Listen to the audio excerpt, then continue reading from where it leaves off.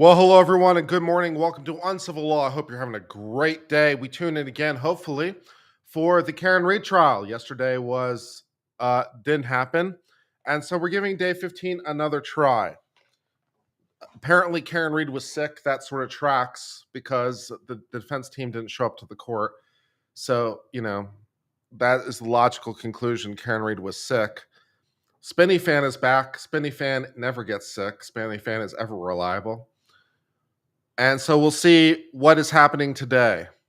And then also, possibly, we have some juveniles potentially taking the stand, which might mean that we don't have coverage for that either, depending on the rules and stuff. So I don't know what we're doing today. We're making up as we go along, which we do every single day when it's court time. That is how we do it. Is the Diddy trial streamed? No, it's federal. No cameras in federal courtrooms. So no streaming for you for your Diddy trial. Or cameras of any variety, for that matter, because it's federal. So that's fine, which is probably just as well, to be honest. The case is really not suitable for broadcast, to be quite honest. Yeah. But that's okay. If there winds up being juvenile testimony or something, we'll do like a Supreme Court oral react, or we'll read some Supreme Court cases or something while we're killing time. So we'll see what's going on. One step at a time.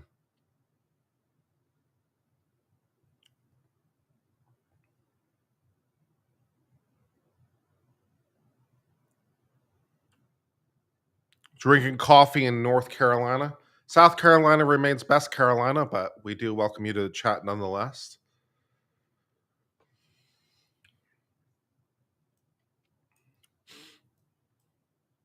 What's North Carolina got going for it that South Carolina doesn't have going for it?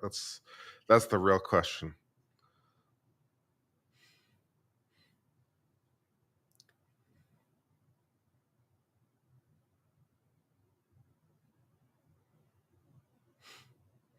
Miss Mandy Rex says, me? Fair. Hello from Australia. Good morning. How's everything down in the land down under today? It's pretty late down there, right? It's like 10 p.m. in Australia, something like that right now. Getting ready for bedtime.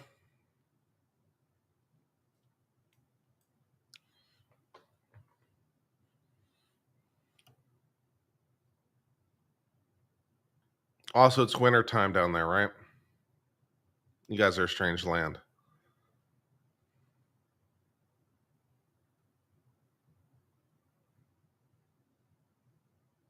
$10:50 in Melbourne.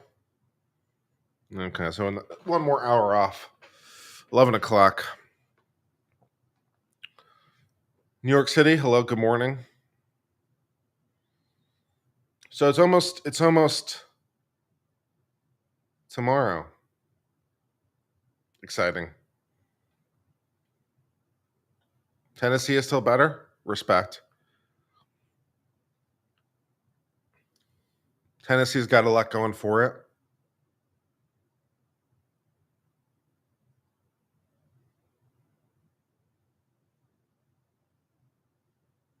Good morning from Norway.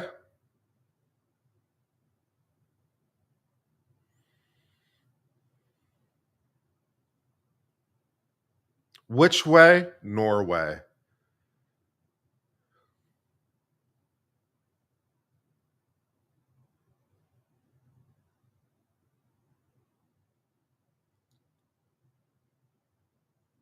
What are we not oring, though? That's the real question. What are we not oring?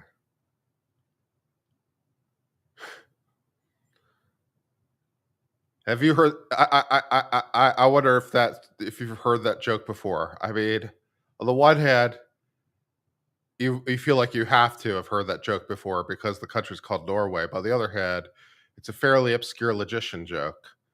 So I'm not sure whether or not you've heard that particular joke before or not.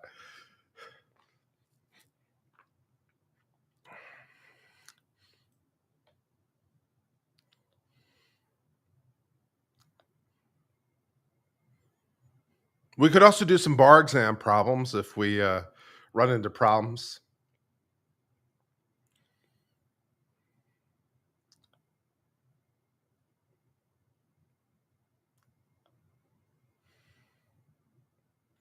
Good morning from Sweden. Holla, Sweden. No, you have not. Excellent. Well, I told it. I told an original Norway joke.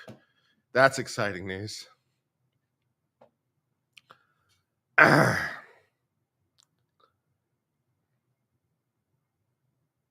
I was watching Carl. What's his name yesterday? I should get his name right, and I apologize that I'm not. I think his name is Carl.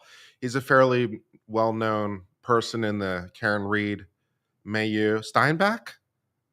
Is that the right guy?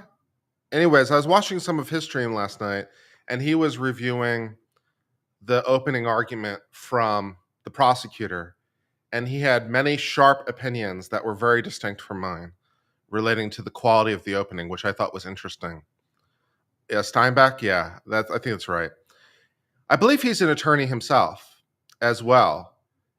And he sharply, I didn't watch all of it. I only watched a couple minutes of it, but he sharply disagreed with my opinion relating to the quality of the opening.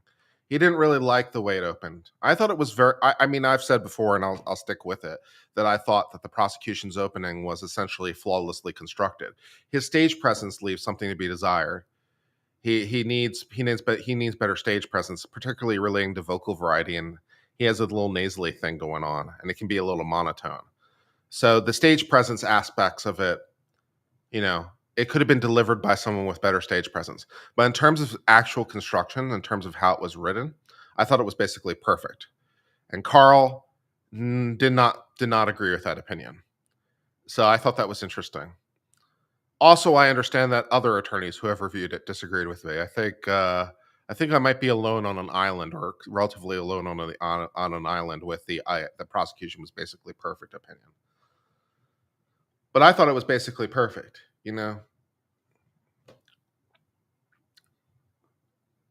I thought it was a very, very good. I thought it was basically a perfectly constructed opening. So, yeah, the defense's opening was also good, but it wasn't as good in terms of its construction. It was pretty good though. But the prosecution's was basically flawless. So, although of course the defense's stage presence was far better. So that, I mean, in terms of like trying to figure out which opening was better, I mean, then it's sort of a subjective call about how you sort of weigh those respective elements. But, even if you agree with me that, you know, the defense's structure wasn't as good, but their stage presence was good, like how much does that make up for it or not? Sort of how you weigh those factors is kind of a taste aspect. So I think you could justifiably, say one or the other was better. I said they were about even, basically in my analysis, but I think you could justifiably, rescore it by a couple points based on stage presence alone if you were so inclined.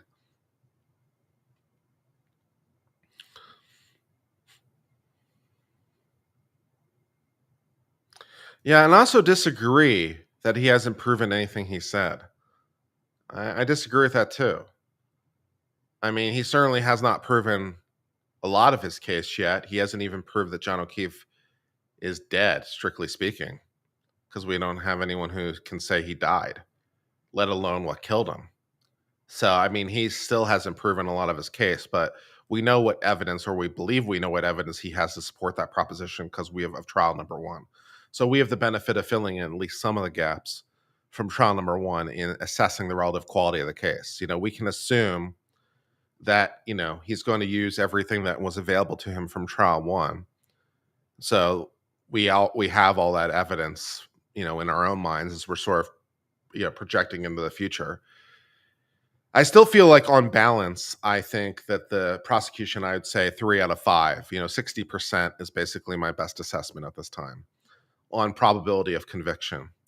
But that is, of course, assuming a lot because that probability is based in part on Medical testimony we have not heard yet because I believe they've got new medical experts.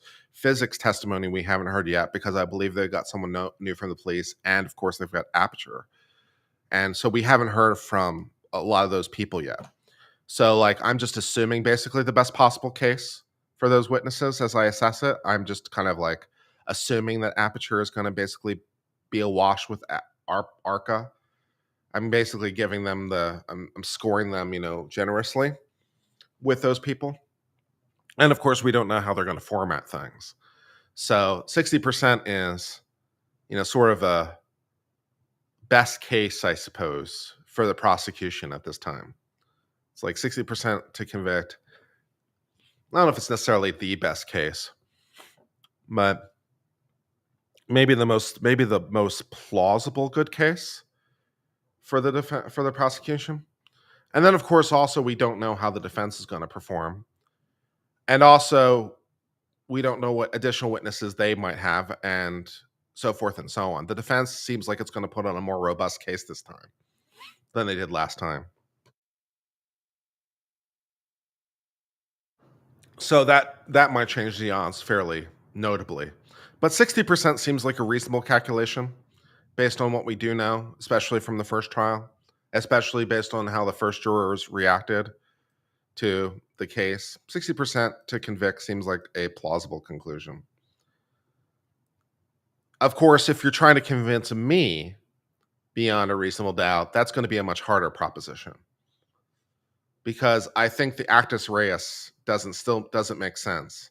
How does the car hit him and kill him but not create bruising? How's that possible? So if you want to convince me beyond a reasonable doubt, you still have to convince me that, the actus reus happened, which I'm not sold on, like, at all. And then if, assuming that you're able to do that, then we can talk about other problems in the case. But that at the moment is the lowest, that at the moment is the easiest way to resolve this in favor of the defense. It's like, yeah, the car didn't hit him. Because there's no way the car hit him, created a disabling blow, and simultaneously didn't create bruising. Those both can't be true at the same time. That doesn't make any sense. So, yeah. And therefore the state having failed to prove one of the essential elements of the crime, not guilty, right?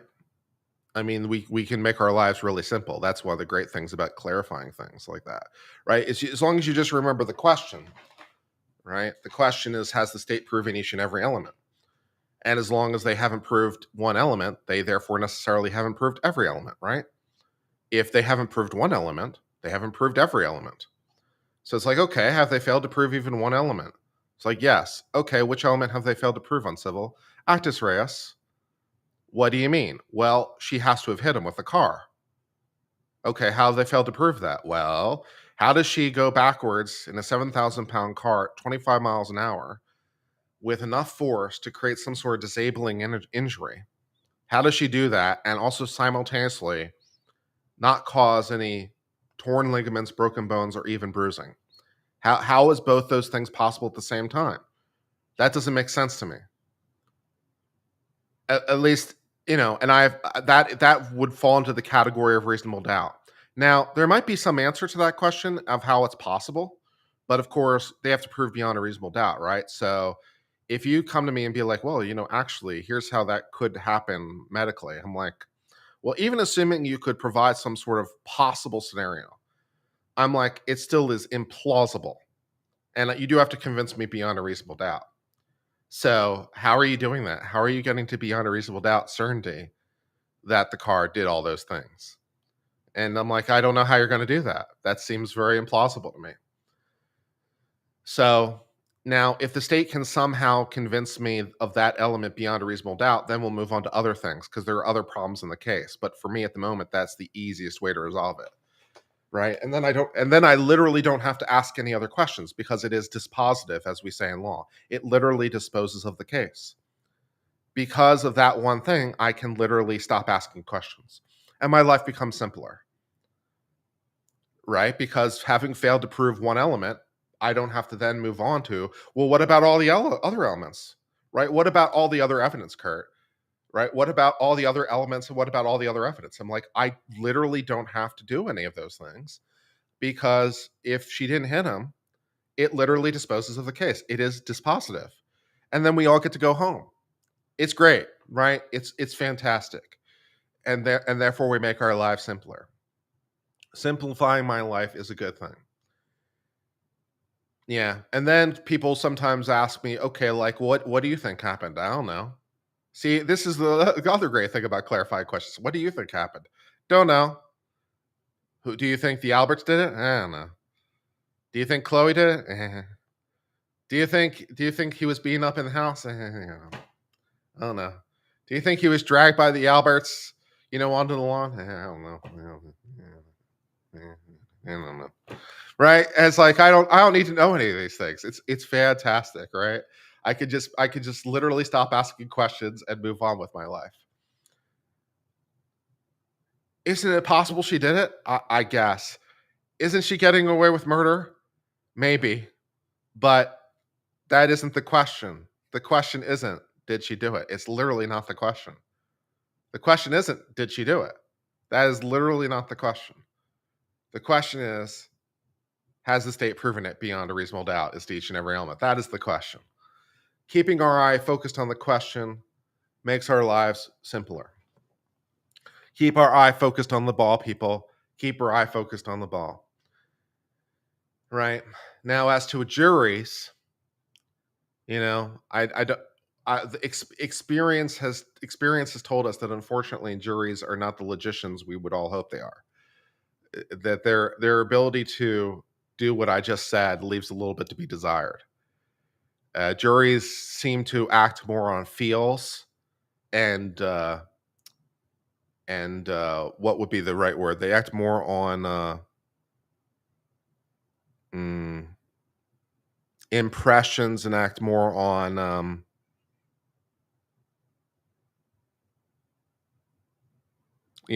zeitgeist than logical facts. It's one of the reasons that engineers don't make it onto juries because the engineers might actually think about things in a logical way with logic and reason. Yeah. Sentiment, yeah. Emotion, yeah.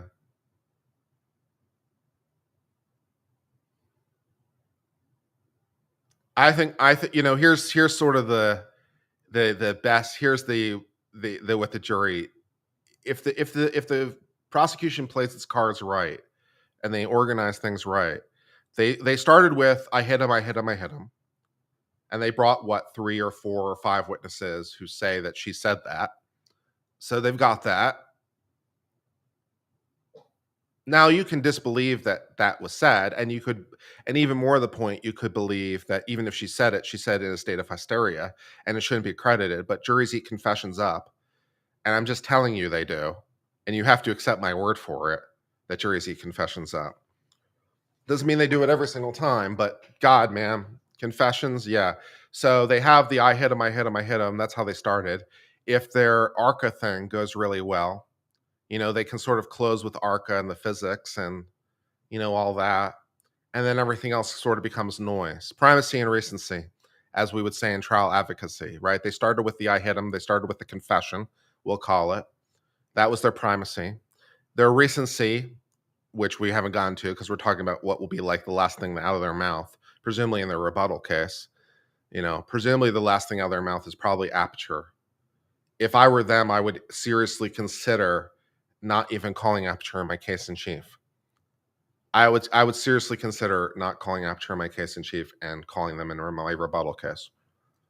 I don't know if I do it, but I think about it because that way and let's assume that aperture does what they need to do. Let's assume aperture, comes off convincing and persuades everyone or it persuades the jury that, the physics allow for this.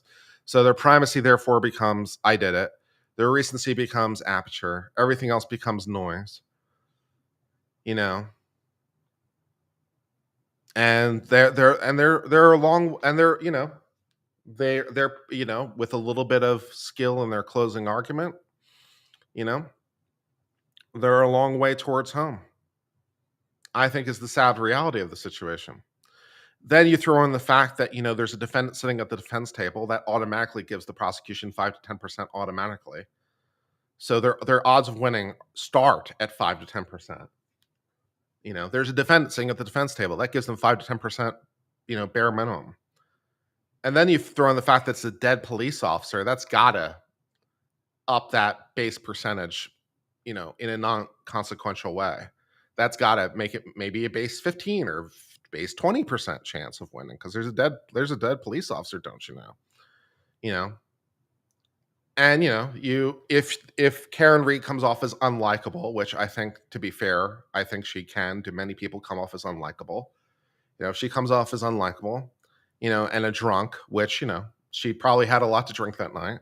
Not that everyone else didn't, but she's the one on trial. If she comes off as unlikable and a drunk and jealous and all the rest of it, you throw in the Aruba stuff, you throw in the motive,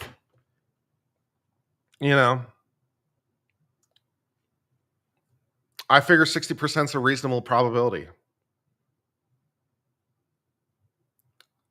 Vibes, by the way, was the word I was looking for earlier. I couldn't quite get there. Juries work on vibes. Vibes was the word I was looking for. Now that my brain finally caught up.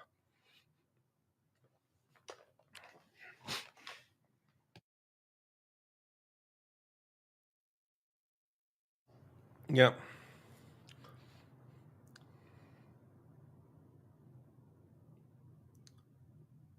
And then, of course, Proctor is going to come on the stand at some point, would assume. I figure that I figure there's like a 90% chance the defense calls Proctor. I just can't see the downside of calling Proctor. I can't really see the downside of calling Proctor. Every answer he gives me is equally good. He admits to it on the stand, it's good. He doesn't admit to it on the stand, it's good. Right. Either he tells me the truth, or he's evasive, and either way I win.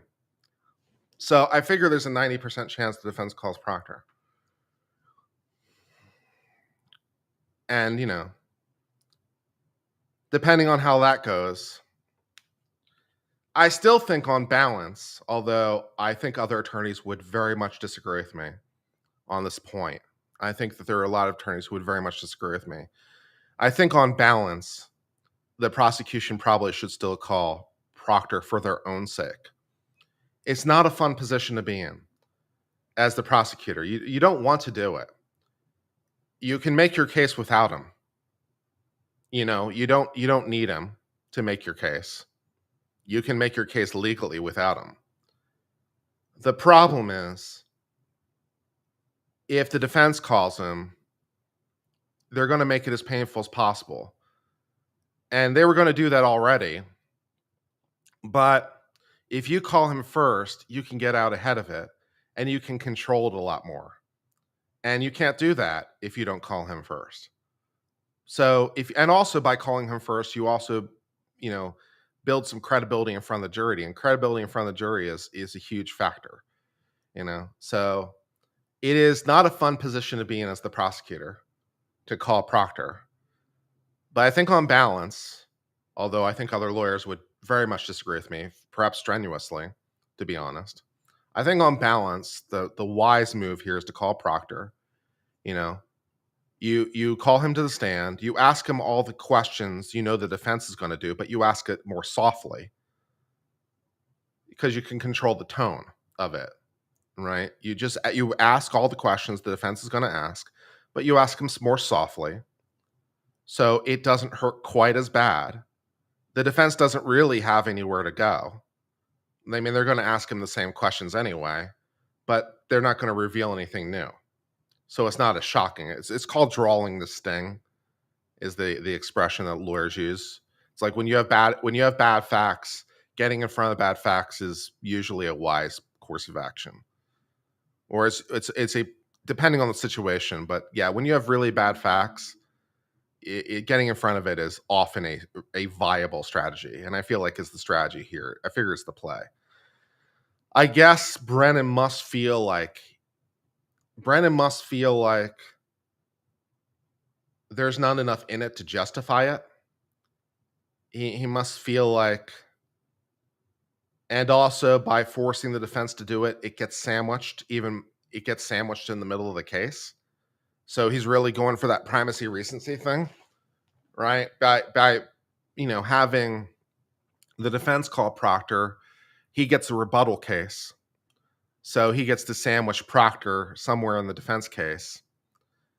And he thinks that, there's not enough in it to justify calling him, and he thinks that he can fix what he needs to fix on his cross-examination. That feels like a lot, but that must be what he's thinking. And maybe he's right. Maybe he's right about it, but I still think on balance it's probably a mistake. But it's a tactical call. It's literally tactics. And it's like, okay. So, maybe this is the play. This is the one they're going to decide to run. But I think that it's worth a 5% discount at least. I would have said 2 out of 3, 66% to convict, and now I'm going to say 60% because I think it's an error. And if Proctor, really self-destructs or something,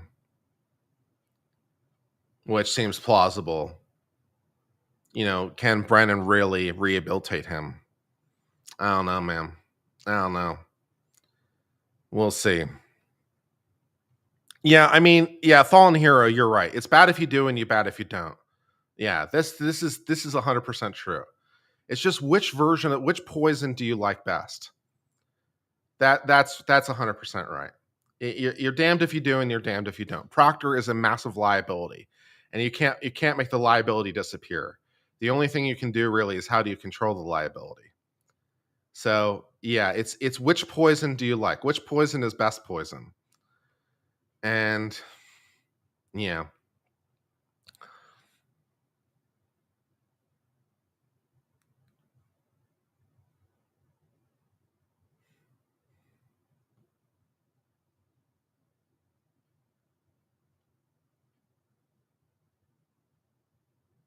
Yeah, you can't imagine how not calling Proctor can play favorably and it gains nothing. Yeah. Yeah, I mean, the only thing it arguably gets you is if you're planning if you're planning on dumping a fair amount of your case into the rebuttal case, if you're planning on like dumping, you know, if you're planning on dumping a lot of substance into the rebuttal case, then the only thing it gets you arguably is that the entire defense case basically becomes the middle of the sandwich, right? Because of primacy and recency. So you get the primacy of I hit him. Let's assume you shift aperture into the rebuttal case because that seems logical. You shift, you know, maybe like the dog bite expert into the rebuttal case. You shift maybe your new medical examiner into the rebuttal case. You shift a lot of this into your rebuttal case. You basically have a second trial in your rebuttal case, and the entire defense case becomes the middle of the sandwich. Maybe that works.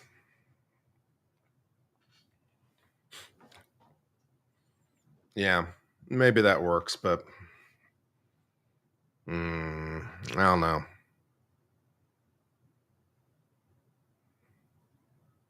The only other way it makes sense is if you think somehow you can limit Proctor's testimony in some way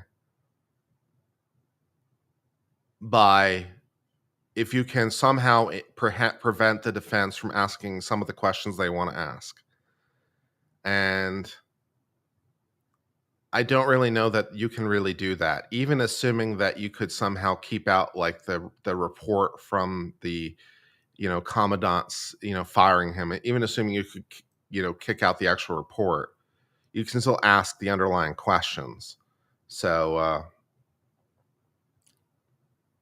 the only other way it makes sense is if you think that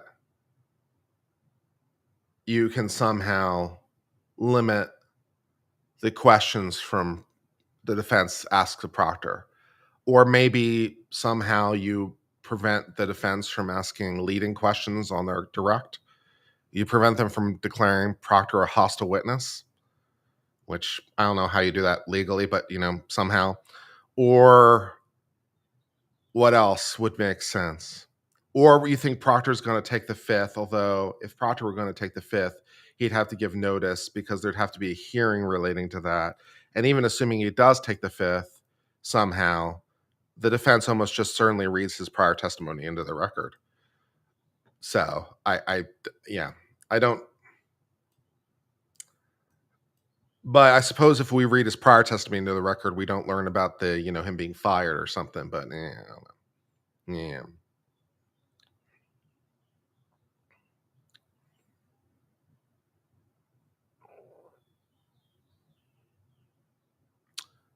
As the defense, although I wouldn't necessarily be super thrilled about it, I wouldn't necessarily object to only asking open-ended questions to Proctor because again, I'm not even sure I care about the answers. Okay, why don't I see counsel at sidebar? Sidebar. Let's get some sidebars in the chat, please. We have sidebar emojis. I want to see those sidebar emojis in chat. Show me those sidebar emojis, baby.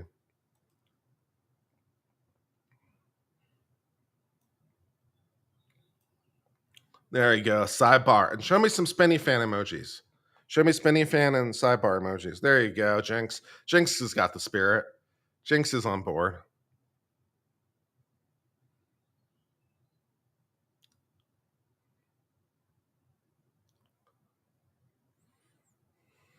It also appears, therefore, we're going to have trial today. That's good news.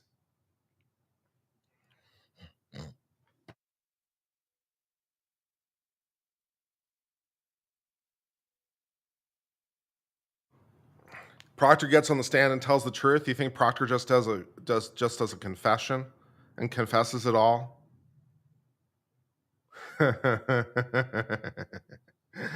Yeah, I don't know about that, but the only way that makes sense is if the Fed offered him an immunity deal, which I don't know if the Feds would do that. It's like if you get up there and you spill the beans, we give you immunity for federal prosecution. But that doesn't feel like a Fed play.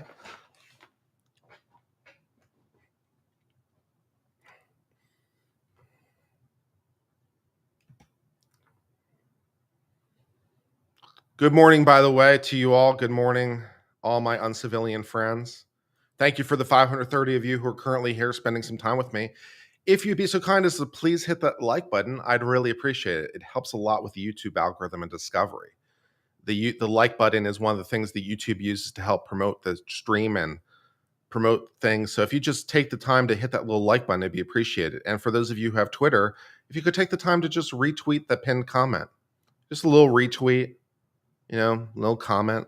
Uncivil Law's killing it. I love Uncivil Law. Check out the Uncivil Law stream. Uncivil Law commentator is best commentator. Something like that would be fine and is appreciated. Thank you. And thank you for the 550 of you spending some time with me this morning. It is extensively appreciated. Thank you.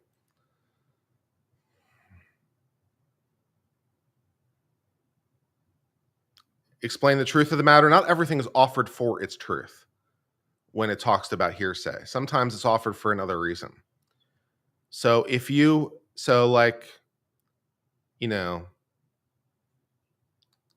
let's suppose that, I asked you, did you hear the person say, oh my God, there's a car wreck? And then what did you do? Well, I called 911. If I'm offering the did you hear it, not because it's true the car wreck occurred, but that's the reason you called 911, then I'm not offering the statement the car wreck occurred for its truth. I'm offering it to explain why you did what you did. So that's what that means. You're not offering the statement for its truth value, but you're offering it for some other reason. So yeah, and as to whether or not it's true or not is a whole nother set of problems, but yeah.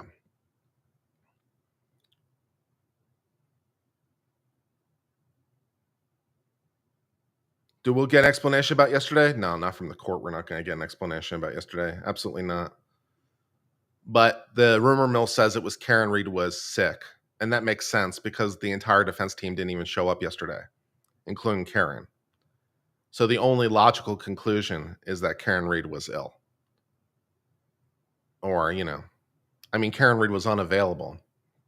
So yeah, Karen Reed went to the hospital is the most logical conclusion, but we're never going to hear about that from the court. There's no reason for the court to announce that. There's no reason to do that, so we're not going to hear anything. If you're on the Brady list, you can't testify. You can, is not prohibited, but the defense is going to take a note of it. It's like calling a convicted perjurer to the stand. Can you call a convicted perjurer to the stand to testify? Sure, you can. Probably not going to go well, but you can. Yeah, being on the Brady list doesn't mean that you can't testify. It just means that the jury's going to learn about it, and it's probably not going to do wonders for your credibility.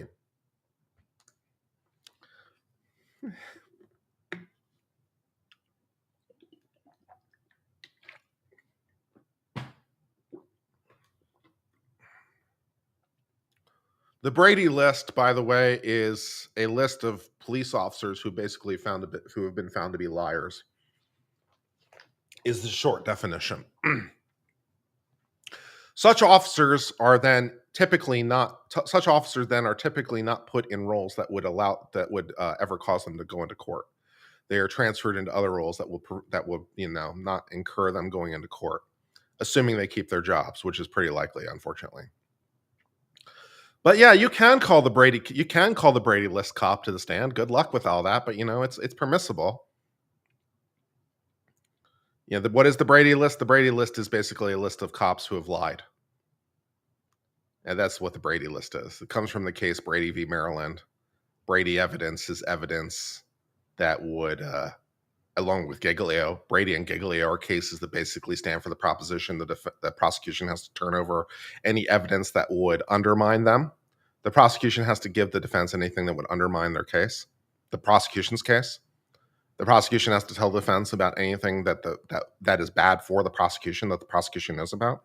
And the Brady list is a list of cops that are liars. And so if there's a cop who's been found to be a liar, they have to tell the defense about it. And the defense is probably going to bring it up at some point during the trial. So, yeah, so forth and so on. Can also include attorneys. I guess it could in principle. A prosecutor could be on the Brady Giglio list. I don't actually know if that's technically possible or not, but let's assume it is possible. Sure. Do the prosecution always give up Brady evidence? They're supposed to, but do they always? Sometimes they've been known not to. And then that becomes a thing in appeals, but they're supposed to.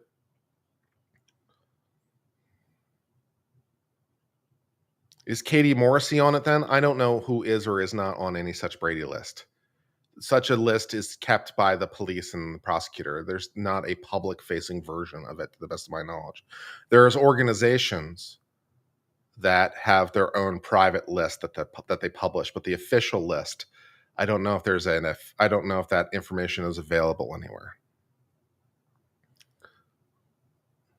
It might be. If it would be, it would only be from some sort of FOIA request. But yeah, is there an official version of it available somewhere? I honestly don't know.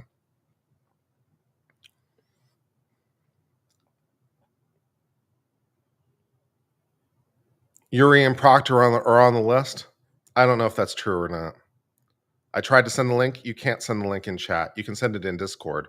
But before you send the link, try to see where the link is coming from. Is it from an official source or is it from a private, source? Because in the past, when people have sent me those kinds of lists, they're from non-official sources. So double check your source before you send me a list, but you can't drop a link in YouTube. You would have to send it in YouTube or you send it in my Discord.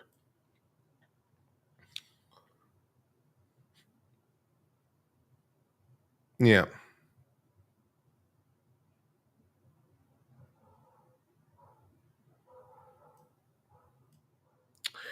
For those of you keeping track, apparently the Menendez brothers were resentenced yesterday to what? 50 to life or something? Or was it 35 to life? Hold on. 50 to life.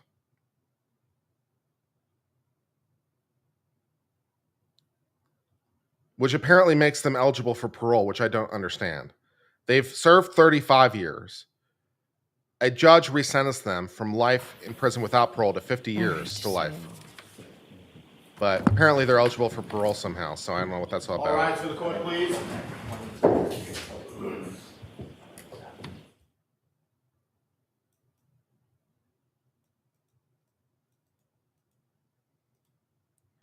Yeah. So apparently resentenced them to 50 to life, but despite the fact they've served 35, somehow makes them eligible for parole now.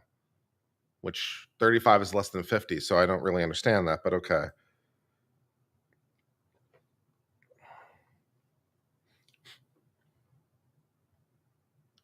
Yeah, I don't understand how California does its numbers. It's weird to me.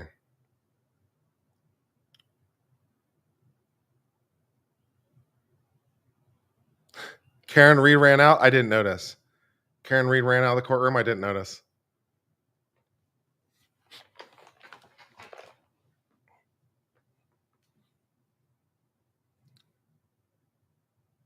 Rewind.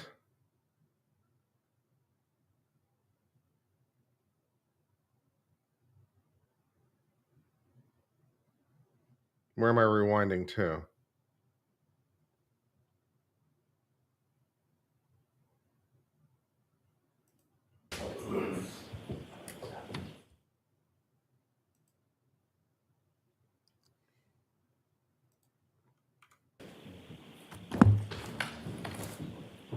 All rise for the court, please. I'll take your word for it.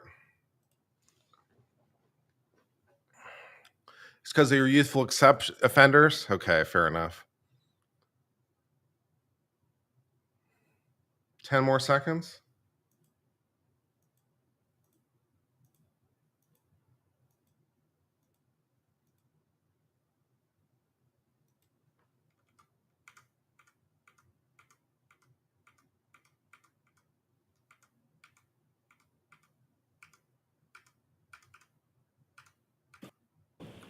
All right, so. Yeah, I guess you did. All right, so. I guess she has to use the restroom.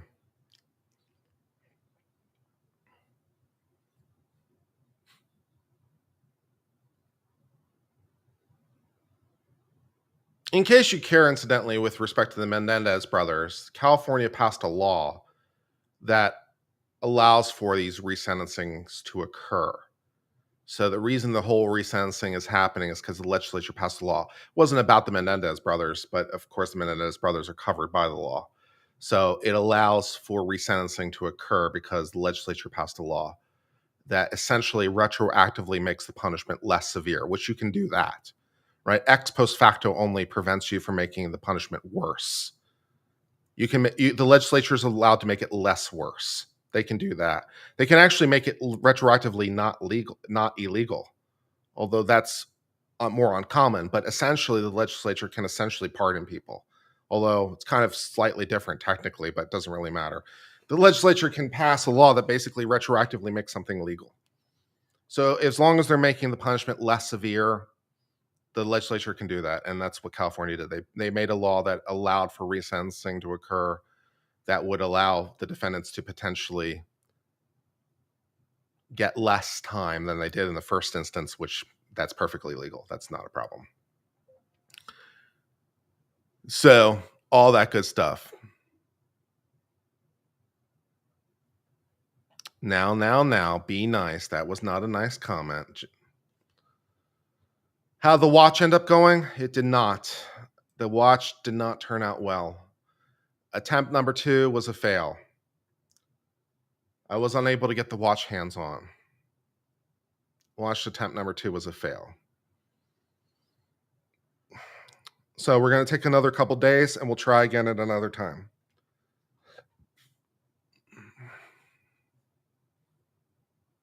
I'm beginning to seriously question whether or not I literally have the manual dexterity to do it. I've always had tremors in my hands since I've been young. It's an essential tremor or non-essential tremor. I forget what the difference is. It's one of those two things. But I've had a tremor in my hands since I've been young. Normally, it doesn't bother me.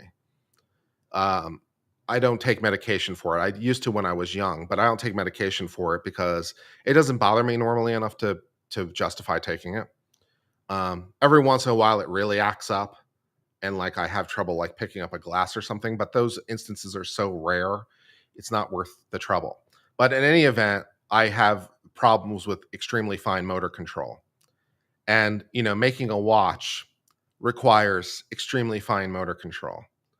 So I'm beginning to question whether or not I literally have the manual dexterity to do this. So, yeah. Yeah. And incidentally, by the way, it's non-degenerative. So it's nothing to worry about. Like it's not Parkinson's, it's not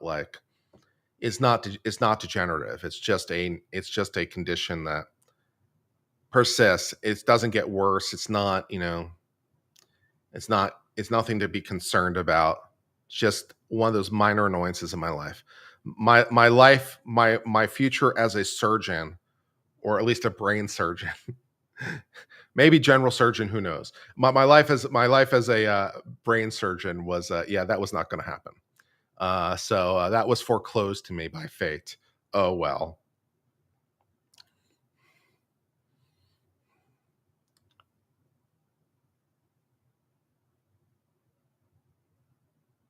But we will give it another go. We will give it another go. I don't know when we're going to give it another go, but we will give it another go. We will give it another try. I haven't declared defeat yet, but it was disheartening. But we will give it another shot.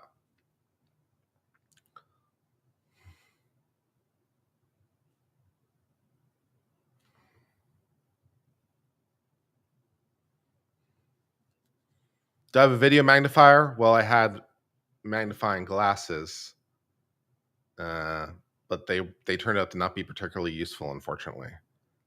I bought these magnifying loops things, but they turned out to not be particularly useful. So,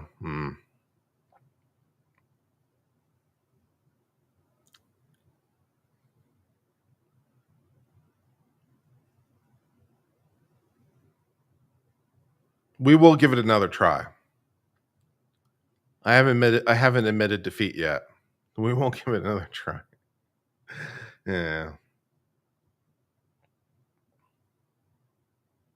Hello from Clemson. Hello, Clemson. Go Tigers.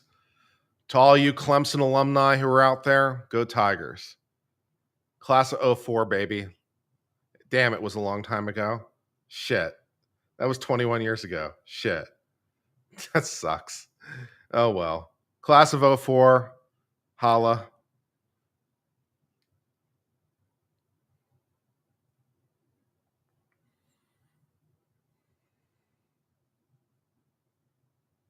Was it a Chinese brand? Yes, it very much was. The jeweler's loops I bought were very much Chinese. Yeah. Yeah. And there was probably a reason it cost $5. Yeah. Yeah.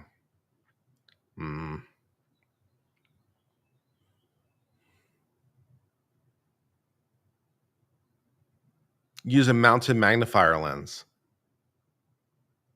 That actually makes more sense too. A mounted magnifier lens. Yeah, that actually probably makes more sense. Maybe I could get some sort of mounted magnifier lens. That might be a better way to go.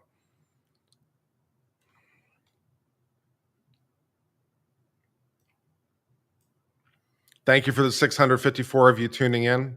Just a friendly reminder, if you wouldn't mind hitting that like button, it really helps with YouTube discovery. 289 of you have hit the like button so far. So that's basically 400 of you that could hit the like button if you wouldn't mind. It really helps with YouTube discovery. And again, if you have Twitter, if you wouldn't mind hitting the retweet of the pinned link, it would be appreciated. Thank you. Both things help with discovery and stuff. Did I hear about Courthouse Becky? I have no idea what you're talking about. Who or what is a Courthouse Becky? She turned herself in for perjury. Please tell us you're covering this. I have literally no idea what you're talking about. So, no, I'm not covering it.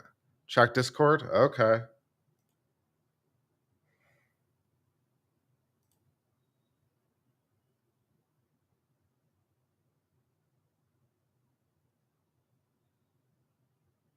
Do we want to do a giveaway today? Yeah, let's do a giveaway. Why not? If we hit 550 likes, we will do a merch giveaway. Yay. Can we get 550? What would be a reasonable time limit on this? Let's say we'll give you an hour. If you get 500, if we get to 550 likes within the next 60 minutes, we'll do a merch giveaway. I will set my watch.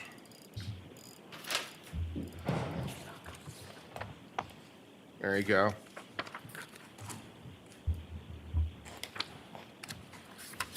The court reporter in the Murdoch case. Hey. All present. Wait a second. Wait a second. What happened with Becky?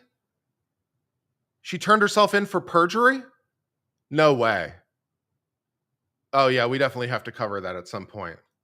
Has any business before the Honorable Beverly Canoni, Justice of the Norfolk Superior Court, and for the County of Norfolk. Draw near, give your attendance, and you shall be heard.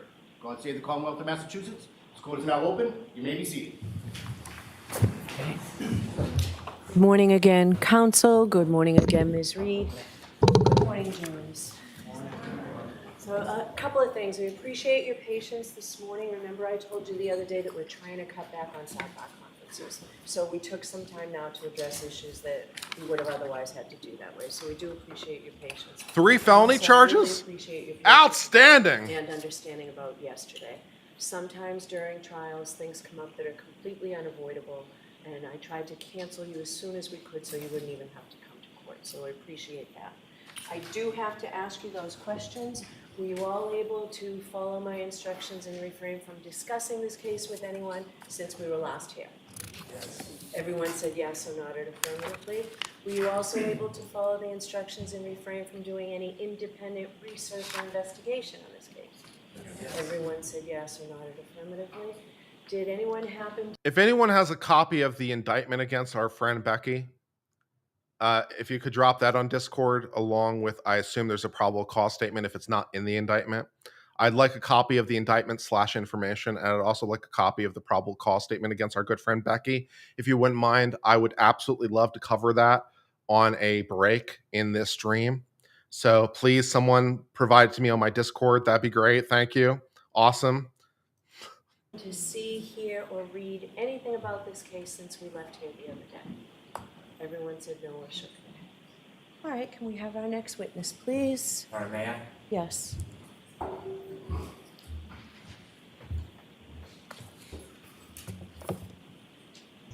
Commonwealth seeks to introduce 2 clips. Okay. The first clip the Commonwealth would seek to introduce and show the jury is clip 20.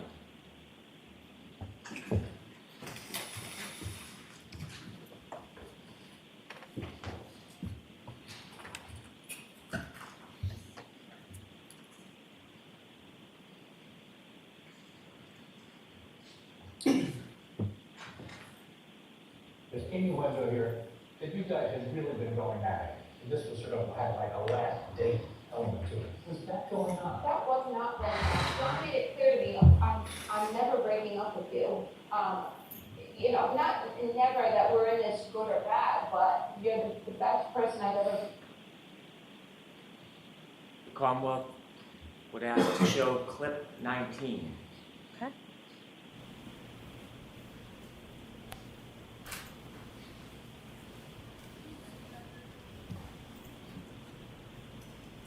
I don't think, I don't see how John would have known about my text with Brian. And I'm not sure if he knew he would have reacted very strongly. I think we would have broken up, but I don't think John would have lost it and caused a fight. I didn't feel like John's emotions with me got really strong. Thank you. Sure.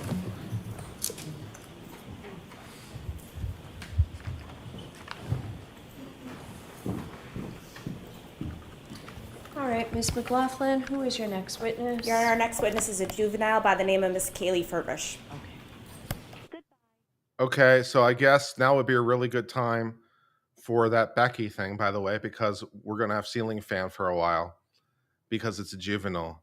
So if anyone has that information indictment against Becky and the probable cause statement, now would be a really, really good time. Now would be an exceptionally good time because we're going to be staring at ceiling fan for a while. So does anyone have any of that? That'd be great.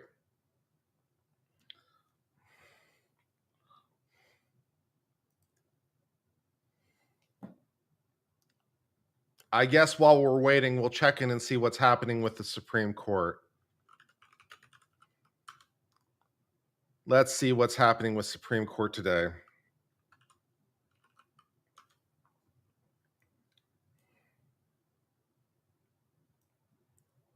Yeah, this is going to be a while, guys. This could be all day, to be honest. Oh yeah, David Souter died, in case you guys missed that memo. Former Supreme Court Justice David Souter died the other day at 85. So, in case you care.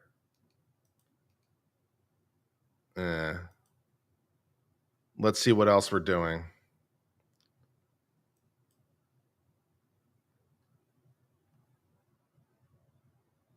Let's see if there's any Supreme Court opinions we haven't covered recently.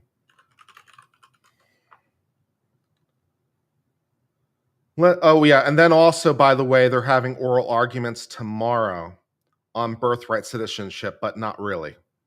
So tomorrow they're having an oral arguments on birthright Canton is citizenship. live from Dedham, Mass for the Holy Karen shit. Reed trial. We'll be up. All right, thank you. Yeah, tomorrow they're having oral arguments on birthright citizenship, but not really. They're having really what they're doing is they're having oral arguments on the scope of injunctions in district courts, which is an issue that has been of note to people for quite some time. So the fundamental issue, in case you're curious, we might as well we'll learn something about value, is we have 94 federal districts in the United States.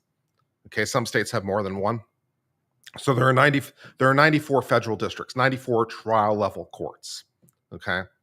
And one of the questions is when the district court, the trial level, the federal trial court, when the federal trial court is faced with an injunction, what is the potential scope of that injunction? What can it cover? And so, for example, people sue the administration for all kinds of things. They sue the EPA because, the EPA has some sort of clean water, clean air, whatever. They sue, Department of Agriculture because of some regulation relating to farming or pesticides. They sue the CDC because of vaccine mandates. They sue, the FDA because of approval of some drug, for example, abortion-related drugs. People sue the federal government for all kinds of things all the time, as you do, right? The federal, it's like you can't do that. So they go to federal court, they sue the federal government for all kinds of things all the time, all right? And so you have, some guy versus, let's say, FDA. Okay, some guy brings a suit. Let's say they bring it in the Eastern District of Texas, right? Some guy sues the EPA in the Eastern District of Texas relating to something, okay? And the court says, all right, I think what the EPA is doing is some bullshit. So I'm gonna issue an injunction. And one of the questions is, well, what is the scope of that injunction? Right? Because this is a district court that doesn't even represent the entire state. Because Texas has 3 districts, I believe, as memory serves. So, it's not even the entire state, but the district court nevertheless sometimes issues an injunction that covers the federal government everywhere. It's like the EPA cannot have their regulation like anywhere. And that is a concern because that's a concern for a couple reasons. It's a concern because, well, of jurisdiction. Like literally, what is the jurisdiction of the district court? What is its power? How does it have power to issue an injunction beyond the borders of its court? That's one concern. And so that's a jurisdiction concern. And then there's also the realpolitik pragmatic concern of, wait a second, if we have 94 districts, what is this? Just a race to the bottom, right? So what happens if what do we do? When you're suing the federal government, you probably have your choice of places to sue because it's the federal government, right? They're kind of doing whatever it is they're doing everywhere because it's the federal government.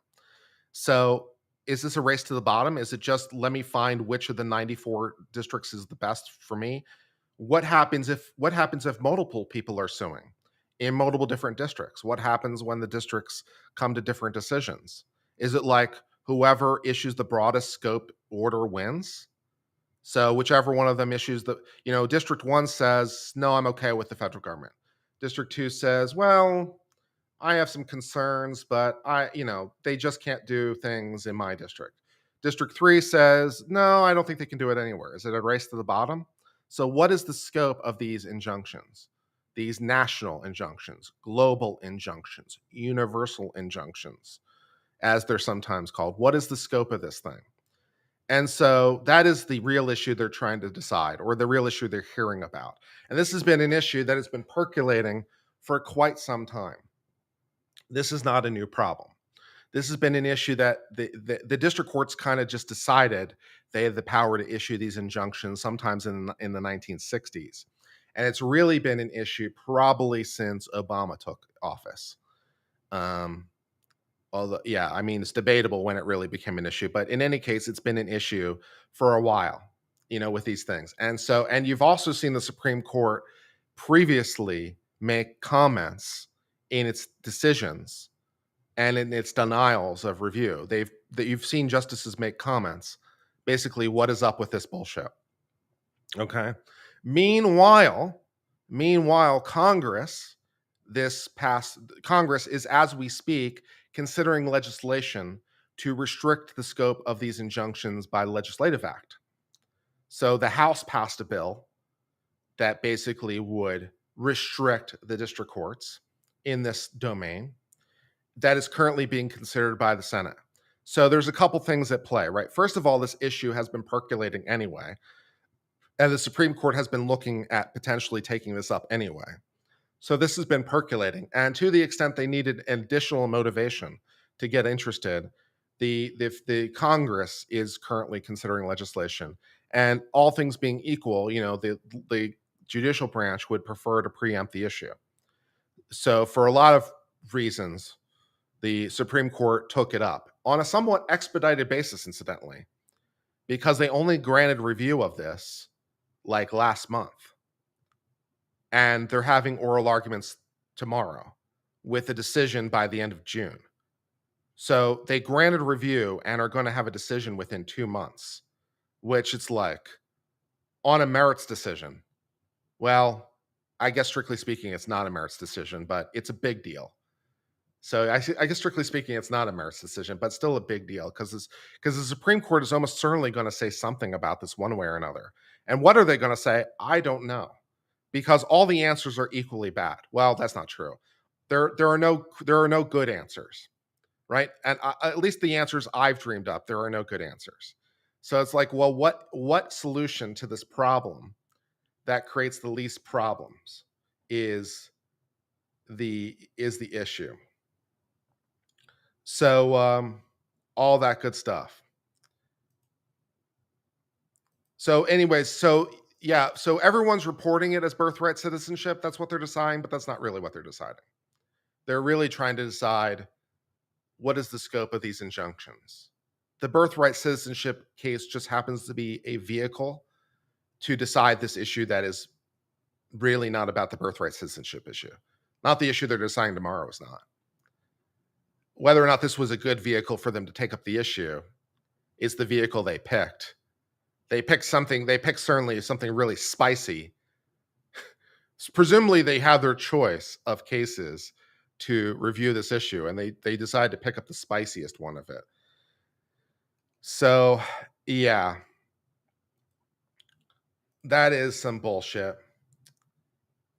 Apparently, our good friend Becky, Mary Rebecca Hill, clerk of court from the Murdaugh trial, Hala, has 3 felony arrest warrants. That's exciting. There is also a motion for a new trial relating to jury tampering. That's exciting. Let's read this motion for a new trial for our good friend Becky while we are trying to figure out what the hell is happening. And yeah, incidentally, by the way, we will obviously do Supreme Court oral react at some point on the case. But it is kind of, it's a sort of a geeky law issue. Although for a geeky law issue, it's a geeky law issue with incredible impact. Because again, it's not about birthright citizenship. It's about all the cases. It's about the scope of injunctions, period. All the injunctions in every kind of injunction.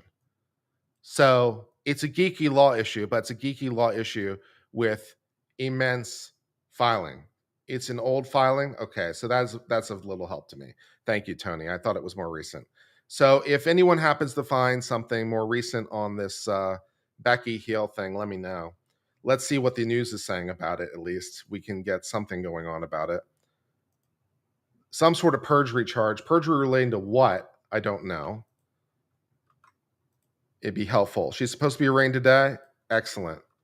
So, then her the indictment against her and the probable cause statement is probably not available yet. If she hasn't been arraigned, it's probably not available. So that's probably why you can't find it. It probably is under seal until she's actually arraigned, because that's typically how that's done in most jurisdictions. But apparently, she's going to be arrested and charged with perjury.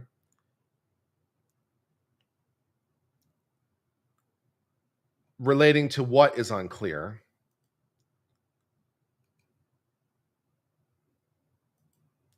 Apparently, the perjury took place when she was on the witness stand relating to the hearing for a new trial. So they say that she perjured herself. So Murdaugh was convicted, of course, of the murders, as you will recall. All right. So for those of you who don't know what's going on, we have to do some background. All right. All right. Let's just unpack this, because some of you guys may not know even what we're talking about. All right. Murdaugh was a sort of Southern aristocratic kind of guy, sort of Charlestonian. He was a famous lawyer. More to the point, he was a famous lawyer. He was reasonably well connected, sort of Southern aristocratic kind of guy. You know what I'm talking about, right? That kind of guy. And he among other things, he might have done a little light murder. And also he stole money from the client, lots of money from the client. So he stole like $10 million or something from various clients. So he might have done a little light murder, and he might have stolen like $10 million in money, of client money. So that's not good. Anyways, so he was on trial for the murder of his family, of his wife and child, with a shotgun. He was on trial for with the murder in South Carolina, and the clerk of court, it was named Becky, and she's an elected position in South Carolina. They elect the clerk of court, which is a bit unusual. Usually they're appointed by the court or hired, but they're elected apparently in South Carolina. Anyway, so she's the clerk of court, and it came out that she had some interactions with the jurors. For example, she apparently drove some of the jurors, like home and stuff. She did a little carpooling with the jurors. And she apparently told the jurors during the case, while the jury is sitting, right? She told the jurors, don't believe the defendant. He's a liar, because the defendant took the stand in his own defense. She apparently told the jurors, don't believe the defendant. He's a liar. She told them that. And, otherwise got a little bit more involved in the case than is necessarily warranted. So anyways, Murdaugh was convicted, as one would imagine. And then, of course, all this came out. And then there was a motion for a new trial relating to jury interference. So then there was a hearing relating to that, which incidentally was chaired by a retired member of the South Carolina Supreme Court, I think. Anyways, so a former justice of the South Carolina Supreme Court, who apparently was retired or something, came out of retirement, I guess, um, to have the hearing, and witnesses were called to the stand to try to ascertain whether or not this jury interference occurred. And Dick Harpootlian somewhat sabotaged his own client. I made a video about it where I was like, this is really dumb. I can't believe you're doing this. So he sabotaged his own client, and the court found that there was not interference and the conviction can stand for potentially legitimate reasons within the scope of the hearing. Because defense lawyer did it dumb. His defense lawyer did it dumb. And now they want to charge Becky Hill for perjury during that hearing, which then, of course, might open up another opportunity for a new trial for Murdaugh, because not only did she interfere in the original trial, or arguably, not only did she interfere with the carpooling with the jurors and telling them not to believe the defendant and other stuff. Not only did she interfere, but she might have done a little perjury on the stand in the hearing to try to determine whether or not she had interfered with the jurors. So, which would be presumably another grounds to reopen the case. And now apparently she's being charged with perjury and other exciting charges relating to this bullshit. Also, she published a book which she plagiarized. She wrote a book about her experience in this entire thing, which I bought a copy of, and I read it on stream before. And she also plagiarized the book, and the book had to be removed from sale because of the plagiarism. So she's a rich character. She's a rich character. Becky is definitely one of the central characters of this story. She is exciting and fun.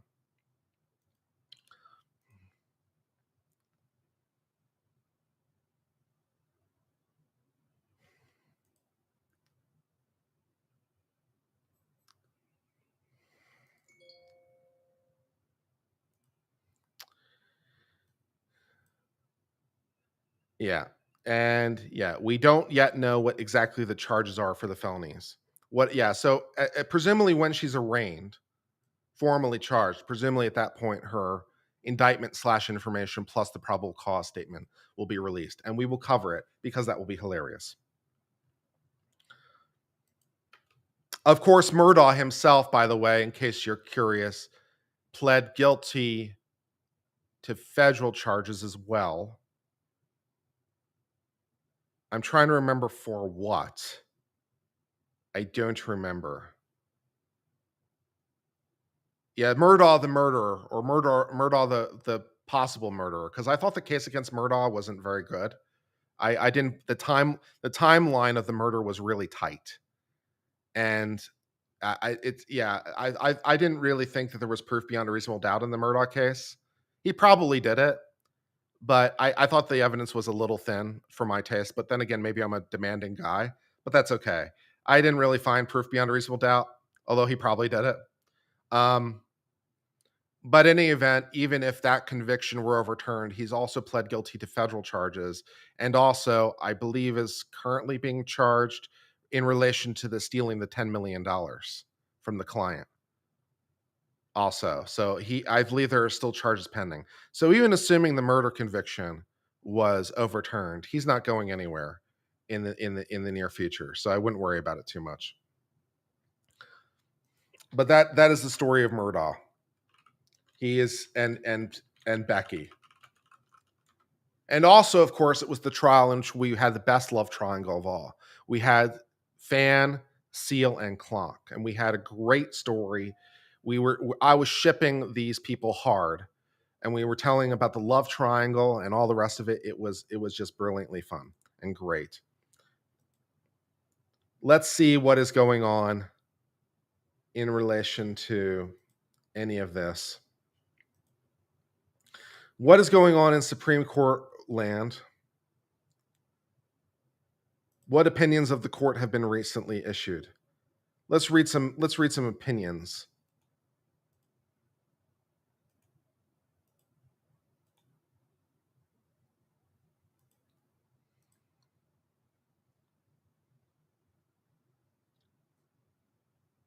All right, let's read some Supreme Court stuff. We might as well do something with our time that is valuable and we can learn something of value.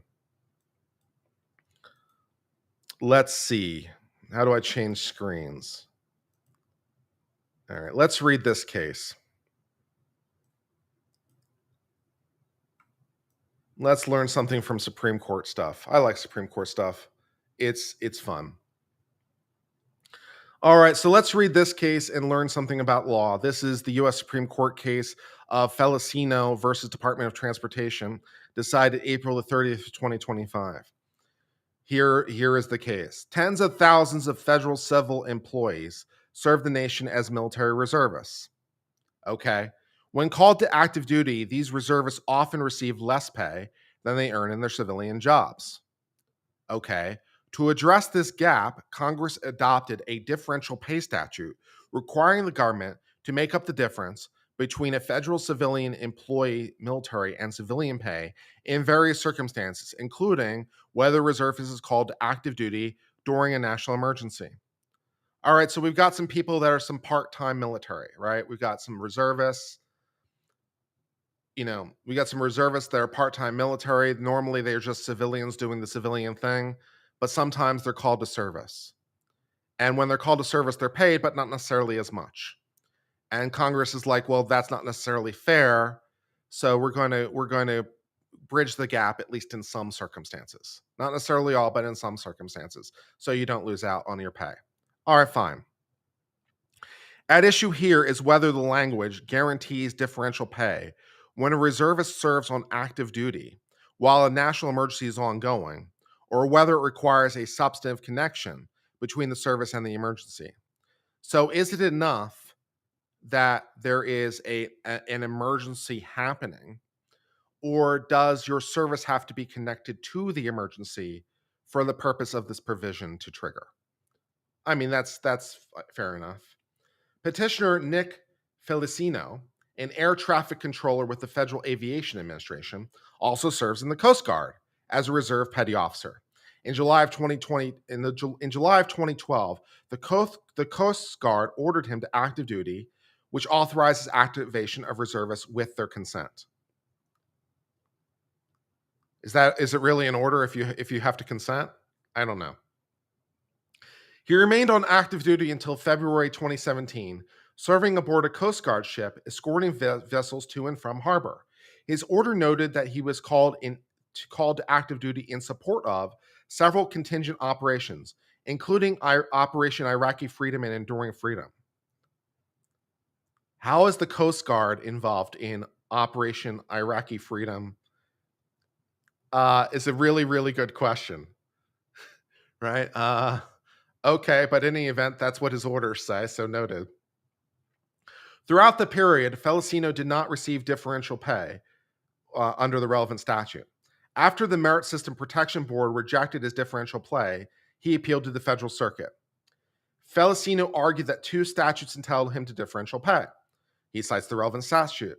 One statute requires differential pay for federal civilian employee reservists ordered to active duty under a provision of law referred to in a different section. That section defines contingency operation to include operations that result in a call to active duty service under several enumerated statutes or any other provision of law during a war or national emergency declared by the President or Congress. While acknowledging he was not called up under any of the specified listed statutes, he contended that the final phrase entitled him to differential pay because he was ordered to active duty under any other provision of law during a national emergency. So this is just straight statutory construction, no muss, no fuss. This is just boring. This is just boring statutory construction. But that's okay. The Federal Circuit disagreed. Following an earlier decision, the court held that when a reservist seeks differential pay during national emergency, he must not only show he served while the emergency was ongoing, but also he had a connection linked to his service to the emergency. So again, is it enough that there is an emergency, quote unquote, or does your service have to be linked to the emergency in some sense? And then presumably whether or not his service was linked to the emergency is also a potential question, but that's the question they're trying to decide. All right, so in any event, what is the rule? Held. A federal civilian employee called to active duty pursuant to any other provision of law during a national emergency as described by some section of law is entitled to differential pay if the reservist service temporally coincides with declared national emergency without any showing the service bears connection. So we don't actually have to ask at all. As long as it occurs while the emergency is ongoing, then it doesn't matter that your service is connected to the emergency, because it's the service that's calling you up, as it were, because of the emergency.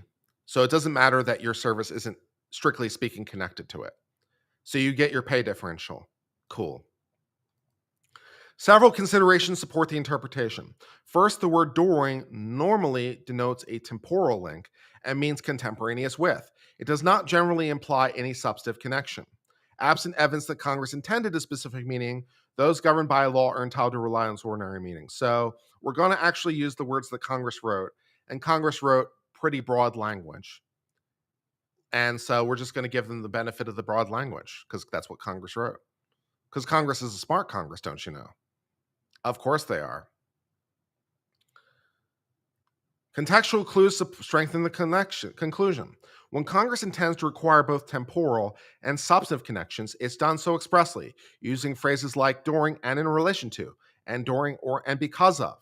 So Congress knows how to write a statute when it wants to. The fact that it didn't here suggests it was making a different choice. Suggests, incidentally. It's not necessarily required, but it is suggestive. The fact that when Congress wants to do that, they use other phrases it didn't hear is suggestive that Congress didn't want to do that here. It could be they did, but it's suggestive they didn't want to do that. So in the absence of any words hinting at a substantive connection in the statute at issue here, supplies a telling clue that operates differentially and imposes a temporal condition alone. Again, a clue, not necessarily dispositive, but supportive of that proposition. Additionally, one of the specific provisions that can trigger differential pay authorizes activation of reservists in time of national emergency, language the government contends speaks only temporally. Well, it is literally time, like the time of the national emergency. That's temporally. So yeah, I mean, that's what the statute says, so it must be true because that's what the statute says. If the phrase requires no substantive connection, it's implausible that during a national emergency, in a different section would do so. Moreover, requiring a substantive connection would create interpretive difficulties, as statute provides no principal way to determine what kind of substantive connection would suffice. So, assuming that, it needed to be substantively connected, Congress has provided us no guidelines. And so we'd have to be, inferring an awful lot. And we're not going to do that. This is straight, no muss, no fuss, full fat statutory interpretation. This is just rogue, bog standard statutory interpretation. That's what is going on here.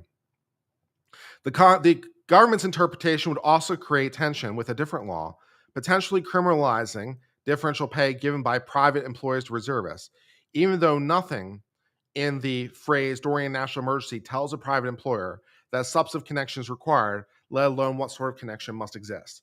Finally, when the Congressional Budget Office scored similar legislation to help Congress understand the likely impact of the proposed legislation, it calculated costs based on the total number of reservists on active duty, not just those engaged in emergency-related duties. So when Congress asked, hey, how much will this cost us?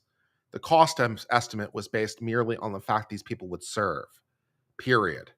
Not based on the fact their service would be connected to an emergency. Just how many people. That was the cost estimate. And Congress was aware of that, and so presumably wrote the legislation with that in mind. The Congressional Budget Office approach provides further evidence of how ordinary reader might have understood the statutory language. The government's counter-arguments are unpersuasive. First, although the word during can sometimes imply more than temporal connection, depending on context, in this statutory context, a purely temporal relationship is meaningful. A reservist's active duty service during a national emergency bolsters the government's capacity to address the emergency whether or not his service directly relates to it. Secondly, the government's surplusage argument that temporal only reading would render the phrase meaningless given the perpetual existence of national emergencies, well, that's true, but that's a self-imposed problem. right? I mean, the fact that national emergencies are kind of perpetually always in place, that's a self-imposed problem, executive branch. So there's that. The interpretation leaves no part of the statute without work to do. The argument depends on contingent factual assumptions about the permanence of emergency declarations, which is a self-imposed problem. Similar statutes use temporal language without requiring substantive connections, and the statute provides no principled way to determine what kind of substantive connections would suffice. Finally, potential policy consequence the government highlights cannot overcome the statute's most natural reading. Reverse or remand it. Gorsuch delivers an opinion of the court in which Robert, Sotomayor, Kavanaugh, and Barrett join. Thomas files a dissent in which Alito, Kagan, and Jackson join. A 5-4 opinion. I am not surprised, incidentally, that Gorsuch is the author. I knew right away that this was Gorsuch, because Gorsuch is like the textualist fanboy, and I'm here for it. Of course, this is a Gorsuch opinion. In a 5-4 opinion, in which, the split is as noted. So, interestingly, not a typical 5-4 split. Sotomayor joins the majority, along with Gorsuch, and Thomas and Alito joined Kagan and Jackson. Not the split you're used to seeing. That's interesting on a lot of levels. Am I going to cover the Diddy trial? Not really, because it's kind of hard for me to cover practically, because there's really no coverage relating to it. So there's 416 of you now watching. So apparently I've lost 140 of you watching. That's very sad for me. I don't know what to do about that problem. I'm open to suggestions. I want you guys to be happy. The fact that I've lost 140 of you, I've lost basically a fifth of my audience, tells me that I'm doing something wrong. So I apologize. What can I cover while we're waiting for this to come back that would be of greater interest to you? I'd love to cover. I could go back to the Murdaugh case. I could read this article that does a better summary of the situation relating to this.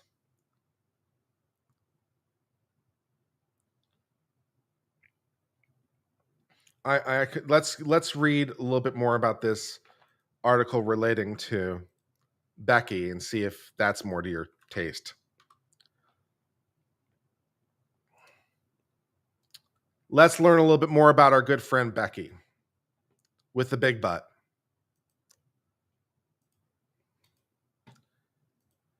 All right, let's see.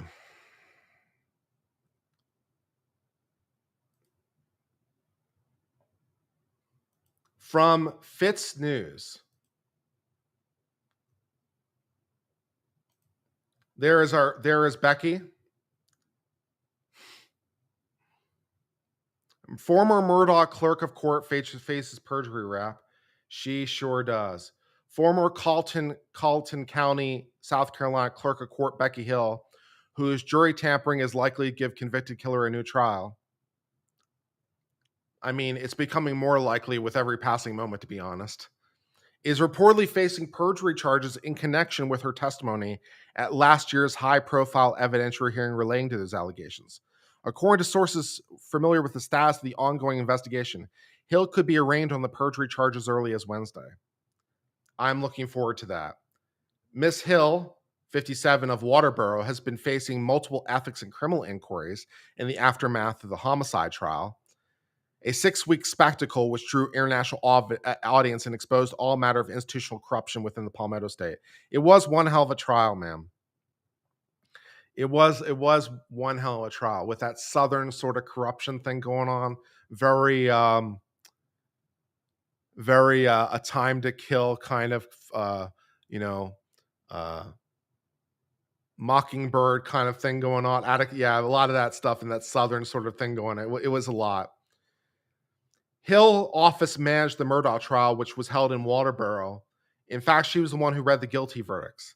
The most significant allegations against Hill, she tampered with the jury. We've discussed that, yeah.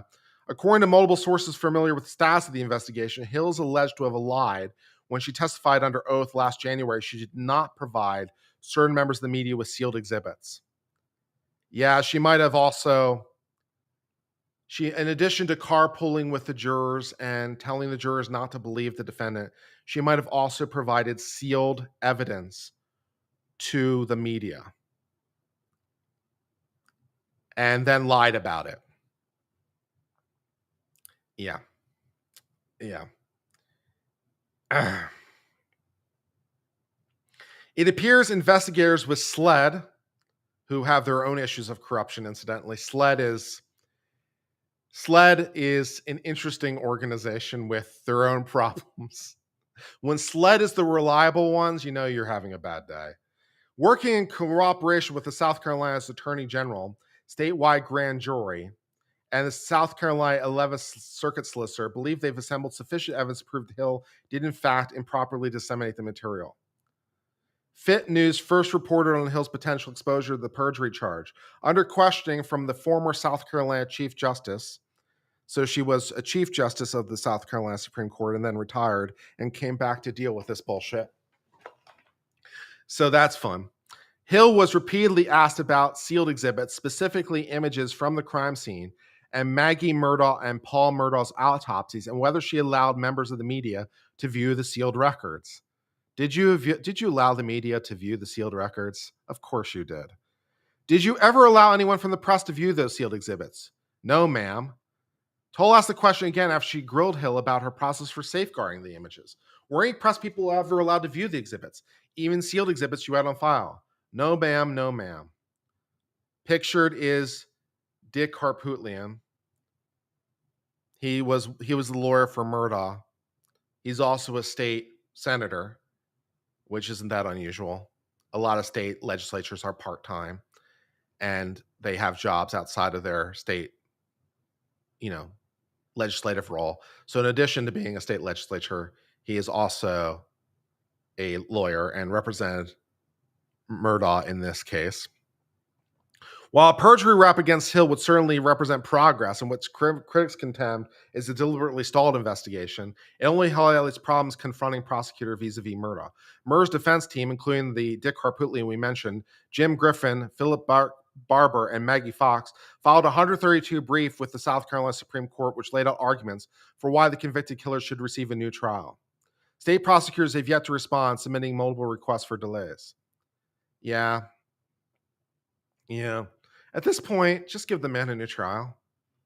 I mean, you're going to convict him again, and even if you don't, he's got his federal conviction. He's not going anywhere. Give him a new trial. Give it to a junior attorney, as practice. He'll be fine. These requests have prompted Murdaugh lawyers to accuse them of stalling, complaints which have been echoed by other attorneys. Lurking beneath the jury tampering allegations is a more odorous charge that Hill was part of a conspiracy to rig the Murdaugh jury. As Fit News reported, juror Myra Crosby, who was unceremoniously and divisively removed from the panel on the same day the verdicts were entered against Murdaugh, claimed she was the focus of an orchestrated effort to have me and my undecided vote removed. So even more jury tampering in another jury. Kicking more jurors off cases, baby. Crosby has claimed investigators and prosecutors not serious about investigating the alleged jury rigging, claiming they lied not only to remove me from the jury, but have to keep me from ever talking to a judge about the widespread tampering. Fit News reached out to SLED, which has many problems, the Attorney General's office, and the South Carolina 11th Circuit Solicitor's office. As a publication, none of these entities have responded. I bet they haven't. And we don't know exactly what charges are percolating at this time. This is a fun and bullshit. She apparently surrendered herself to agents of SLED at 7:30 and was booked in Canton County Detention Center, the same facility which held Murdaugh. Well, that's nice. At least she can, have that little symbolic, squaring the circle kind of thing. She apparently is facing obstruction of justice and 2 misdemeanor counts in Canton County. Unrelated to this. So she's also facing obstruction charges in addition to the new felonies. Things are not going well for Becky. Hill has been scheduled to make an initial appearance in Colton County on those charges in 2 months. As previously noted, also multiple ethics and criminal inquiries. Additional charges, including a rumored perjury rap, are expected to be filed in Richland County, which is, where the state capital is, Columbia. I lived in Richland County for many years, Hollis, South Carolina. Yeah, that case is a trash fire. So for those of you who think that the Reed case is corrupt.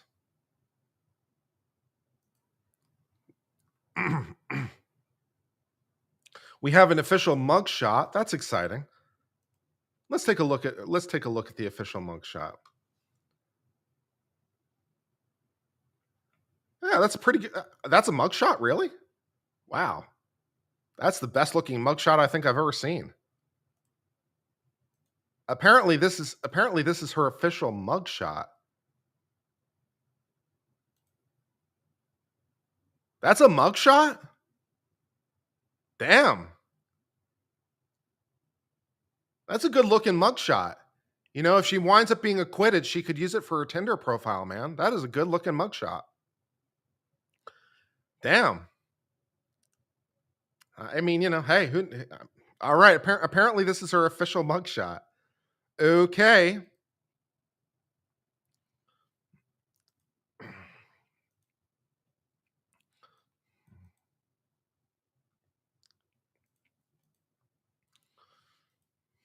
$400 viewers now watching. The numbers go down. Number go down.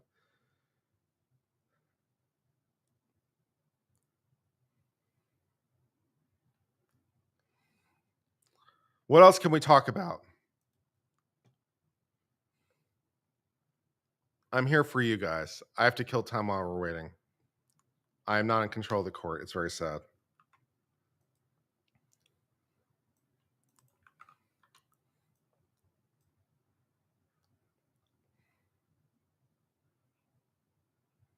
Do we need to hook me up? Not with Becky, man. Shit, dude. I can do better than that.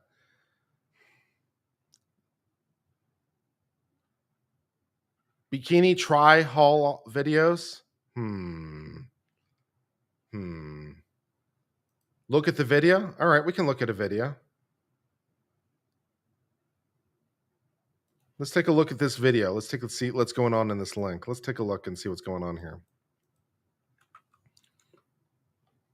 Take her to Denny's. Nice. Let's see what's going on in this. Let's see what's going on in this hearing.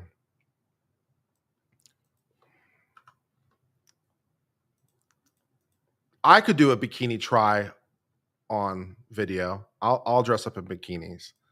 I'll buy some bikinis and try them on. That should end really well for the channel in every possible way. Is that what you guys wanted?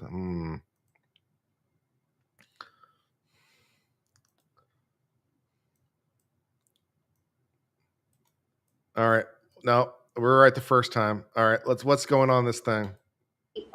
Okay, I see them. They're back there. I just want to make sure that the agents were there. All right. I'm going to go through the rights and responsibilities. I'll advise you some information, and then at the end, we'll hear from the state and we'll hear from your attorney. Okay? All right. Before I set your What is with this woman? What is with this woman in the blue in the upper right corner who has her phone out? She doesn't know it's being recorded, right? She doesn't need to record it herself, but she's got her phone out. Whatever. I need to advise you some information and make you aware of your rights. You've been charged with 2 counts of misconduct in office and obstructing justice. These penalties for these three, they're common law penalties, so it's at the judge's discretion.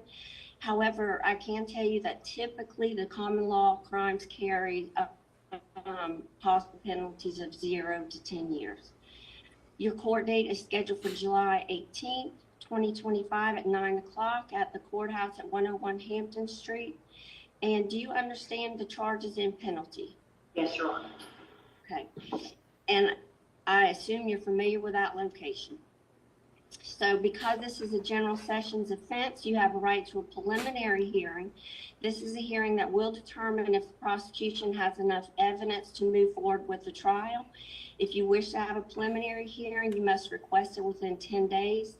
And I'm going to send that paperwork with your packet for the preliminary hearing. If you'd like to have that, you can go ahead and sign that now, and then we'll get that scheduled.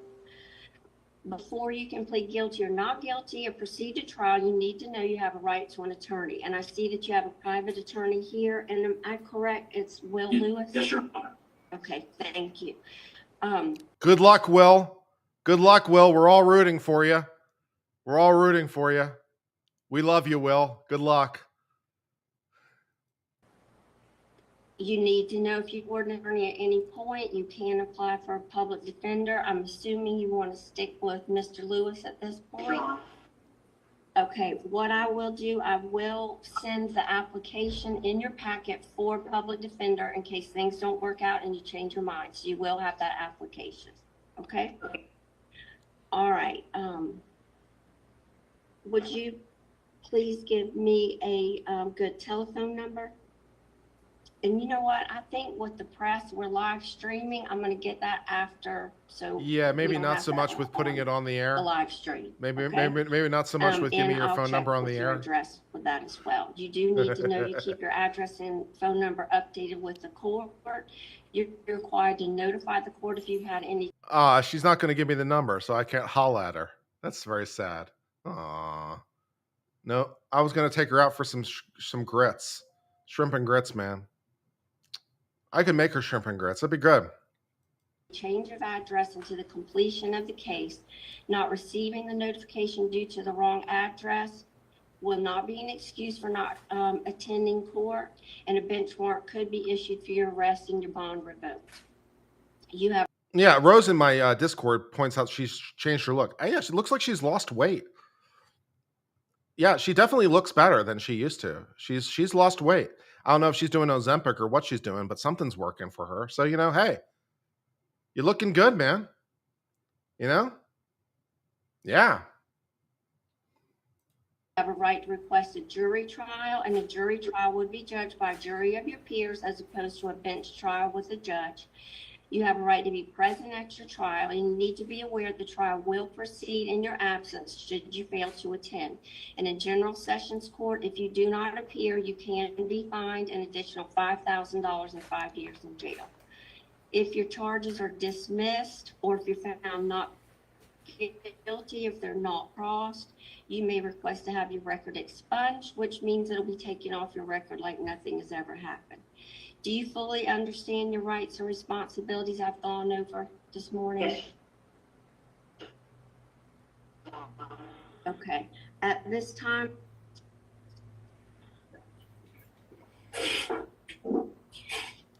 Who's this guy? Adam Slazeski was fled. Why is Sled randomly sitting next to the defense attorney? What's up with that? What the fuck? Okay. Oh, Your Honor, we have no recommendation as far as bond.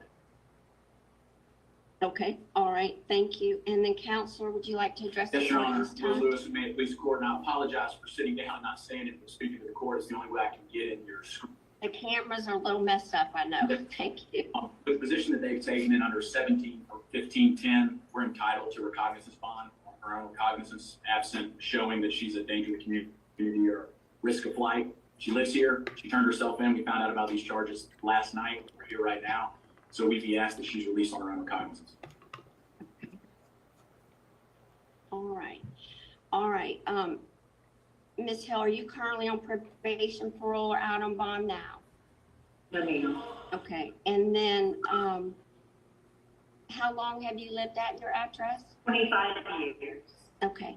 All right. I do not find you to be a flight risk or danger to the community at this time. Before I set your bond, I must apply stipulations of the bond. And if you break any of these, it can result in revoking your bond, and you'd be subject to remain in jail until your case has been called to trial. Do you understand? Okay, you must appear at all your court dates. You need to keep the peace. In other words, stay out of trouble. Because I do not find you a flight risk or a danger to the community, you are entitled to a PR bond. I'm going to give you a PR bond of $10,000 per charge for a total of $30,000, and that'll do it. Thank you all for being present and so attentive. But Ms. Hill, before I sign off, do you have any questions or anything you want to ask? No, Your Honor. Thank you.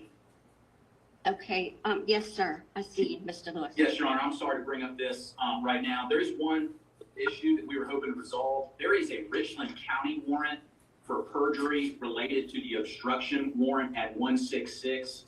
We would ask, and I have the agents, and I'll confirm this with Solicitor Hubbard, who has the case, as well as SLED. I've also reached out to Judge Scott's office in Richland County, and they are okay with this. We would ask under 22-5-190, which establishes your powers, Your Honor, that you endorse that warrant for it to be served here.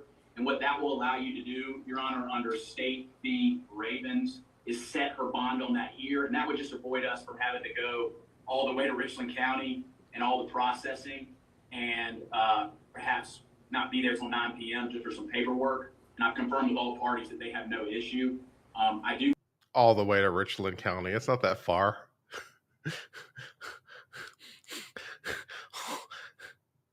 2 hours tops, even in bad. Yeah, it's like all the way to Richland County. Give me a break. I think from a practical perspective, and this is why we wanted to talk to you, once you endorse the warrant and they serve it on her, there might be like 5 minutes of paperwork to do, kind of like what we did this morning, and then we'd reissue the bond. So I was hoping Your Honor would be open to that. It's also permissible under your bench book at page 35, the 2011 bench book, and I've got an Attorney General opinion as well that I'm happy to provide the court for this authority. Okay, I got word that you were possibly going to ask that, and I'm not inclined to do that. I've talked to our Chief Justice here. We want to keep this simple. We want to keep it within our jurisdiction, and so I'm not going to do that today. We're sorry for the inconvenience, but we're not here for convenience. Okay. I hear you. All right. Thank you all for coming, and good luck to you all. Thank you, Your Honor. Thank you. Well, that was exciting and fun. Things are not going great for Becky. She's facing charges in multiple jurisdictions in South Carolina. She has issues. It's not great. She's facing felonies. She's got some misdemeanors. She's got all kinds of fun charges. She's not having a great day. It's very, very sad for her. Very sad for Becky. Oh well.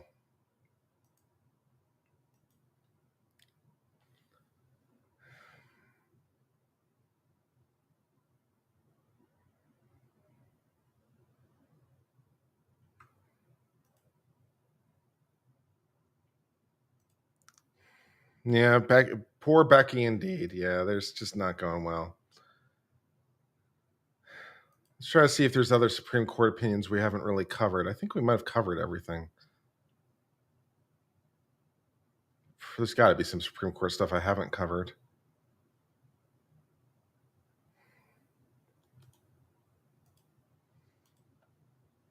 What is this?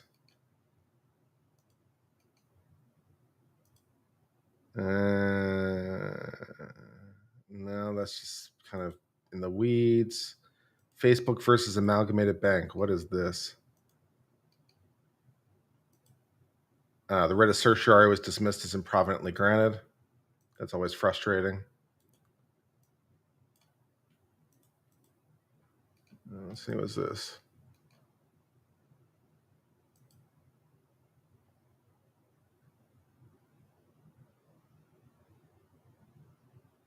All right. This is an immigration dealing with a sham marriage. That's exciting. Let's read this decision. We haven't read this one from December. It deals with immigration and sham marriages. That's exciting and fun.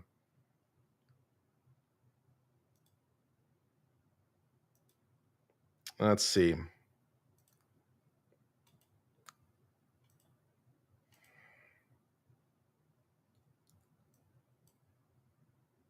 All right. This is the case of Borfa.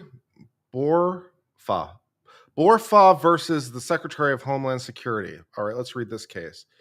Amina Borfa, who is a U.S. citizen, began the process of obtaining permanent legal residence for Allah Hamal, her non-citizen spouse, by filing a visa petition with immigration. Relevant here, immigration shall approve a visa petition if it determines the facts stated in the petition are true and the non-citizen is the petitioner's spouse. But if the non-citizen has previously sought or received an immigration benefit by reason of marriage determined by the Attorney General to have entered into for the purpose of evading the immigration law, known as the sham marriage bar, the agency must deny the petition. So, okay. So if you are a citizen and want a visa for your non-citizen spouse, then immigration has to grant the visa unless you've previously been found. Well, either one, they determine that the petition itself is a lie, or two, in a prior petition, you were found to be a liar. So, okay, fair enough. Immigration initially approved the petition. 2 years later, the agency sent a notice of intent to revoke its approval based on evidence suggesting her husband had previously entered into a marriage for the purpose of evading immigration. He seems to have a history. Although Bofra vigorously denied the evidence, the agency revoked his prior approval based on the Secretary of Homeland Security's statutory authority to revoke the approval of any petition for good and sufficient cause. Which, if we think that you're a liar, then, okay, I guess. The Board of Immigration Appeals affirmed the revocation, finding the immigration determination that Hamel had previously entered into a sham marriage that would have prevented initial approval of the petition constituted good and sufficient reason. So he's a sham marriage kind of guy. He's the sham wow guy of marriages. Bufra challenges the agency's revocation in federal court. District court dismissed, holding the relevant law that's a provision that strips federal courts of jurisdiction to review certain discretionary agency actions bar judicial review. The 11th Circuit affirmed. All right, what does the Supreme Court have to say about all this bullshit? Held, revocation of approval of a visa petition under relevant law based on a sham marriage determination by the Secretary is the kind of discretionary decision that falls within the purview of some law, which strips the court of jurisdiction to review certain actions in discretion of the agency. So you can't review it, you can't review it basically under general rules. There are probably some circumstances in which it's reviewable, but as a general proposition, it's not reviewable. So when the Secretary makes the decision that you engaged in the sham marriage kind of thing, you can't appeal it under normal circumstances to federal court. So you're entitled to an immigration review, but you're not entitled as a matter of general course to appeal it to the federal court. Fair enough. It's been an hour and we did not hit 550. So we didn't hit our threshold, but thanks everyone for hitting the like button. We do appreciate it, and we appreciate all your support as always. And if there's things I can make to make the channel more interesting, let me know. Yeah, there's a Canton Reed Supreme Court ruling. I will get to that as soon as we're done with this. But thank you, Miss Mandy. We will do that in just a second. Let's see. Revocation of, so it's Secretary discretion. The relevant section is a quintessential grant of discretion. The Secretary may revoke a previously approved visa petition at any time for what the Secretary deems good and sufficient cause. Such a broad grant of authority fairly exudes deference to the Secretary, and similar to other statutes held to commit a decision to agency discretion. Congress did not impose specific criteria or condition limiting this authority, nor did it prescribe how or when the Secretary must act. Context reinforces the discretionary nature of the relevant law. The relevant law's neighboring provision bars judicial review under specific provisions, each of which contain language indicating the decisions involved or entrusted to discretion of the Attorney General. The relevant section contains similar language. Bofra argues that although some revocation decisions are discretionary, this revocation decision is not, so the relevant law does not apply to preclude judicial review. Bofra contends that once the Secretary approves a petition it later determines the beneficiary had previously entered into a sham marriage, the Secretary has no choice but to revoke the agency's approval. Neither statutory text nor its context limits discretion in this way. So she's actually arguing it's non-discretionary. She's arguing the Secretary has to do it, and therefore it's not a discretionary decision. But the Supreme Court doesn't agree. Contrary to Bouffra's argument, the text nowhere creates an ongoing duty for the agency to continually confirm if the initial approval was sound. Instead, the relevant law's command to the agency extends only to the point of approval. Turning to the context, Bouffra argues that because a non-citizen may use an approved visa petition to continue along the path towards permanent residency, Congress implicitly required the agency to continually reassess its prior approval. But nothing in the statutory scheme requires revisiting past decisions of approval. Rather, each stage of the process comes with its own criteria. That makes more sense, right? So as you're moving along the chain of citizenship, right, as you're moving on each stage of the chain, each stage of that chain has a process for that stage, and that is the approval. And they can revisit prior decisions without going to the next step, but they don't have to. That makes a lot more sense to me.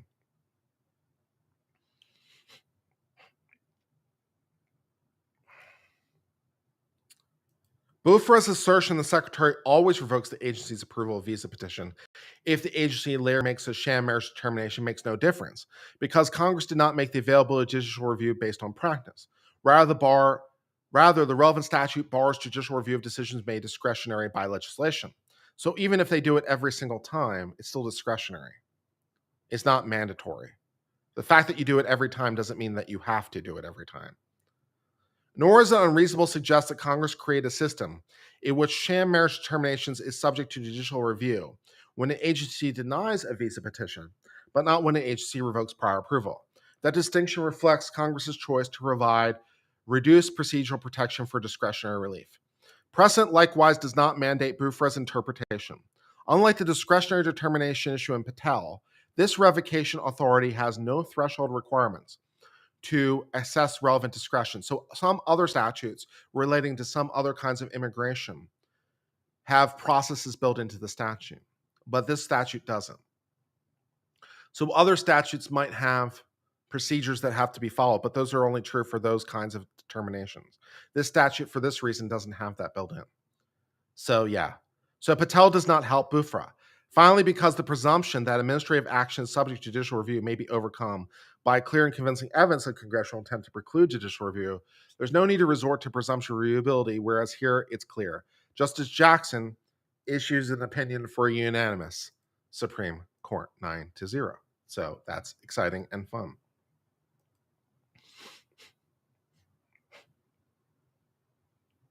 Can we have a banner? Sure.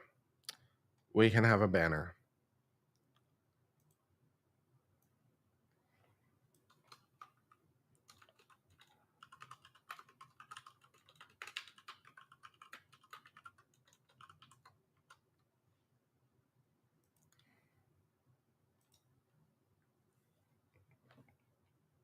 There you go. Now you have a minor. Quarters back? No, not so much. Not at least according to Court TV. There is no audio or video yet, but we'll wait. We'll give it a second.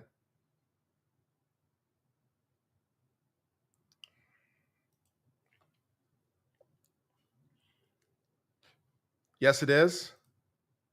No, not really. Not on Court TV, it's not. I am live. You have to scrub forward. I am all the forward. I cannot be more forward. I am all the forward. There we go. There it is.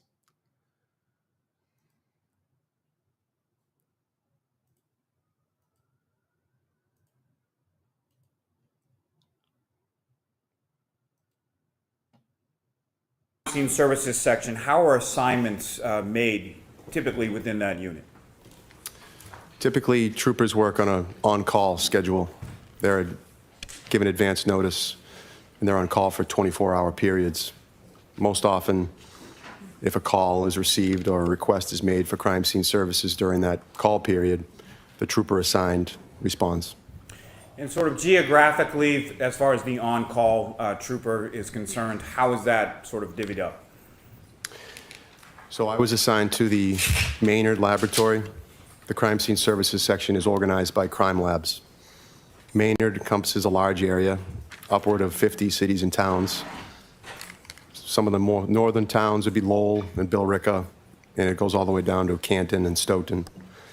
The trooper on call for that 24-hour period covers that entire region. Now, sir, were you working with the State Police Crime Scene Services section on February 1st, 2022? Yes, I was. And where were you requested to go on that date? I was requested to respond to the Canton Police Headquarters. And approximately what time did you arrive at the Canton Police Department? Approximately 9 in the morning. And who did you meet upon your arrival there? I was met by the requesting officer, Michael Proctor. And what was the purpose, or what was described to you initially as the purpose of you responding to that location? The request was made for me to assist in documenting a search warrant that was being executed on a vehicle housed at the police department. And who do you recall being present during your time at the Canton Police Department and during that search warrant execution? Trooper Proctor was present. There was a forensic scientist from the crime lab, Maureen Hartnett. There were various members of the Canton Police Department. There were members of the State Police Crash Reconstruction Section, Trooper Joe Paul, to name one. There were members of the Norfolk SPDU as well. And if you know, in addition to Michael Proctor, how many other members of the Norfolk SPDU were present during the search warrant? I'm aware of at least 3. And what was it that you were asked to document at that location? Namely, it was Karen Reed's vehicle. And where was that vehicle located within the Canton Police Department? It was in the garage bay. Now, can you describe for the jury the process of your documentation or memorialization of that vehicle that morning? Yes. Typically, upon arrival, I would consult with the requesting officer to determine the scope of the search warrant. In that case, it was Michael Proctor. He described that the vehicle was being searched for a variety of things, to include biological evidence, communication devices, alcohol containers, receipts, infotainment center data, etc. He asked me to document the vehicle with digital photographs. I then consulted with the forensic scientist who was present as well to determine the order in which the vehicle would be documented and processed. I began by documenting the vehicle's exterior with photographs prior to any manipulation or movement, and then proceeded to document the interior and its contents. Now, any items that were seized during the execution of that search warrant, how were they photographed prior to being seized? They're photographed in place prior to being moved. Now, what kind of instruments or tools do you use typically while photographing items for crime scene services? The main piece of equipment we would use is a digital camera. We wear protective equipment, namely gloves and a mask typically, often a scale so that the images can be calibrated to true size upon examination later. Sometimes placards or ruler tape we placed on items of interest or items that will be collected. Now, on this occasion, you mentioned Maureen Hartnett from the crime lab was present there as well. That's correct, sir. And what did you observe her doing as far as any sort of documentation with relation to certain things or items or areas of the vehicle? My recollection is that she was chiefly concerned with the exterior of the vehicle, namely the rear right corner, and she was looking for DNA and trace evidence, I believe. And as far as, was there any delineation that you saw her place on the vehicle with respect to certain areas of the vehicle? Yes, she marked various locations on the vehicle with ruler tape. And is that something that you would photograph both prior to and afterward when she would place those stickers or labels on the vehicle? The area would be documented during my overall photographs prior to her placing any placards or ruler tape. And then once those placards are placed, they would be photographed again. Now, in addition to the photographs, what else did you do with respect to the vehicle? I was also asked to process the front right passenger compartment of the vehicle for friction ridge impressions. Now, what is a friction ridge impression? A friction ridge impression is it's a replica or an impression of the friction ridge skin on the hands or the feet. Friction ridge skin is an evolutionary adaptation on human beings that allow for better grasp of objects. What makes it unique and significant to policing is that that friction ridge skin has unique patterns. They're formed through ridges and furrows or hills and valleys, and they're unique to every individual. In the hundreds of years that fingerprints have been studied, no two individuals have ever been determined to have the same fingerprints. Analysts are trained to examine these patterns, more importantly, the individual ridge events, and conduct examinations that can lead to identifications or exclusions. Now, just briefly, can you describe for the jury that process of how you do that? I would document the vehicle with photographs first, and then determine what medium would be used to process the vehicle. In this case, white fingerprint powder was selected. The particular area processed was relatively small. It was the front passenger compartment, interior and exterior. I focused on surfaces that were more conducive to friction ridge impressions. Certain surfaces are far more conducive than others. Typically, non-porous surfaces like glass, polished metal, dash surfaces are better for impressions, are more likely to yield impressions than porous surfaces, which is items like paper or unfinished wood. The area was processed with white fingerprint powder, examined, and no impressions of value were determined to be present. Now, just briefly, Trooper Clark, when you say no impressions of value were determined, can you explain to the jury a little more, expound upon what that means? Analysts are trained to determine during the analysis phase if an impression is of value for comparison. What that means is whether or not the impression, if any, has enough quantitative and qualitative detail where it could be compared to a known impression or an exemplar and make a finding. In this case, there were no usable impressions. Now, upon that initial documenting of the vehicle, were you asked to go anywhere else? Yes, I was also requested to respond to 34 Fairview Road in Canton and take overall photographs of a scene.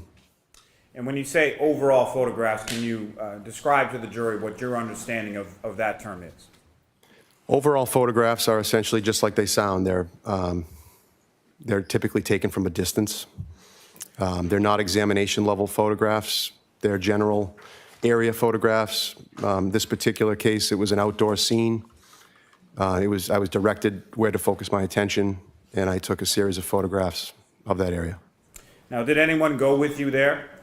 Not that I recall. And when you say your your attention was directed to certain areas, where was your attention focused? The requesting officer explained that upon my arrival, I would see an area in the front lawn or close to the street at that address where a significant amount of snow had been partially cleared away near a flagpole. He asked that I take overall photographs of that area, given the lighting was preferable, and to focus on the front of the residence, that cleared area, and the street around it. And Trooper Clark, what do you recall in reference to the snow accumulation on the area of the lawn near the flagpole at 34 Fairview Road on that date of February 1st? My recollection is that there was a significant amount of snow present. Snowbanks were apparent from what I presume to be plowing. There was an area that did appear to be cleared and heavily trodden by footwear and tires. Still, even in that area, there was a significant amount of snow with certain spots of grass showing. Now, while you were there, sir, did you or anyone else do any sort of excavation of that front lawn area? No. Now, following that, where did you go? I returned to the Canton Police Department. And why did you return to the Canton Police Department at that point? I had finished my assignment with 34 Fairview, and I was asked to return. I believe the forensic scientist was continuing to process the vehicle. At that time, I would re-encounter her and determine if there was any additional photographs required. Now, in addition to the photographs that you took initially at the Canton Police Department, what else did you memorialize with reference to the vehicle that day? They took general photographs of the vehicle, the contents. At one point, a bag was presented to me with evidence by one of the Canton officers. Let me ask it this way, sir. At some point, you mentioned there was a reconstruction trooper who was present at the Canton Police Department, correct? That's correct. And so what, if anything, did you document with respect to that reconstruction trooper outside of the Canton Police Department? Trooper Joe Paul asked while I was there to document a series of brake and acceleration tests with digital video that he was performing with the same vehicle. I was also asked to take photographs and video of the vehicle's backup warning system, which was activated as they performed some tests.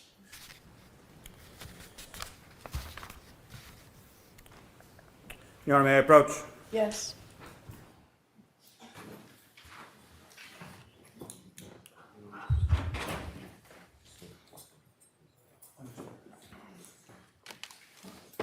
Sergeant Clark, showing you a disc. Do you recognize that? Yes, Or what do you recognize that to be? this is the crime scene photos. And what's contained on that disc, is that a fair and accurate portrayal of what you observed both inside and outside the Canton Police Department with respect to Miss Reed's vehicle, as well as the scene at 34 Fairview on February 1st? I presume it is. Your Honor, call will seek to introduce in the minutes of the next exhibit. I'm assuming that that's all that's on the disc, and if that's the case, then we have no objection. You've seen it.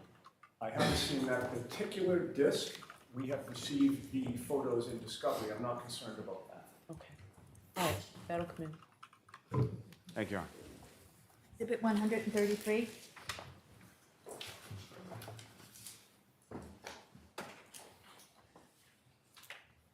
Your Honor, may I have one moment? Yes. Your Honor, with the court's permission, if I could just publish a few of those photos for the jury. Okay.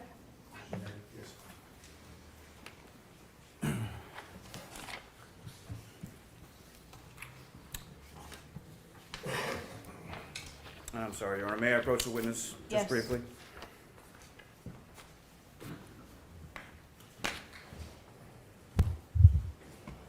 Your Honor, I'm presenting you with three photographs. Do you recognize what's depicted in each of those three photographs? Yes, I do. And what do you recognize depicted in each of those three photographs, in general? I would describe these as mid-range and a close-up photograph of the vehicle's dash area. And Your Honor, separately, may I call to seek to introduce and admit as the next three exhibits? All right, well, I'd like to do it as one exhibit. ABC? Please, yes. Yes.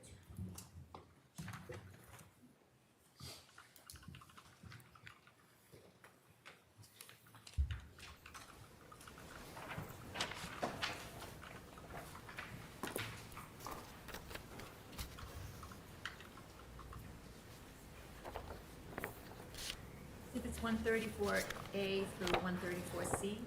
Thank you. And my apologies, Your Honor. With the court's permission, may I now publish some of those photos?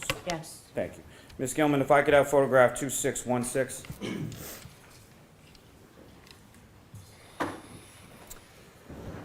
And Ms. Gilman, if I could ask you to zoom in on the steering wheel just above the L for the Lexus sign.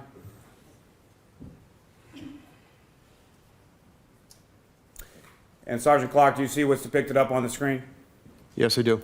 And from this photograph, just above the steering wheel on the right-hand side, what do you observe there? Vehicle's odometer reading? And is that what the odometer read as far as when you took this photograph outside of the Canton Police Station on February 1st? Yes, it is. And Ms. Gilman, if I could have 2617. And again, Ms. Gilman, if you could just zoom in a little on the center of that photograph. And again, Sergeant, if you could describe for the jury what we're looking at in this photograph. This is a mid-range photograph of the vehicle's display screen, the center console, with the what I would describe as the backup warning system activated as the vehicle approaches a pedestrian. And lastly, Ms. Gilman, the next photograph, which is 2618. And again, Sergeant, what are we looking at in this photograph? More or less the same as the last photograph, sir. Closer up image than the prior photograph, is that correct? That's correct. Thank you. Ms. Gilman, you can take that down.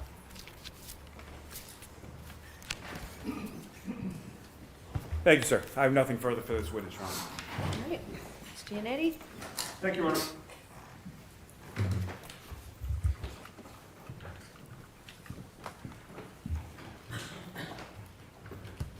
Good morning, Trooper. Good morning, sir. Your earliest involvement in this case was on February 1st of 2022. That's correct. You ended up, and by the way, at that time, you were a trooper assigned to the Crime Scene Services section, That's correct. and that was in which town in Massachusetts? Where I was assigned, sir? Yes, Maynard. Maynard, okay. About a year later, you actually joined the Norfolk CPAC unit or the Norfolk Detectives Unit, correct? That's correct. And when you joined the Norfolk CPAC unit, Lieutenant Brian Tully was the supervisor of that unit, was he not? Yes, he was. You are still with that unit, correct? That's correct. So you've been there for approximately 2 years, a little bit more than 2 years. That's correct. And so you were there when Lieutenant Tully was removed as the supervisor of that unit, correct? That's sustained, and folks should to disregard that. Now, if I could request an instruction. Jurors, pay no attention to that question or answer. That is not properly before you with this witness. Is Lieutenant Tully still the supervisor of that unit? Yes. I'm going to see you at sidebar for just a minute, please. Is it too devastating to the state's case?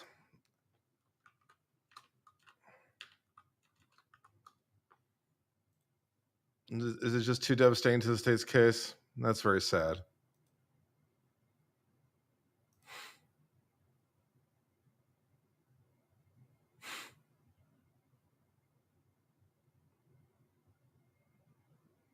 OnlyFan is back with Smoke Alarm. The relationship is back on. Exciting.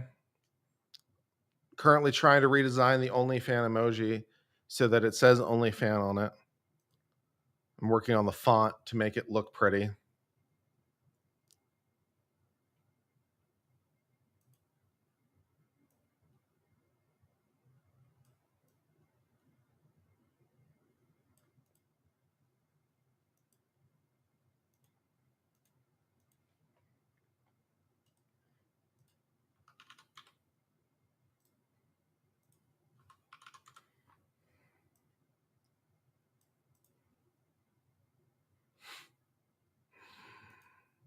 What's going on with you guys in chat today? Tell me about the wristwatch you're wearing. Are you wearing a wristwatch? Let's do a little wristwatch discussion. What wristwatch are you wearing? Tell me about your wristwatch. Tell me why you like it. Let's talk watches. I am still digging this homage to the Zen U1 very much.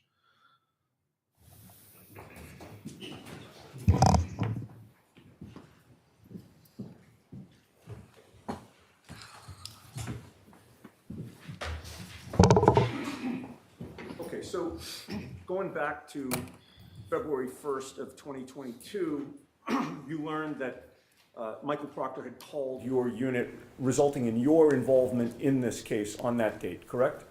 That's right. And Michael Proctor had requested that you go to the Canton Police Station? That's correct. At the time, were you aware that the Canton Police Station, or the Canton Police Department, I should say, had a conflict of interest with this investigation? Yes. Rephrase. Ooh, you got a No Muss Club Sport? Nice choice, Ivan. I respect that a lot. Were you aware, when you were called out on this case, that John O'Keefe had been found mortally wounded on Brian Albert's lawn? I was advised of that fact upon my arrival. Okay. And you were advised of the fact that Brian Albert's brother was a Canton police detective. I did not know that. All right. Still, it was the Canton police station and not a state police barracks where Michael Proctor instructed you to go, correct? That's right. Was he there before you, or did you arrive there before him? He was there before me. When you got there, where did you see Michael Proctor within the Canton Police Department? Inside the garage bay. And is that also called a sally port? Yes. And when you got there, was Michael Proctor the one to direct you to the Lexus SUV? Yes. And when you got there on February 1st, that was the first time that you laid eyes on that vehicle, correct? Yes, it is.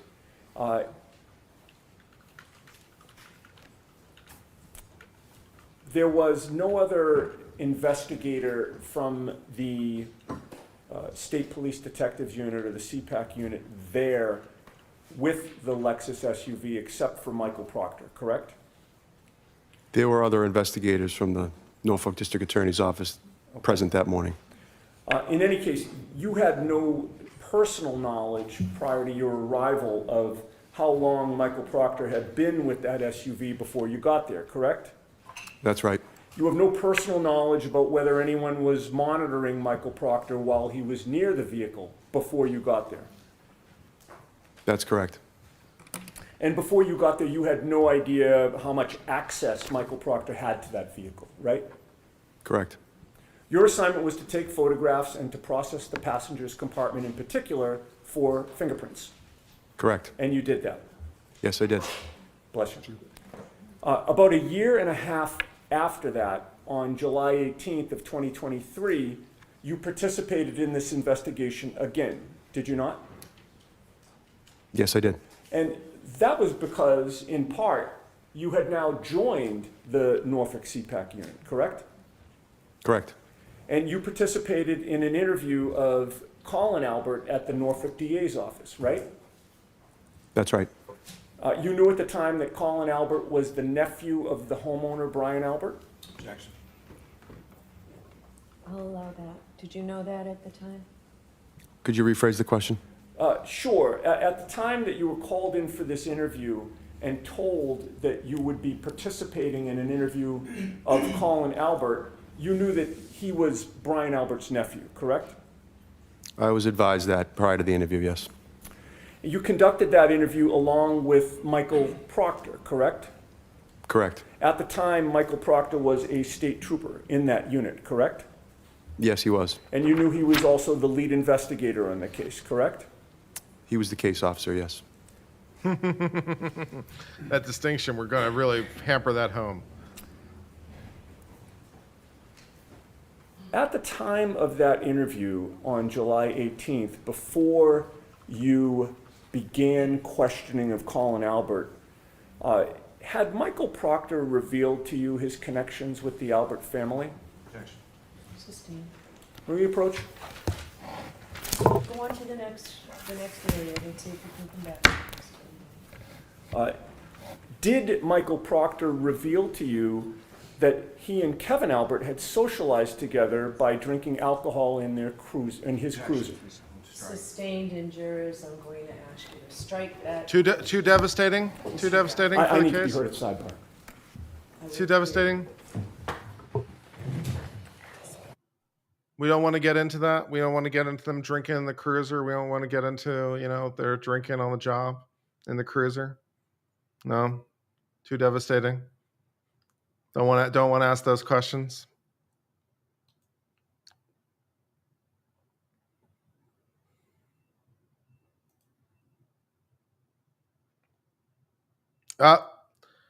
We now have the new revised only fan graphic. I have updated the fan emoji. I think that works. Yeah, I think that works for the emoji. Why can't they ask that? It would be devastating to the case, I think, is why we can't ask it.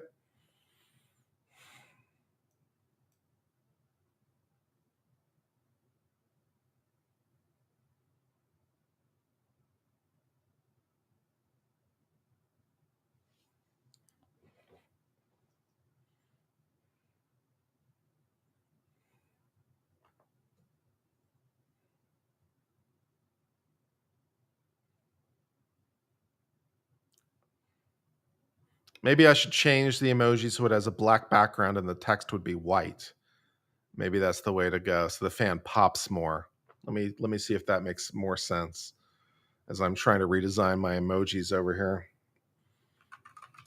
A good time to take our morning. I bet it recess is a good time to take that 20 morning break. minutes. Let's take that 20-minute break. You can just follow up. Let's take that 20-minute break so I can yell at them some more.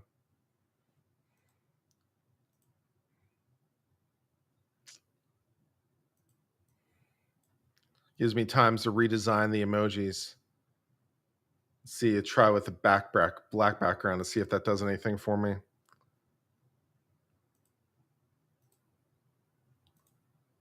Okay, yeah, whoa.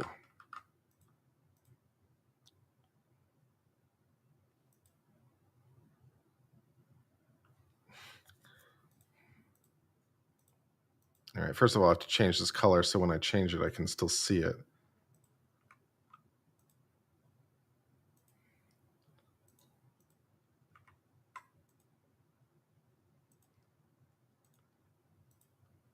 Let's see, how do you change? Okay, if I change this to black. Okay, but why is that like... Oh, can I is it because it's not removed from the background? Probably. Okay, so I have to remove it from the background first. Okay, I can do that. Hold on.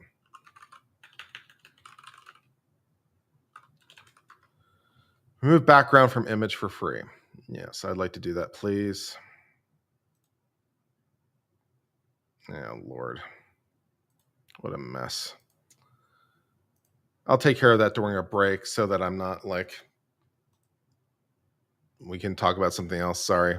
I was just in the middle of something while it took a break. Inconvenient for me. How you guys doing in chat? You having a good day in chat?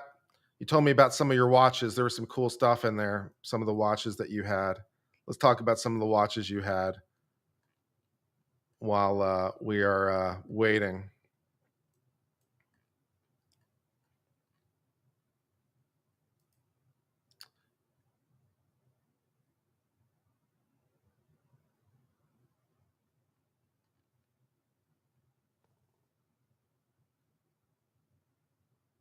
Okay, James has a smartwatch. Just Rhonda, her wristwatch is still on her Amazon wish list. Just pull the trigger, Rhonda. I mean, come on. NVYB has a Fitbit. Respect.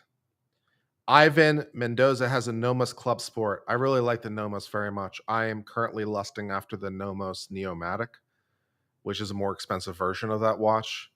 But the Nomos Club Sports are cool, and they come in a lot of interesting colors.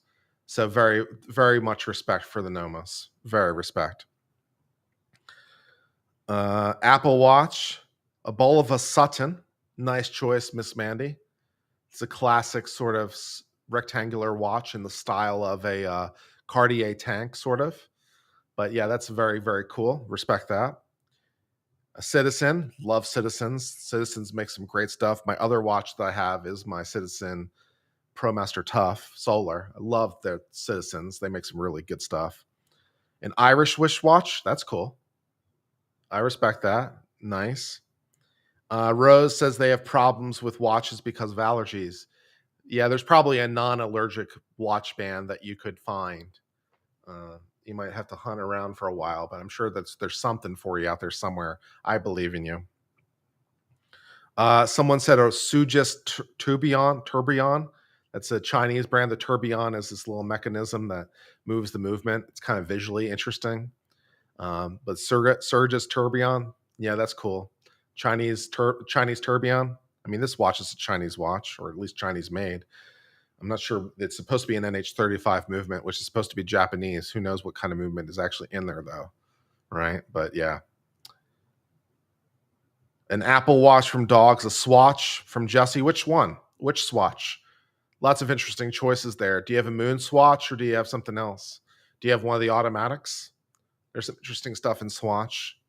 I still have my Swatch from 99. I still have my Swatch Irony from 99. It still keeps good time. Aluminum watch, so that's pretty cool. Ryan says the only wear watch for former attire. You have a big blinging stainless they were given from your Marine Corps brother. Nice. Omega Speedmaster. Yeah, the manual wind aspect of the Speedmaster would get to me. I would need to have an automatic or a solar. If I had to manually wind it all the time, it would get to me. Omega makes some automatic chronos, so I'd probably get something other than, the Speedmaster, because the manual wind would just drive me crazy. But hey, the Speedmaster is a classic for a reason. Although I would probably look at something like a Zenith or something like that, or maybe the Bulova Lunar Pilot as alternatives to the Omega. But nothing wrong with the Omega. It's classy. It's well respected. So fair choice.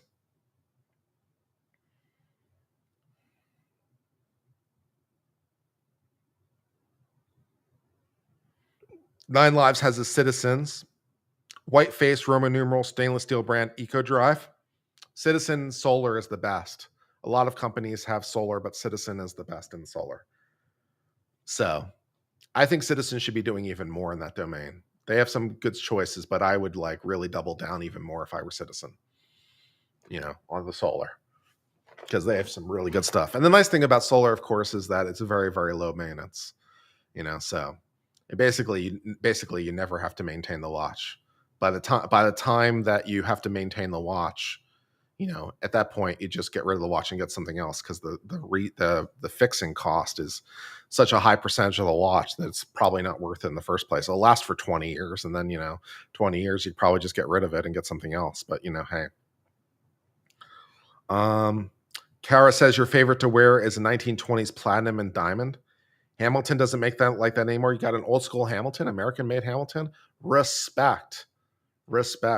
Yeah, I was on Reddit watch trading Reddit the other day, and there was a Hamilton, I believe it's a pocket watch that was converted into a wristwatch, and I was like, I want that watch. I want it. I lust after it. I can't afford it because it was somewhere between $1,000 and $2,000, and I don't have that kind of money. But I was like, I want that in my life. If I had billions of dollars, I'd buy Hamilton, like the company, and make it American again. So if anyone has a couple $1 billion so that I can buy, Hamilton, and also buy maybe Tissot while I'm at it, and make them American companies and bring back manufacturing into the United States, I'm going to make watch movements inside the United States. It's going to be great. Automatic with a visible mechanism. Pagani. Yeah, Pagani makes some good homage watches. Respect. So you got a skeletonized dial. Skeletonized are cool. Burning Sensation says that you have a broken Tag Heuer F1. Tag Heuer makes some interesting stuff, although it's really not for me. And their current, the new ones are way overpriced in my opinion. So yeah. But they made the Monaco, and that's an all-time classic, so you got to respect that. Now you've got a Timex Field with NATO strap. Timex is definitely making some cool stuff these days. Timex feels like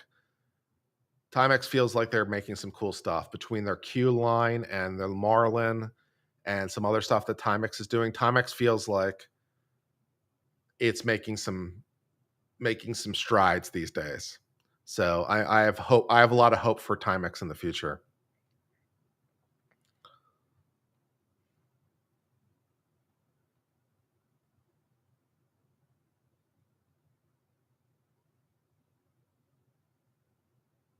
It's not good that the lead investigator fraternizes with a possible suspect. Yeah, I know, really, right?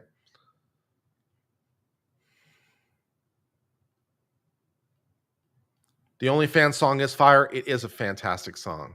The OnlyFans song is great. 100%.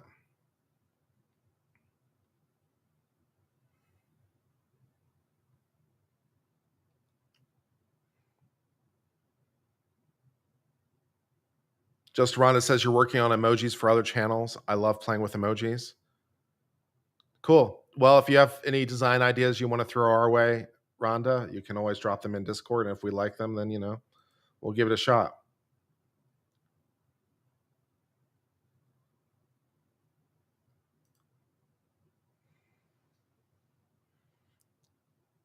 Who supervises the judge? Well, the Judicial Commission in a broad sense. Yeah, but in a practical sense, nobody. The judges are kind of the sooner you realize that judges are minor demigods, the sooner you'll understand our system. The Judicial Commission and like supervises judges, and the legislature can supervise judges, but in a practical sense, nobody. When told to disregard, does a jury do that? Not really, but they still give the instruction anyway. You have an IWC Portuguese skeleton. The IWC Portugueser is a cool watch. Definitely respect.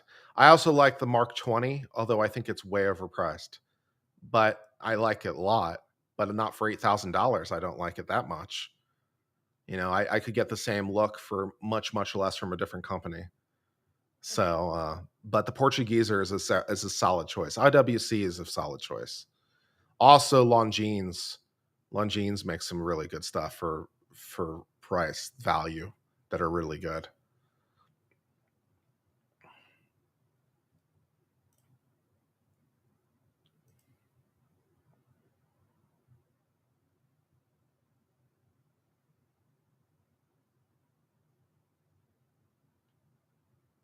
Longines is underrated as a company. They make some really cool stuff. I really like their perpetual calendar that they have. Well, technically, it's not a perpetual calendar. I think it's technically called a complete calendar. But I really like that watch because it has a lot of complications and it's actually not too much money. It's like it's got day, date, chronograph. I think it's got a moon phase. It's got, it's got like a complete calendar, and it's like not that expensive. Let me show you. Let's see if I can find it. It's not that hard.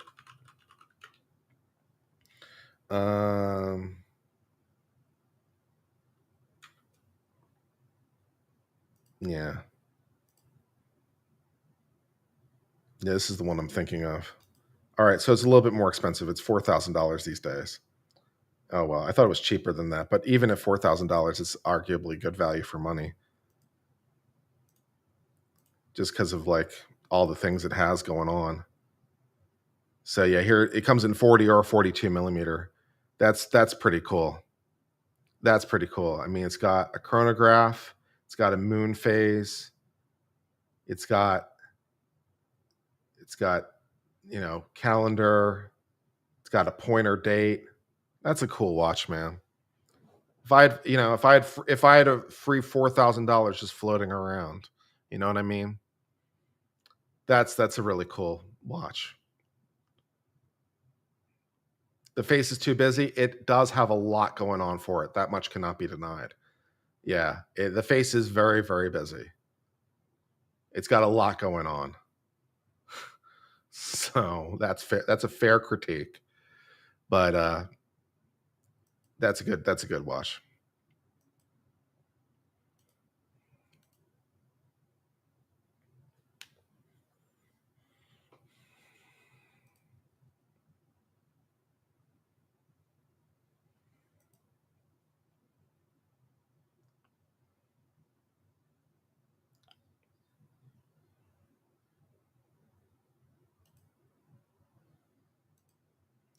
You got a bilingual English Spanish Seiko from the 90s. A lot of those have two language support. So for date, yeah, that's cool.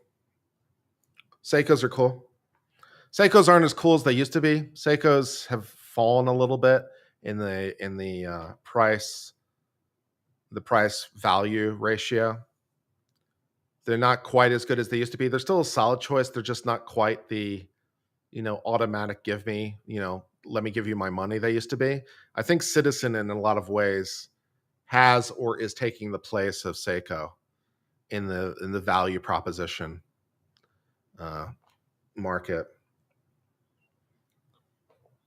They were never quite the same after they ended the SKX line, I think.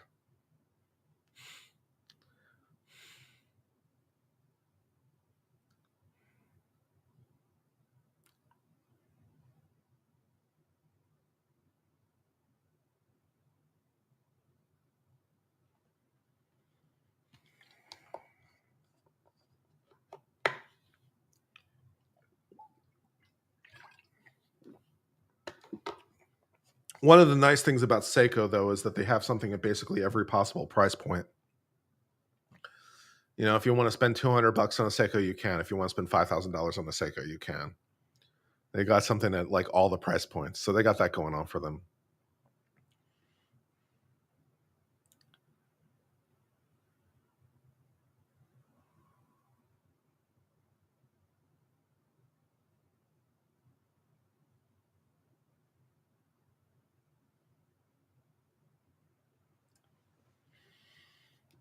Just killing time with uncivil. Killing time with uncivil time is glorious time for you and me, baby. Let's take a look at that Surgis tourbillon.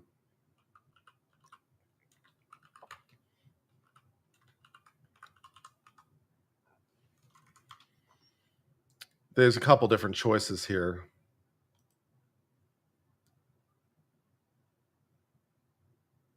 Yeah.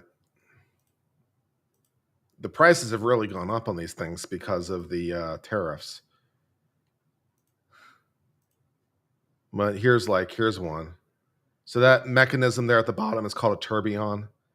What it does is it causes the entire movement to rotate to deal with. It used to be a thing that was necessary for pocket watches because pocket watches would just sit in the pocket and gravity would affect the movement. So they invented the tourbillon to move the movement so that, you know, gravity would be canceled. It doesn't really make sense in a wristwatch, but it looks fancy. But yeah, 500. This is $600 now. I don't know, man. I don't know. Yeah, that's it's not. Yeah, they make other versions of this, but yeah, this one isn't working for me. But it isn't. Yeah, it isn't what it used to be.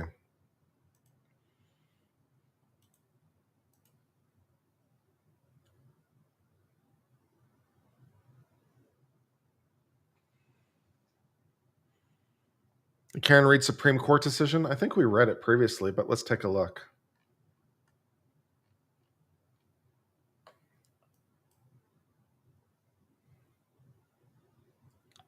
Let's take a look at this thing, see if there's something that I missed. This is a petition for writ of certiorari that you dropped me. Yeah, this is, first of all, this isn't a ruling, Miss Mandy. It's a petition for a writ. The petition was denied. It was denied long ago. So there's nothing for me to cover there.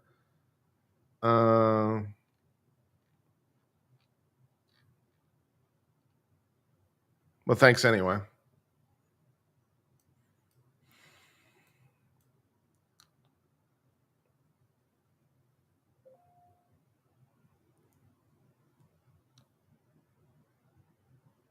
You want me to recover the petition for the writ of cert? Just for the sake of reading it? I mean, I guess I could. I mean, if you want me to read something relating to the case, it's moot. But I mean, I could read it if you want.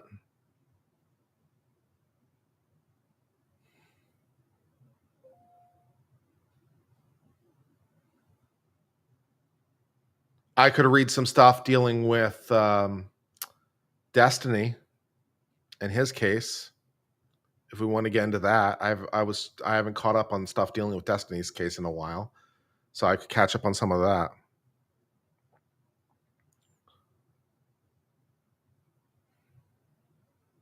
Make OnlyFan? We did make OnlyFan. Although I'm redesigning it, but we do have OnlyFan. What does it mean, writ? A writ is an order. So it was a petition for a writ of certiorari. It was a petition to the Supreme Court to ask them to review the case. So the document you sent me was the request to the Supreme Court for them to issue a writ, that is to say an order, to the lower court to send them the case for review. And so, you know, they asked the Supreme Court for review and the Supreme Court said no.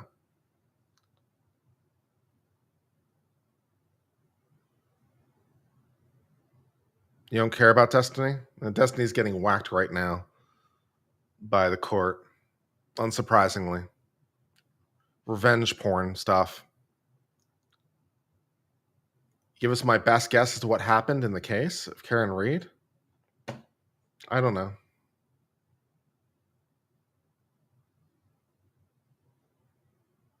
I have no idea.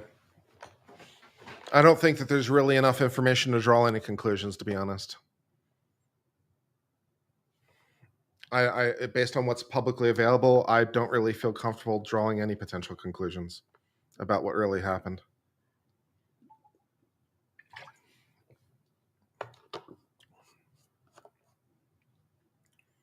Will Destiny case have reached beyond him? No. No impact beyond him. He's just getting sued for revenge porn, and he's going to have to write a big check someday.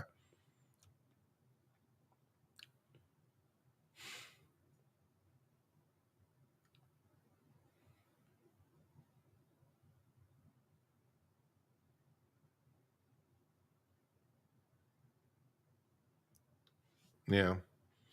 I just don't think there's enough information to draw any conclusions about what happened that night.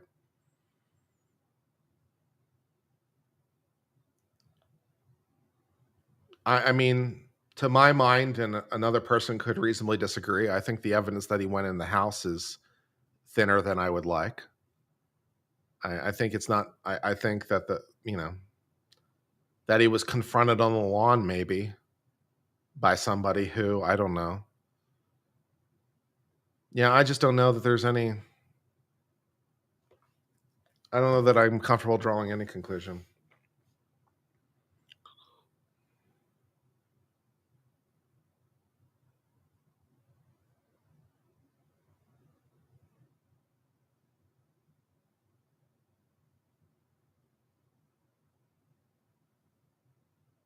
Chloe was in the duffel bag that Brian Higgins had the Sally Port? Oh dear.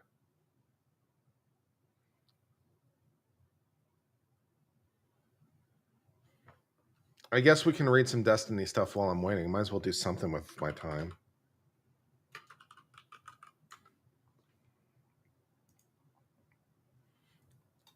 Court's going to come back pretty soon anyway, but let's take a look at some Destiny stuff while I'm waiting.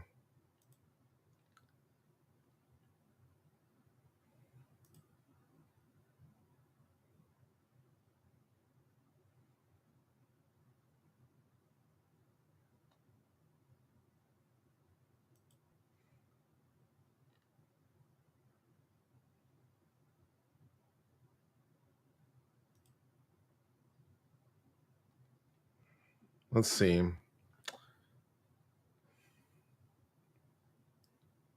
Notice of evidentiary objections, amended objections, evidentiary objections, amended certificate of conferral.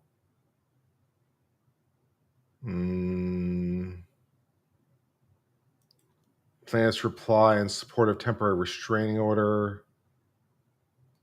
I don't think there's anything from the court yet. I don't think there's any orders yet.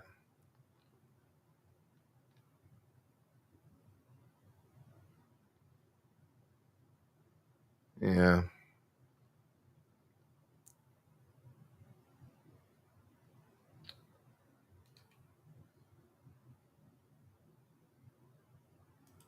Plaintiff's reply in support of motion for temporary restraining order.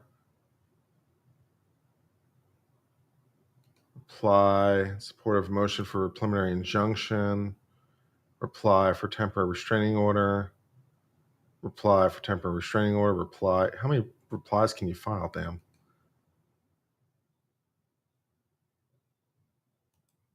Amended certificate conferral. Evidentiary objections.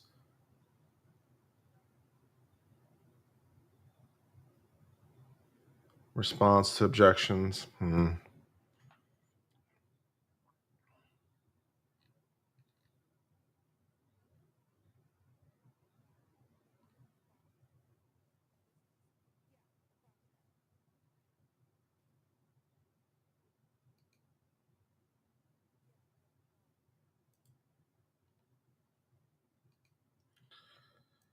I guess we can take a look at the opposition for a TRO.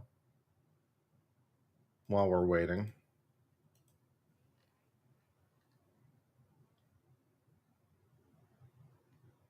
Might as well do something productive.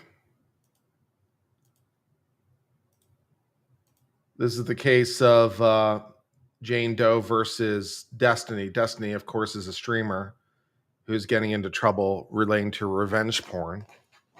He took some images in some cases without knowledge of the participants and then leaked the images.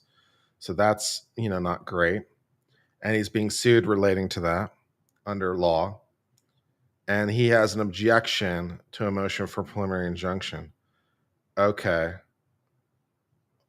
What is your basis for your objection? This should be good. The court already denied plaintiff's application for a TRO, finding there's no emergency because they waited too long to file. They should deny the remaining motion for preliminary injunction because they failed to meet the standard for injunction. There's no conduct to enjoin. Asking court to order defendant to do things he's already done or is under a legal obligation to do. I guess that's true. Moreover, plaintiff engages in and continues to engage in the same conduct she asked the court to prevent from doing. I don't think that's true.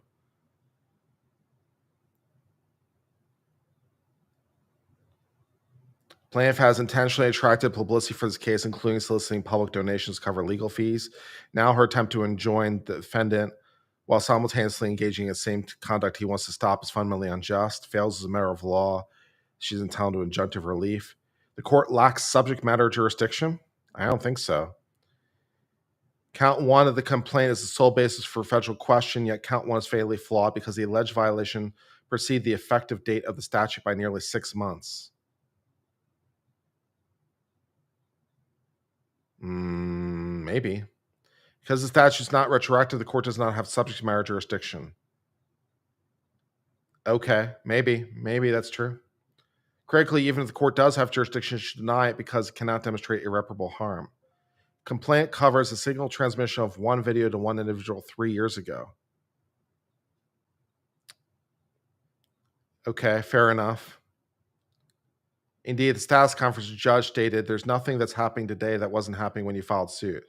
The order you're doing seeks nothing more than he's already required to do. There's no urgent issue. Fair enough. Defendant Bonnell is a live streamer and progressive political commentator commonly known online as Destiny. Plaintiff is a streamer who uses the name Pixie.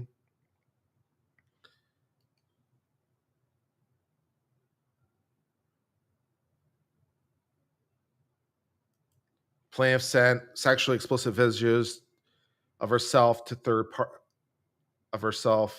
and third parties. Okay, blah, blah, blah.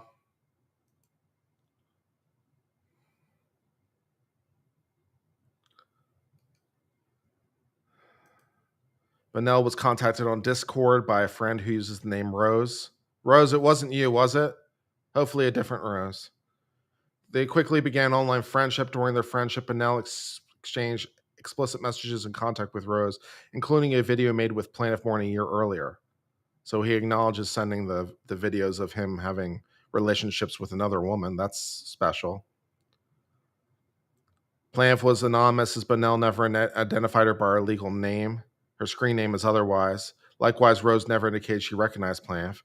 Transmitted the video and believes she's the only person done so. And since that date, Bonnell's not shared or otherwise transmitted the video. Over 2 years later, Bonnell learned he was the victim of revenge pornography. A number of his communications were published by Kiwi Farms. Of course, Kiwi Farms come into the issue. Bonnell does not know who leaked and unlawfully published his video, but suspects it's someone with access to Rose's Discord. Okay. Blah, blah, blah. Blah, blah, blah. Contrary to allegations, Bonnell has not permanently destroyed any evidence pertaining to lawsuit. In an effort to comply with plaintiffs and her lawyers' demand that limit the spread of the video, he deleted files and correspondence, but only after he took adequate steps to preserve such evidence. Despite claiming that at least 15 potential witnesses contacted her purporting to have evidence that Bonnell shared videos, plaintiff has provided only one declaration purporting to state as much. Plaintiff played a significant role in exasperating the harm she allegedly suffered by posting a lengthy public statement and promoting the leaks on her Substack page. I'm not sure that's what happened. Just by mentioning it happened, I'm not sure it's promoting it.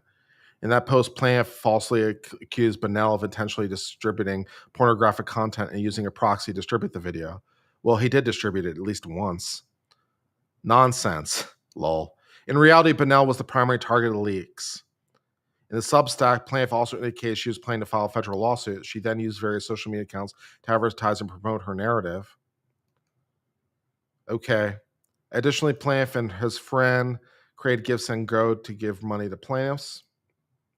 To date, plaintiff has raised $50,000. Okay. Not entitled to injunctive relief. Lacks subject matter jurisdiction. Took effect in October 2022. Provides relief for conduct only occurring as the effective date. Again, cannot give retroactive effect. Yeah, okay, that seems logical. You might be right. Okay, court's back, and then also immediately a sidebar. So that was exciting. Court's back in this instant sidebar. The court's killing me. The court is absolutely just killing me.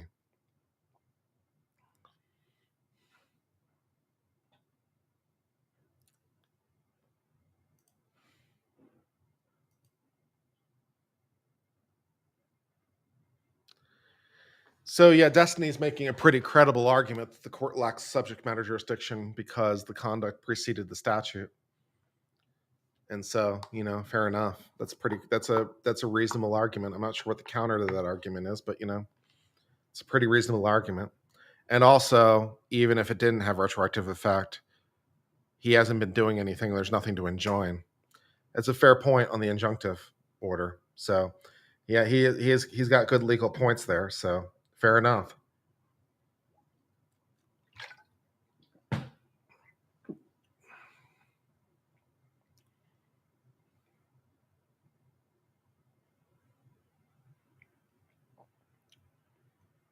There should be something against this many sidebars. I feel you. I feel you on that one.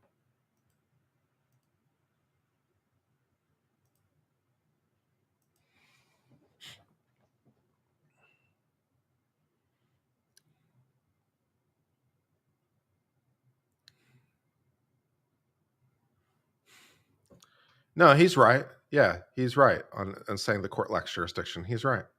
Or he's potentially right. Yeah, he's not a soft set. He's correct. The court only has jurisdiction in principle because of the statute. The conduct precedes the statute. Therefore, the court lacks jurisdiction to adjudicate the issue. Yeah, that's a legally sound argument. Yeah, you can argue jurisdiction in a legally sound way. Just because you're saying jurisdiction doesn't mean you're a soft set. Yeah, no. He's making a reasonable argument.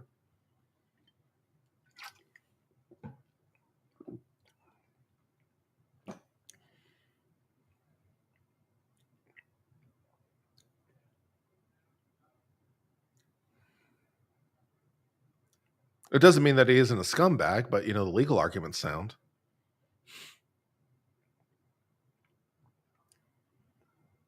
How much sidebars consider influencing the trial?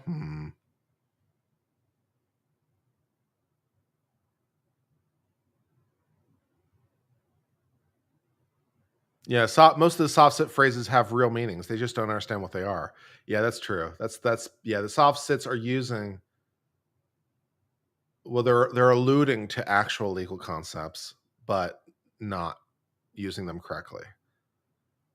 Back to the fan. Only fan. Counsel. Those. Exhibit II for ID. Thank you.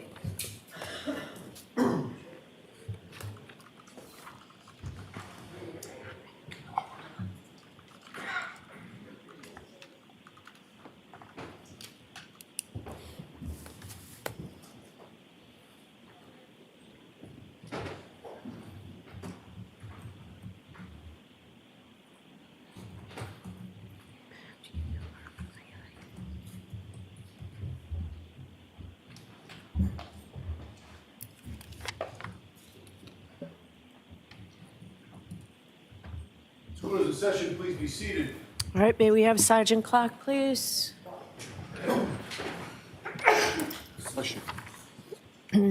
So the sergeant has fled the jurisdiction. Because he can't be bothered with this bullshit.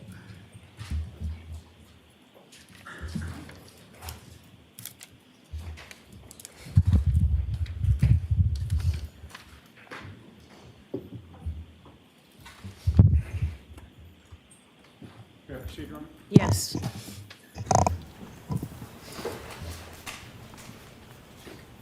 Sir, when you went with Michael Proctor to interview Colin Albert, you knew that the case originated on January 29th of 2022? I was aware of that. And the date that you conducted that interview was July 18th of 2023? That's correct. Did you ever ask Michael Proctor why he waited a year and a half to interview Colin Albert? I did not. Once that interview was concluded, one of the two of you had to write a report to document what Colin Albert had told you, correct? That's correct. And Michael Proctor, as the lead investigator, was the one to write the report, correct? Michael Proctor wrote that report. You did not write it. Correct. He chose the language to use in that report, correct? Correct. And you weren't standing over him while he was typing it up, correct? Correct. And he wrote that report to his supervisor without running every word by you, correct? That's correct. Did you ever review that report to check whether it was accurate? Not before it was published. And the only other thing I have for you, sir, is you were called to photograph evidence on February 1st. Were you ever asked to go to 34 Fairview Road on February 8th to photograph and document evidence supposedly found on that day? No, I was not. Were you ever asked to go to 34 Fairview Road to document any evidence on February 10th? No, I wasn't. How about February 11th? No, sir. And then on February 18th, nearly 3 weeks after January 29th, did anybody contact you to ask you to come out and photograph and document evidence that was supposedly found 3 weeks later? Ask it differently, Ms. Yes. Giannetti. Were you called out to 34 Fairview Road on February 18th of 2022 to photograph and document anything? February 1st was the only date I was called to 34 Fairview, sir. So the answer to my question is no, correct? That's correct. Thank you, sir. Is there any follow-up, Mr. Lally? No redirection. Sorry? No redirection. Okay, thank you. All right, you're all set. Thank you. Thank you, Your Honor. Thank you, folks. Next witness, please. Yes, Your Honor. The Commonwealth called Evan Brent to the stand. Okay.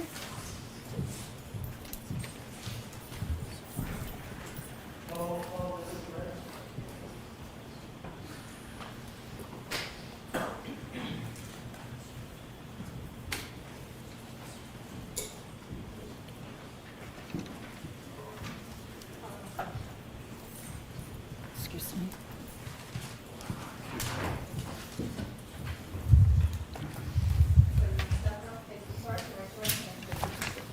You solemnly swear the evidence you read the court and jury in the case now and here and the truth, the whole truth, and nothing but the truth, so help you God.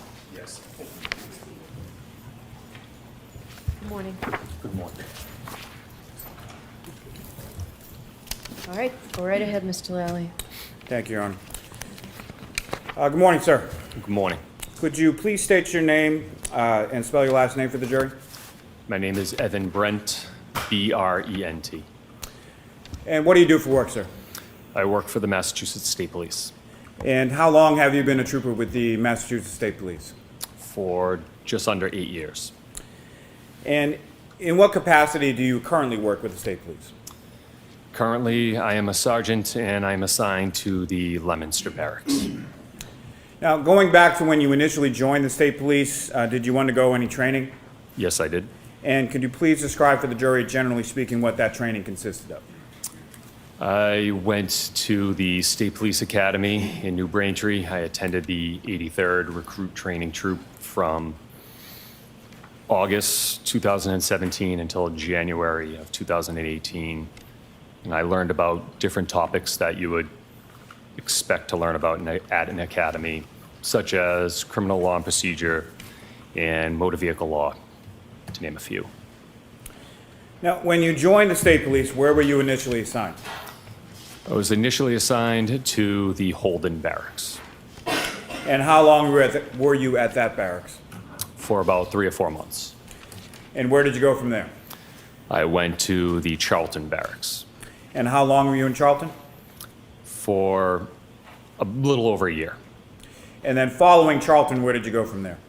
I went to a unit called Crime Scene Services. Now, what specialized training did you receive in relation to that work with the Crime Scene Services Section unit?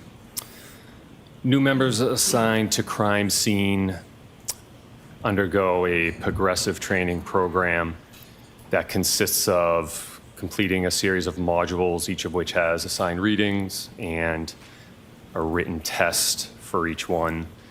It moves on to assisting in the lab and then eventually assisting in the field. There's additional assigned readings, classroom instruction, and it concludes with a series of competency tests that must be passed before you are assigned your own casework. Now, when you're working for the Crime Scene Services Section, how are assignments, or how are you assigned to a particular case or investigation? As cases come in, if you're on call, you would own that case if it's your call day, if something comes into the lab or something you need to respond to. And how long do those on-call periods typically last for? Typically, when I was there in Maynard, it was 24 hours. So you would own a day starting at 7 in the morning, and it would go all the way until 7 the next morning. Now, how big of an area does that particular unit, the Crime Scene Services Section, how big of an area does it cover? The Maynard lab covers somewhere between, I think, 50 and 55 different municipalities. Now, sir, were you working with the State Police Crime Scene Services Section on February 3rd of 2022? Yes, I was. And where were you requested to go on that date? I was requested to respond to an address in Canton. And do you recall what that address was? It was 34 Fairview. And approximately what time did you arrive at that location on Fairview Road? It was about 9:45 in the morning. And who did you meet upon your arrival there? I met with several members of the State Police Detective Unit for Norfolk County. And do you recall specifically who those members of the State Police Detective Unit were? Yes, there was Lieutenant Tully, Sergeant Buchanan, Trooper Proctor, Trooper DeChico, and Trooper Moore. And when you arrived there, what were you asked to document on that occasion? There was a search effort digging through some snowbanks that they were looking for some items. They wanted me to document it with photography. Now, during that search effort, were items located and recovered? Yes. Now, can you describe for the jury the process of item recovery that you observed there on that date? So once an item was excavated, I would be alerted. I would come over, I would document the item in its place, and then one of the detectives would use a gloved hand, and that item would be bagged and documented on the bag. Was that the same with respect to each item that was photographed by you and then bagged by the State Police Detective Unit? Yes. Now, if I could just ask you, if you could expound a little, when you say excavated, what do you mean by that? What did you see being done that day? They were digging with shovels. And as far as the items that were recovered, do you recall where they were in relation to the snow pile and the ground itself? Some were on top of the snow, so there was some significant snow melt. I think that day it was raining out, and it was much warmer than it was the previous 3 days. So some had been revealed by this melted snow, so they were on top. Others were under a foot and a half of snow. Now, what kind of instruments or tools do you use in addition to your camera when you're photographing items? So items of interest would be documented with a scale, so that way it would show how big the item is. And why is it that you use a scale as far as photographs are concerned when it comes to certain items? Because some of the photos, you wouldn't be able to tell how big the item is or proportionally what it looks like. So it has the scales, just a little ruler that shows exactly how big the item is. Now, sir, upon your completion of documenting recovery of items at Fairview Road, were you asked to go anywhere else? Yes, I was. And where were you asked to go? I was asked to go to and address 1 Meadows Road. And who went with you there? Trooper Proctor. And once there, what were you asked to document or memorialize at that secondary location of 1 Meadows Ave? There was a vehicle in the driveway that he wanted me to document. And was that a Chevrolet Traverse, is that correct? Yes. And were you asked to document anything else with respect to the home adjacent to that driveway? There was a camera up above the garage that he had pointed out, so I just documented that as well. Thank you. Your Honor, may I approach? Yes.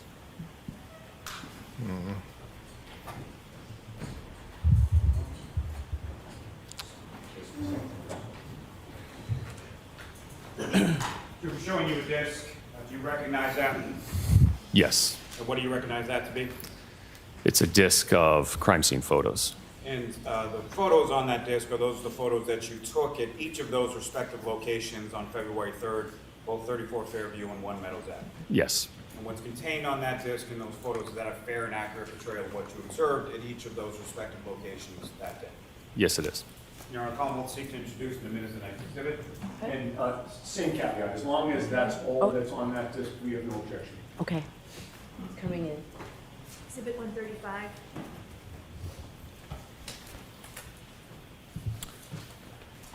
And Your Honor, may I approach the witness again? Yes.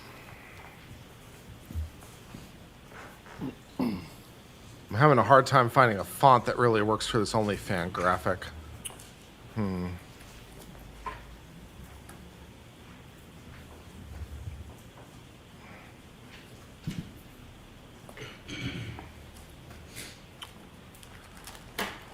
Sir, I'm handing you a series of 7 photographs. Do you recognize generally what's depicted in those 7 photographs?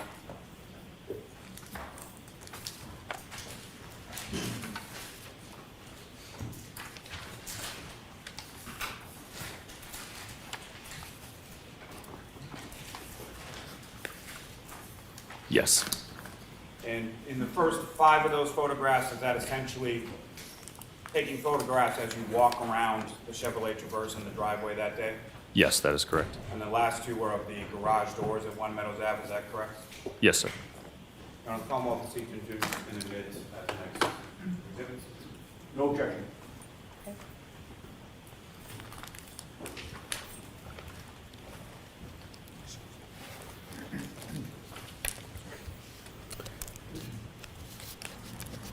Exhibit 136. And Your Honor, with the court's permission, may I publish those photographs in relatively short fashion with the jury? Sure. Ms. Gilman, if I could have photograph 7749.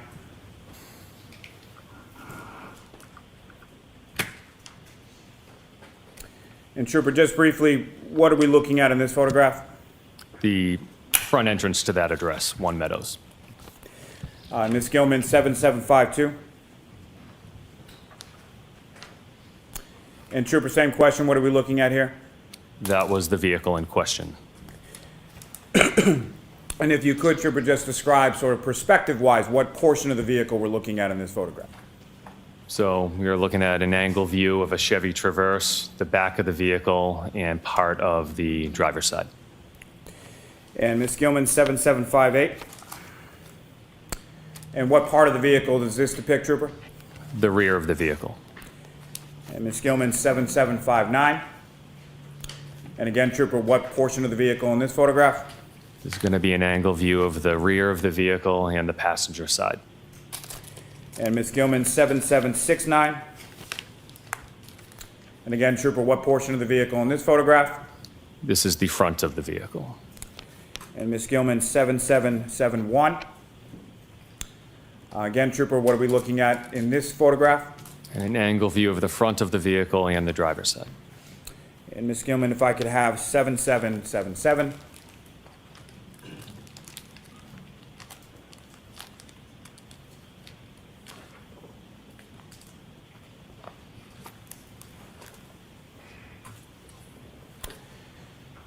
And again, Trooper, what are we looking at in this photograph? This is the Well, give that a driver's shot. side rear quarter panel. And Ms. Gilman, 7791. Now, you also took photographs of the garage doors at 1 Meadows Ave, is that correct? Yes, sir. Okay, and how many garage doors did you observe there that day? And 2 garage doors. And which of the 2 is this? This is going to be the right garage door. And Ms. Gilman, if I could have 7795. And which of the 2 garage doors is this, Trooper? This will be the left garage door. Thank you very much. Ms. Gilman, thank you very much. You can take those down.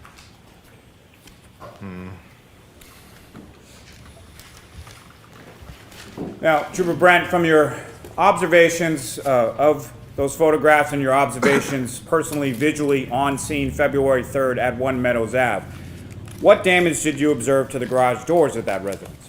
I did not observe any damage to them.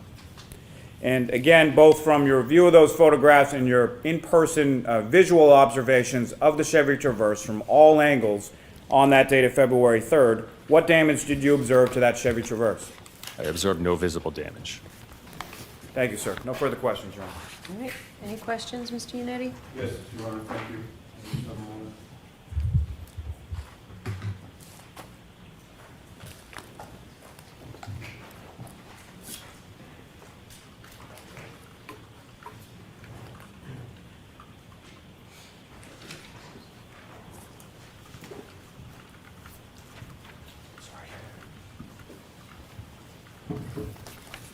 Good morning, Trooper.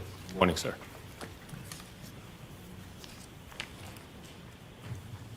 To be clear, the Chevy Traverse that you photographed at 1 Meadows, you did so on February 3rd of 2022, correct? Yes, sir. And you realized at the time that was 5 days prior to the incident in question, which was January 29th of 2022? 5 days after, not prior. Did I say prior? You did. Thank you for correcting me, because you're right. You were photographing it 5 days after January 29th, correct? Yes, sir. And it's fair to say, sir, that your earliest involvement in the case was February 3rd of 2022, correct? Yes, sir. So you don't know, and you didn't know at the time, who had access to that Traverse during those 5 days, correct? That is correct. Now, as of February 3rd of 2022, you, I believe, testified you were part of the Crime Scene Services section of the Massachusetts State Police, correct? Yes, sir. You met former Trooper Michael Proctor on February 3rd at 34 Fairview Road in Canton? Yes, I did. At the time, did you know you were at the home of a Boston police officer named Brian Albert? I did not. And February 3rd was the first and only time that you responded to 34 Fairview Road, correct? That is correct. With regard to anything that you saw on the lawn or on the snow that day, you have no personal knowledge as to how any of those items got there, correct? I do not. And 5 days after January 29th, you had no personal knowledge at the time of who had access to that front lawn during those 5 days, correct? That is correct. You had no information that a guard had ever been posted near that lawn? Not that I'm aware of. And when you got there, there was no crime scene tape, correct? No, there was not. There was no tent? No. Other than the police officers standing there on February 3rd, the lawn was open to anyone who wanted to look at it, just like any other lawn on the street, right? I'm unaware of that. I don't know. Now, in terms of your actions that day in documenting the scene with photographs, you did not write a report on what you saw and what you photographed, correct? I took notes of what I saw and what I photographed. Michael Proctor was the one to write the report in which he reported that you were the photographer on scene, correct? I don't know what Michael Proctor did for a report, so I can't testify to that. Okay, but you didn't write a report?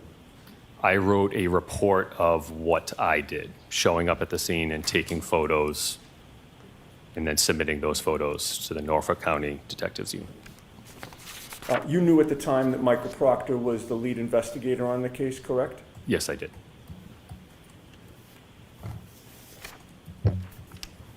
And with regard to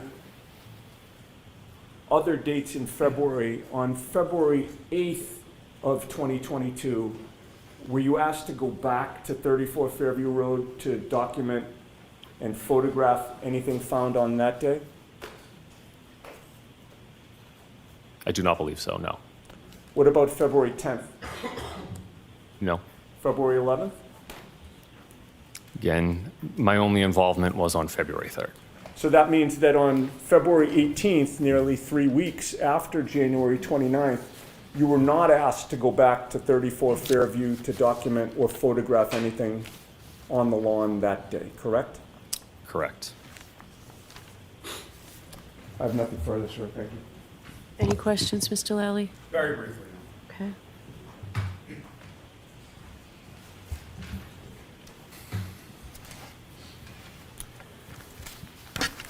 Just for clarity, Trooper Brent, you did write a report in relation to your response documentation on February 3rd, 2022, correct? That is correct. And you mentioned that you also took notes, is that correct? That is correct. And what did those notes entail? It detailed several items that were collected, my response times, and who else was there on scene. Now, when you were there on scene, as far as 34 Fairview on February 3rd, what did you observe as far as these, you mentioned that the weather had gotten warmer, some snow had melted. What did you observe specifically as far as the snow accumulation on that front lawn area in the area of the flagpole of 34 Fairview? Objection beyond the scope. Sustained. Sustained.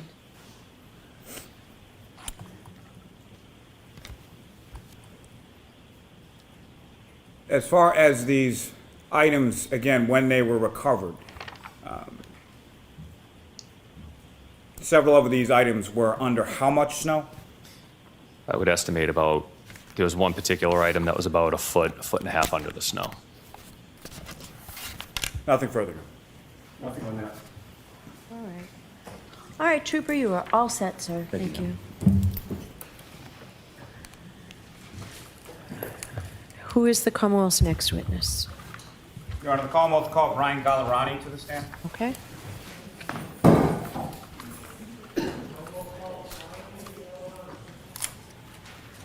Your Honor, as this witness is approaching, could I just move into evidence clips 19 and 20 that were previously played for the jury? Yes. Thank you.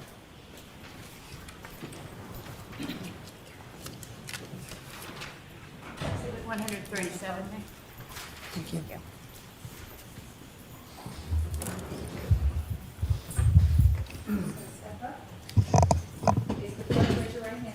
You solemnly swear the evidence you give before the jury in the case now and here true, the truth, the whole truth, and nothing but the truth, so help you God. I do. Thank you. Good afternoon. All right, Mr. Lally, whenever you're ready. Thank you, Your Honor. Good afternoon, sir. Good afternoon. Could you please introduce yourself to the jury and spell your last name for the court? Brian Gallerani, Gallerani. And what do you do for work, sir? I'm currently employed as a sergeant for the Needham Police Department. And how long in total have you been a member of the Needham Police Department? 19 years. And how long have you held the rank of sergeant? 2 years. It'll be 2 years in July. Now, prior to holding the rank of sergeant with the Needham Police Department, what did you do before that at the Needham Police? I was a detective for 8 years. Now, over the course of your work as a detective with the Needham Police Department, what training have you received in regard to collection of biological samples? I've been certified by the Mass State Police since 2015 in collecting DNA. Now, can you explain just briefly to the jury sort of what that process of certification entailed? Sort of how did you become certified? Excuse me. So specifically, I was certified in DNA buccal swab, which is the process of obtaining cells suitable for comparison, DNA comparison, by swabbing a person's cheek cells and gums. And that certification that you received, is that up to date at this point? It is. Now, at some point on January 16th of 2024, did you have occasion to collect buccal swabs or samples in relation to this case? I did. And before I get to that, just briefly, as far as with your work as a Needham police detective and or sergeant, you had no involvement with any investigation either by the Canton police or the state police in relation to any incident in the town of Canton, correct? Correct. Now, with respect to that date of January 16th, where did you go? I went to Norfolk County DA's office in Canton. And who did you meet with, or who did you collect samples from on that occasion? I collected samples from Trooper Proctor and Sergeant Buchanan. And again, briefly, can you explain to the jury the process of that collection of samples from Sergeant Buchanan and Trooper Proctor? So I swabbed the inside of their mouths with a cotton swab.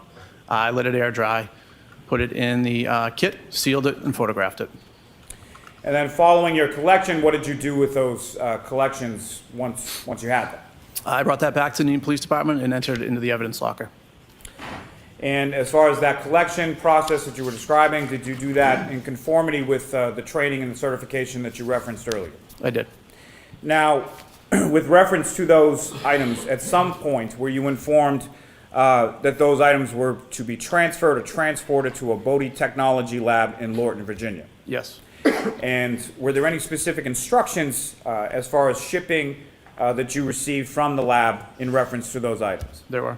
And did you comply with those instructions as far as how those items were shipped from the Needham Police Department to the Bodie Lab in Virginia? Yes.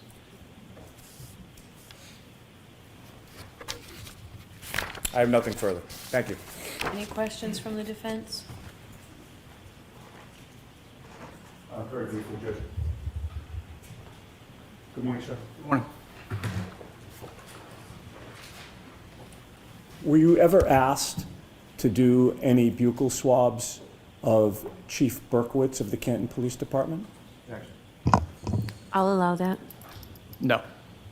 Were you ever asked to do any buccal swabs of Detective Kevin Albert of the Canton Police Department? No. Were you ever asked to do any buccal swabs of Lieutenant Brian Tully of the Massachusetts State Police? No.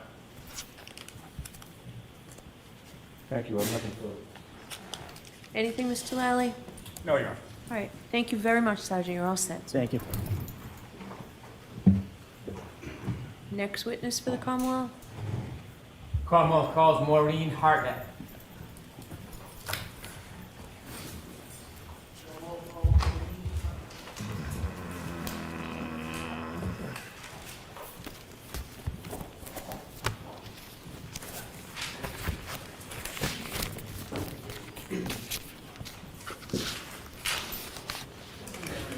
Follow me, ma'am.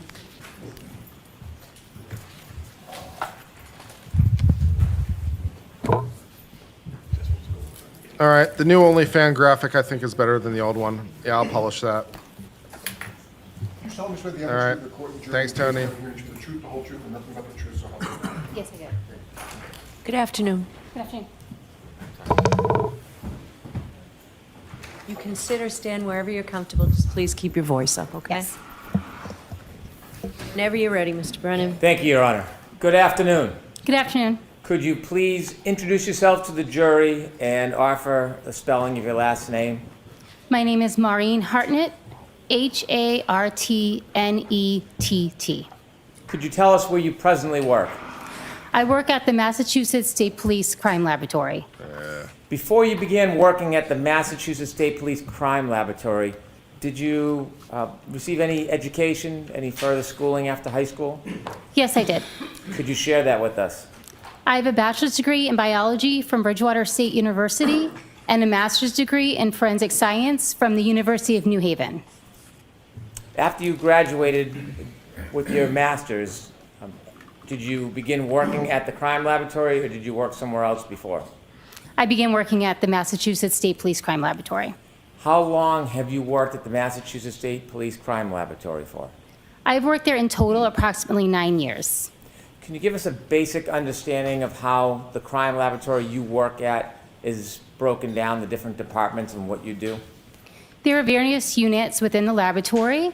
There is the criminalistics unit, which is the unit I work for, the DNA unit, the Office of Alcohol Testing, the Arson and Trace unit, and each of those units is comprised of civilian workers. And there's also portions of the laboratory that are made up of sworn or troopers that work for Crime Scene Services section as well as the Firearms Identification section. Would you consider your role a civilian worker, or are you a Massachusetts State Police trooper? I'm a civilian worker. You mentioned that one of the departments that you work in is the criminalist unit. The criminalistics unit. Could you give us a little more detail about what the unit does? In the criminalistics unit, we examine items of evidence for the possible presence of biological fluids. We conduct trace identification, damage analysis, as well as gunshot residue collections on evidence. Do different employees do different things in that unit, or do all the employees, are they trained to conduct all of those different type of testing? There are specific types of analysis that only certain members of the unit will conduct based on the fact that those types of analysis are not requested very often. Is the unit broken down by level of experience? Are there different roles within the unit based on experience? Yes, there are. Could you explain that, how it's broken down, the structure of it for us? Generally, a training analyst will be a forensic scientist 1, which means they're in training and they're not performing any type of independent casework. Once an analyst is authorized to perform independent casework, they are then a forensic scientist 2. And that above them would be their supervisors, which are forensic scientists 3. And that is specific to the unit. And then as the chain of command goes up, there are additional levels as well. Do you have a particular level that you've achieved? Currently, I'm a forensic scientist 2 in the criminalistics unit and crime scene response unit. In addition to your education and your master's degree, do you receive any specific training when you enter the unit? Yes, every analyst will receive generally the same training when they enter the unit. It is written in our protocol, so it is standardized, and that is completed once they enter the unit. It takes approximately 9 to 12 months to complete that training. Is there any ongoing training involved when you work in the criminals unit? Yes, as a part of our accreditation, we also receive ongoing education yearly. You mentioned accreditation. Can you briefly tell the jury what that means as it relates to the unit in the lab? Accreditation is a voluntary quality assurance program that the laboratory is a part of. And basically their role is to ensure that our protocols, our procedures, our equipment, and our personnel are held to a certain level based in the scientific community. In your role, do you do all of your testing at the office or in the lab? As part of the crime scene response unit, I will respond to crime scenes and I will perform some testing and collection at crime scenes as well. How long have you been involved in the crime scene response unit? I've been involved with the crime scene response unit the same amount of time I've been in the criminalistics unit, which is approximately a total of 9 years. As part of crime scene response, do you actively go to an ongoing developing scene, or do you arrive somewhere after the event? It depends on the circumstances. Oftentimes we are called out to a scene directly after the incident takes place. There are times when we also will examine additional items or additional scenes after the fact. How many scenes have you responded to as far as crime scene response where you were the person who was in charge? I would say approximately 300. When you are asked to or assigned to go to a scene, a crime scene, whether it's active or whether it's later in time, do you make an assessment when you get there, or is there a plan developed before you leave your office and get to the scene? I'm sorry, can you be more specific? Sure. How do you decide what you're going to do before you get there? Generally, when I arrive on scene, I get a brief description of what they think may have occurred. Of course. I will take an overall sketch and diagram of the scene, and I also take some notes of the scene before I perform any type of testing or collection. When you arrive at a scene and you start engaging in an analysis and determine whether you want to do testing, are you allowed to use your own independent judgment? Yes, I use my training and experience to determine what items I would like to test and what items I would like to collect. Is there ever any input by whatever law enforcement team or officer is at the response scene? Yes, there is. Are you You involved in mentioned a that you've been to a conspiracy? number of crime scene responses. I want to ask you specifically about a response on February 2nd, 2022. Do you remember that? It was Groundhog Day. I remember May I everything check the about date it. on that? With the court's permission, please. It was Groundhog Day. Puxatawny Phil showed his shadow. Strike up the band, da da da da da da. It's the grand old polka. Do, do, do, do, do, ba, bum, bum, ba, dum, dum, bum, bum. I mean, this entire trial is Groundhog Day, so that makes sense. That tracks. So I responded to a crime scene on February 1st of 2022. My apologies. Where did you go on February 1st, 2022? I was dispatched to the Canton Woodchuck Police Station chuckers, it's cold in their out there garage today. area. When you cold went out to the there Canton every Police Department, did anybody else from your lab go with you? There was a crime scene services trooper that also responded at the same time, but there was no additional crime scene responder from my unit that responded. Did you arrive at the Canton Police Department? Yes, I did. Is there a garage that you were directed to? Yes, I was. When you arrived at the garage, which sometimes may be referred to as a Sally Port area, were there any other people there when you arrived? There were Massachusetts State Police troopers as well as some Canton police officers. Did you know who they were? I did know who the Massachusetts State Police trooper was, yes. Okay. Was Michael Proctor there? Yes, he was. Was Trooper Dunn there? Yes, he was. Was Trooper Clark there? Yes. You mentioned Canton Police Department officers. Do you know Lieutenant Gallagher? Yes, I did have an interaction with Lieutenant Gallagher as well. When you got there, did you have a chance to look at an item? Yes. Tell us what your focus was on. What type of item? I was asked to examine a black Lexus SUV. And was there a black Lexus SUV? Yes.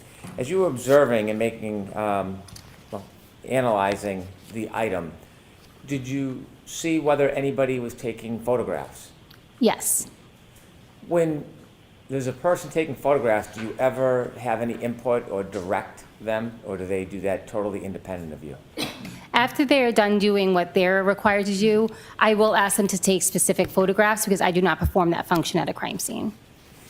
When you first arrived, did you have a chance to walk around the vehicle? Yes, I did. Did you observe the vehicle from standing behind it, looking at the back of it? Yes, I did. May I approach, Your Honor? Yes. No, thank you, Mr. Brown. I'm handing you a document. Do you recognize that? Yes, I do. And what is it? This is the rear of the black Lexus SUV. Does that photograph, does it appear to be substantially accurate to what you saw that day? Yes, it is. Is it a fair and accurate depiction of what you saw? Yes. May I approach again? Yes. I'll move this into evidence, please. Okay. No objection, Your Honor. Exhibit 138. With the court's permission, I'd like to show P-145. Okay.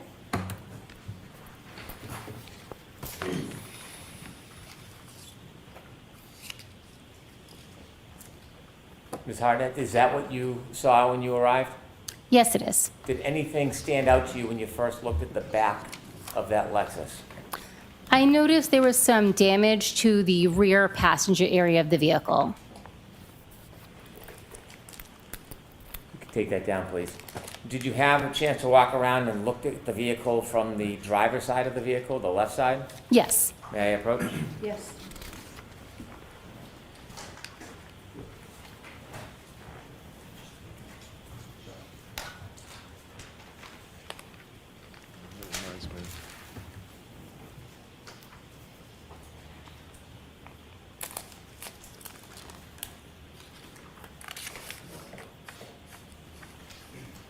Thank you, Mr. Chairman.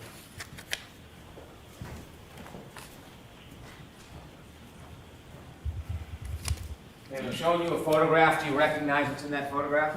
Yes. What is it? This is the driver's side of the Lexus. Did the Lexus appear to you the same as it does in that photograph? Yes. Is that a fair and accurate depiction? Yes. Your Honor, I move this into evidence, please. No objection, Your Honor. Okay, thank you. Exhibit 139. With the court's permission, I'd ask to show the jury P-144. Okay. Could you describe what you saw, ma'am? Yes, so this is the driver's side of the black Lexus. Thank you, you can take that down. Did you get a closer look from the right side of the Lexus to pay detail or attention to what you described from the back view that stood out to you? Are you referring to the damaged area? I am. Yes, so I did take notes of that area and as well as had additional photographs taken of that area. May I approach, Your Honor? Yes.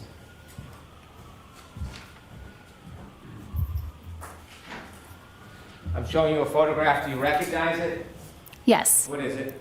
This is a close-up photograph of the rear passenger side tail light area. Does that photo depict what you saw that day? Yes, it does. Is it a fair and accurate depiction? Yes. With the court's permission, I'd like to use that as an exhibit. No objection, Your Honor. Okay. Thank you. Exhibit 140. May I show it to the jury, Your Honor? Yes. P-161, please.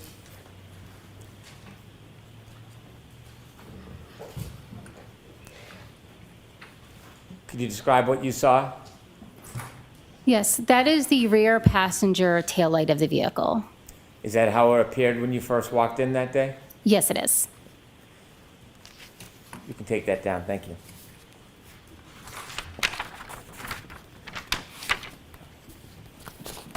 When you examine an item like a car, do you take any type of efforts to protect from contamination? Yes. What do you do? Before processing or touching any item of evidence, I'll put on gloves.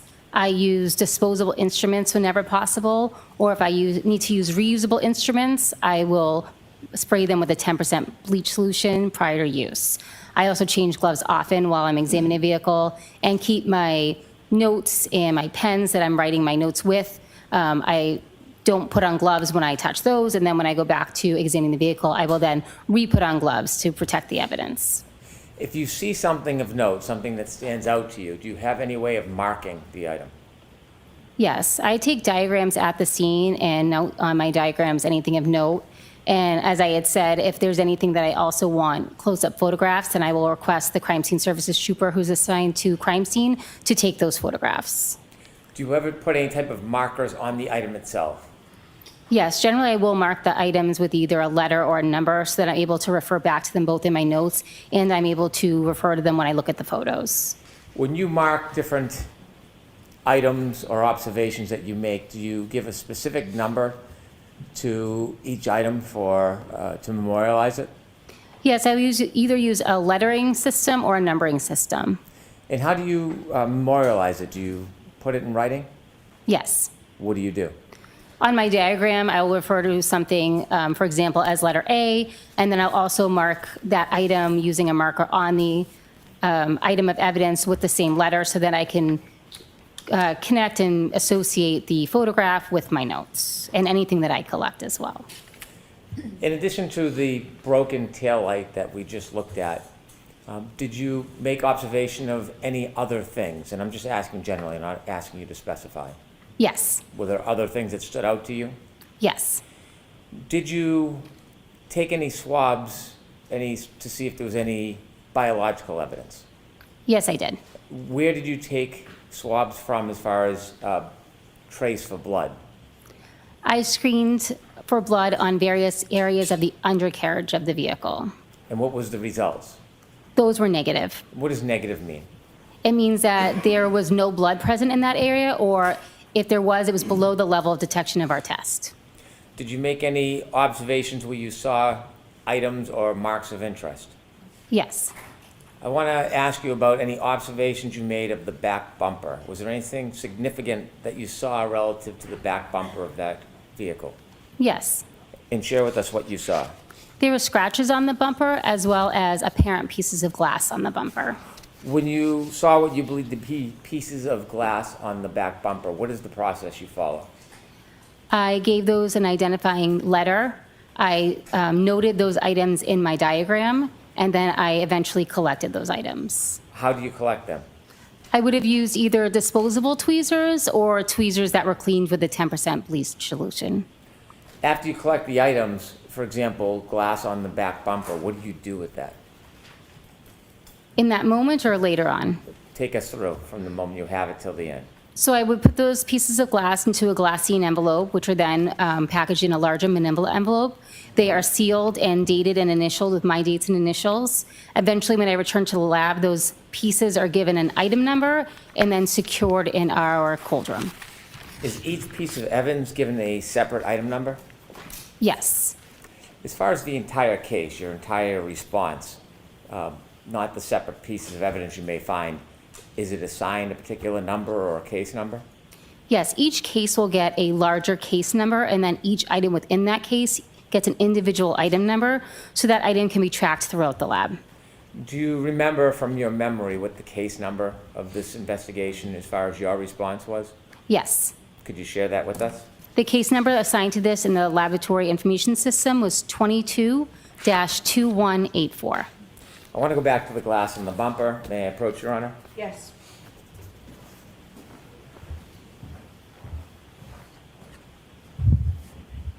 I'm showing you a photograph. Do you recognize what's in that photograph? Yes, I do. Is that a fair and accurate depiction of what you saw that day? Yes. And could you generally describe what you see? This is a close-up photograph of the apparent glass on the bumper of the vehicle. Can we listen to evidence, please? No objection, Your Honor. Exhibit 141.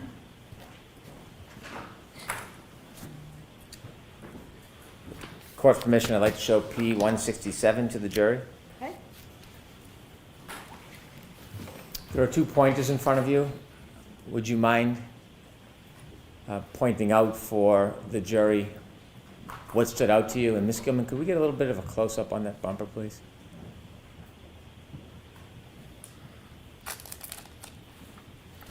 So I can see one of the, it's a little difficult to see, but I do see one of the larger pieces of apparent glass right here. Would it be better if I use this one? Could you? Do you mind? So this piece here is a larger apparent piece of glass. I think that was the largest one that I saw. And those 2 white stickers, could you tell us what those are? This sticker, this sticker here is marking where the apparent pieces of glass are. Is there another sticker above, or is that just I'm a not different sure. item? If you could close up, I'm not sure what that is. Yes, so that is another sticker, and next to that sticker are additional pieces of glass. Those items to the right of that picture, are those pieces of glass? Yes, I would say that's an apparent piece of glass here, and this one. And could we just go down to the bottom part again, please?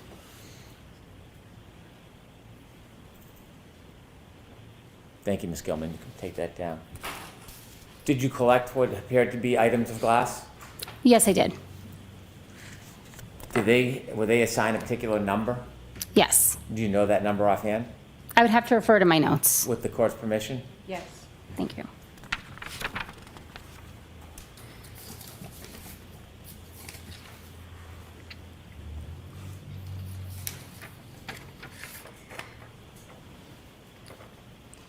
Please. Those items were given the item number 3-3.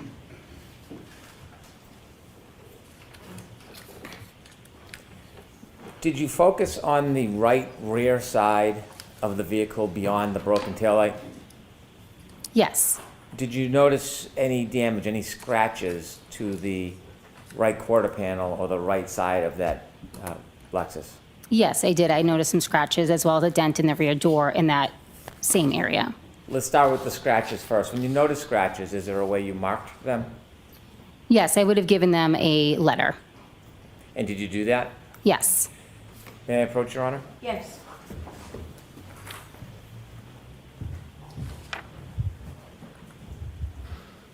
Showing you a photograph. Do you recognize that photograph? Yes, I do. Do you recognize what's in that photograph? Yes. What does it depict? It is a close-up photograph of one of the scratches on the right rear area of the vehicle. Is that a fair and accurate representation of what you saw that day? Yes. All right, move this into evidence, please. No objection, Your Honor. All right.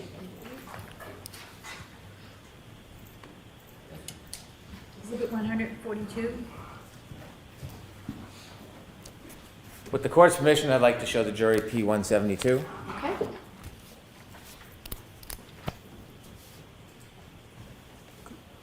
Could we close up just a little more, Ms. Gilman? Thank you. Starting at the bottom, what is that, ma'am? That is a close-up of the scratches that I noted in that area. And could you zoom out again, please, Ms. Gilman? Is that on the back bumper or the right quarter panel? I believe it's on the right bumper. It's a little difficult to make out in that photo. Could you zoom in again and move up just a little higher, Ms. Gilman? Thank you. You have another sticker on the top? Yes, I do. Do you know what that is? Yes, I do. What is that? That is an apparent hair that I noted in that area. So that doesn't designate a scratch, that's something entirely separate and different. That's something different, correct? We'll get to that later. I just want to point out that it's not a scratch. Now, you mentioned that you saw a scratch. Was it a singular scratch or a number of scratches? Could you zoom in, please, Ms. Gilman? It was a couple of scratches. Is there a number you designate if it's not a physical item, if it's something like a scratch, or the designations just for actual physical items? I use the designation for both observations as well as physical items. Would there be a number for the scratches? Yes, well, there's a letter, yes. Do you know what that letter is? Yes, I believe it's D. D. Okay, thank you. Take that down, please, Ms. Gilman.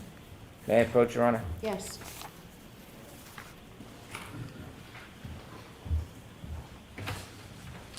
I'm showing you another photograph. Do you recognize what's in that photograph? Yes. What is it? That is damage that I noted on the rear trunk door of the vehicle. Is that a fair and accurate depiction of what you saw? Yes. When you say damage, what type of damage did you notice? There was some scratches as well as a dent. I'd like to move this into evidence. No objection, Your Honor. Okay. Thank you. Exhibit 143.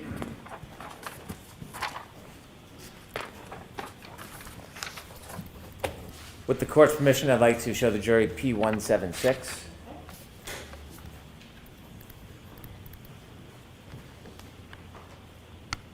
Could we zoom in just a little bit more, please? You told us that you saw both dent and scratches. Starting with the scratches with the pointer on the TV to your right, could you show us where you saw further scratches? So the scratches are up above, and then down here there's chipped paint and a dent. And where is the dent in relation to the scratches? Just below it. Could we zoom in a little more if we could, Ms. Gilman, please? Can you see in this photograph the dent that you saw? Yes, I was referring to this area here as a dent in my observations. Thank you. You can take that down, please.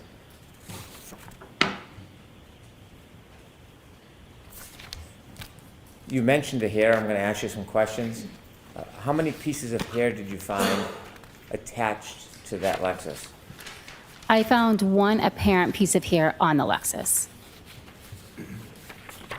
Was there a designation number for the hair that you found? Yes. Do you remember what that number is? I used the letter A for that particular item. Did you say letter A, ma'am? Yes, correct. May I approach, Your Honor? Yes.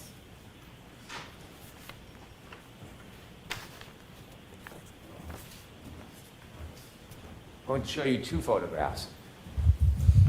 You take a look at the first photograph, please. Do you recognize that picture? Yes, I do. And what's in that photograph? This is a photograph of the apparent piece of hair I noted on the rear area. Is that a fair and accurate depiction of what you saw that day? Yes. Turn to the second photograph, please. Do you recognize what's in that photograph? Yes, I do. What is it? This is an additional photo of the apparent hair on the vehicle. Both photographs of the same piece of hair? Yes. And the second photograph, is that a fair and accurate depiction of what you saw? Yes. I'd like to move these two photographs into evidence, please. No objection, Your Honor. Okay, is A and B, please. 144A and 144B.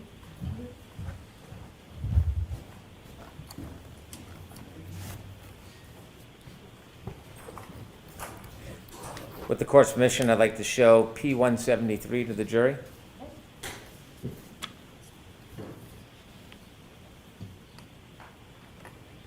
If you could get in as close as possible, Ms. Gilman.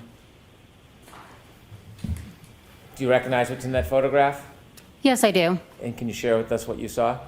This is a close-up photo of the apparent piece of hair on the rear of the vehicle.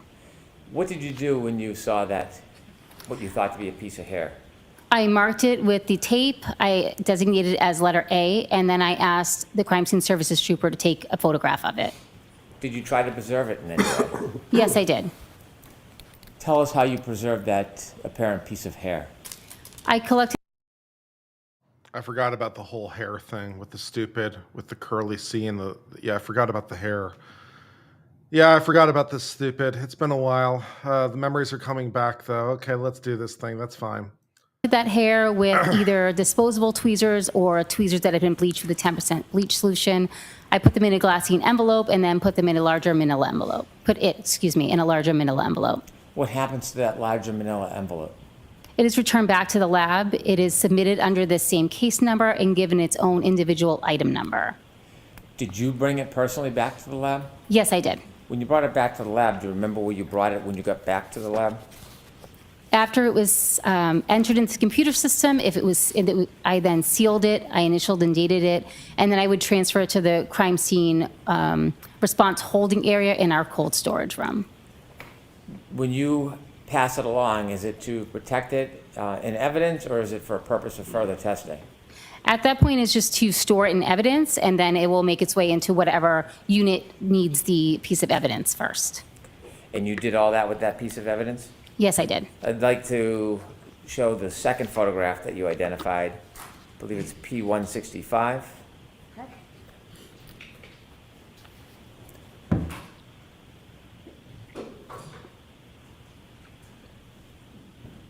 Do you recognize that photo?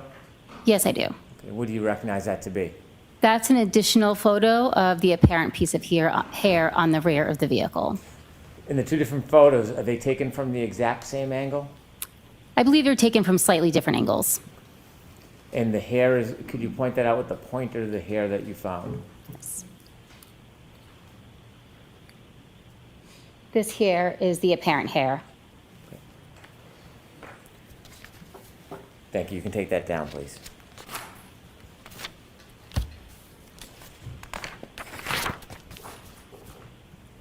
Regarding the damage to the broken taillight, did you have any interest in maintaining that piece of evidence? Yes, I did. What did you want to do? I wanted to collect the entire taillight housing.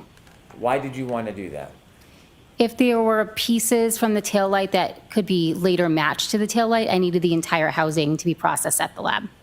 Did you make efforts to try to maintain or remove or preserve that entire taillight housing? Yes, I did. What's a taillight housing? Excuse me? What is a taillight housing? I'm referring to the entire piece, including the back, the glass covering, the light bulb inside. So it's in the entire unit. Did you attempt to remove that entire unit yourself? I did. Were you successful? No, I was not. So what did you do? A Canton police officer that was in the Sally Port at the time offered to help disconnect it with some tools that he had. Have you ever seen whether there's video that memorialized that entire event? Yes, there is. And have you ever watched that video? Yes, I did. Does that video show you attempting to remove the housing and then receiving assistance from somebody? Yes. When that housing was removed, what happened to it? I then placed it in a box, I believe I placed it in a paper bag in a box, and then once I brought it back to the lab, I added additional cushion with additional paper to protect it from any further damage. Were you going to keep that housing, or were you going to put that in evidence for other reasons? That was put into evidence storage for the time being. May I approach, Your Honor? Yes.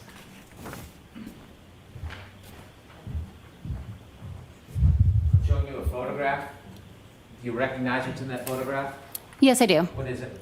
This is a photograph I took of the taillight housing back at the laboratory upon examination. Is that in substantially the same condition as when you saw it? Yes. Any differences whatsoever from when you saw it? Not that I noticed, no. Is that photograph fair and accurate of what you saw that day? Yes. You want to move this photograph into evidence? No objection, Your Honor. Okay. Exhibit 145.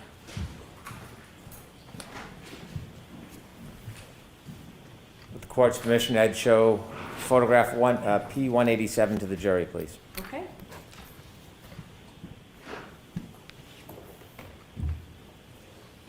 Could you tell us what that is? That is a photo that I took of the taillight housing at the laboratory. And that's after it's obviously removed from the vehicle. Yes, that's correct. Wow, And that was packaged and preserved?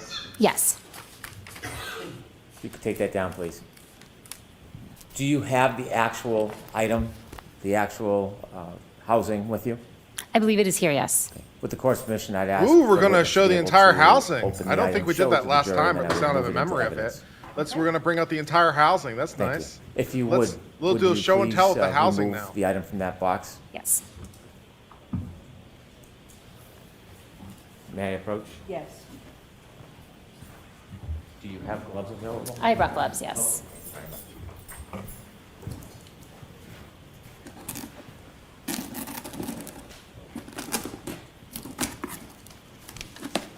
Would you like to put on the gloves at any point?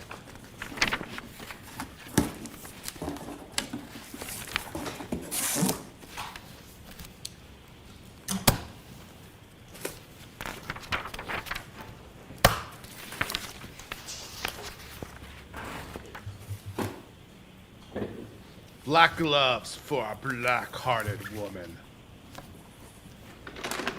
Maybe she's a tattoo artist on the side.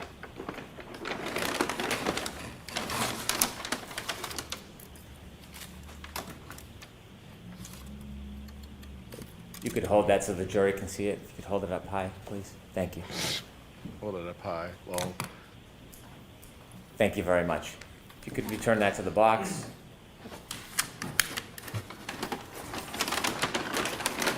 what's in the box? I would move this item into evidence, please. No objection, Your Honor. What are you doing right now?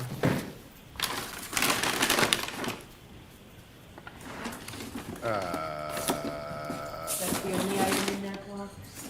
There are additional items in that box as Oh, well. I only want to introduce that one item. Okay, so that bag, you need to take that bag out. There are also other items in that bag. May I approach, Your Honor? Yes. I didn't know. Yes, why don't you come on in? What's in the box? The lunch is here? All right, jurors, the lunch isn't here, so this seems like a good time to take a break. Lunch time? We'll see you in about 50 minutes. Yeah, she can stay right here. Of course. 50 minutes. This way, please. Please rise for the jury. So, like, at the bottom half of the hour? Okay. Well. All right.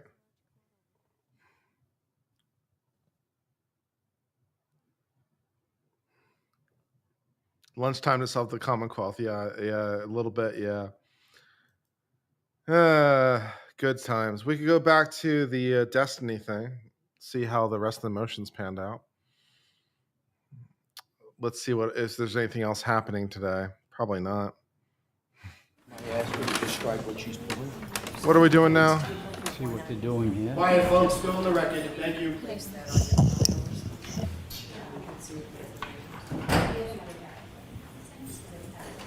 What stupid are we doing now?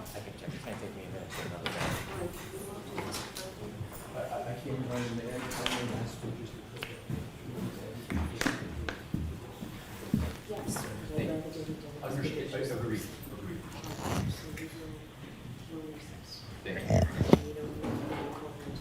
I do employees. Thank you.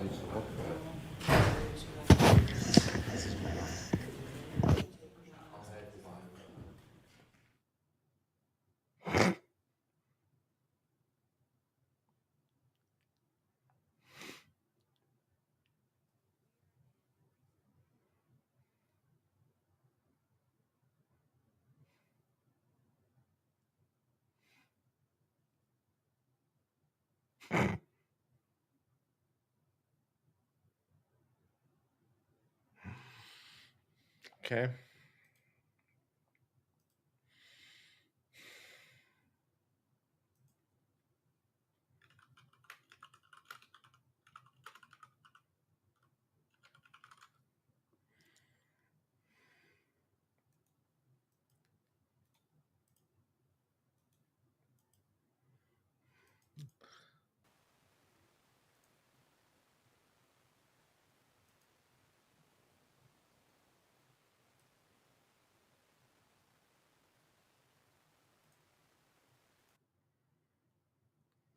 We should have like a game we could play during breaks. That'd be good.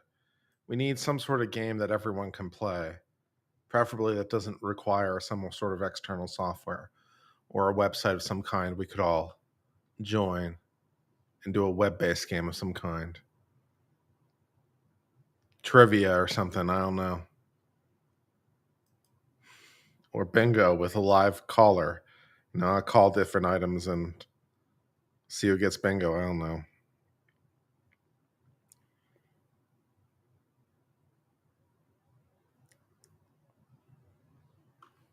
There is apparently no further information about our good friend of clerk of court, Becky. There's no further information on exactly what she's being charged with at this time.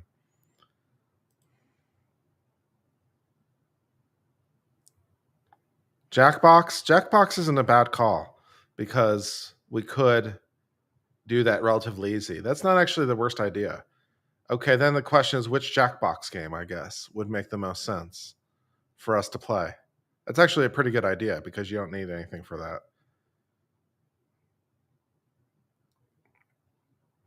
Murder trivia. We could do a round of murder trivia together. Murder trivia is always fun. Murdia Trivia Party is always a fun game.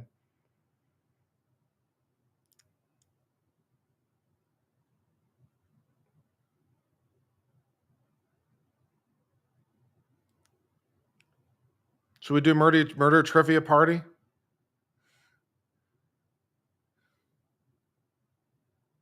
It's fun, easy to play. It's free.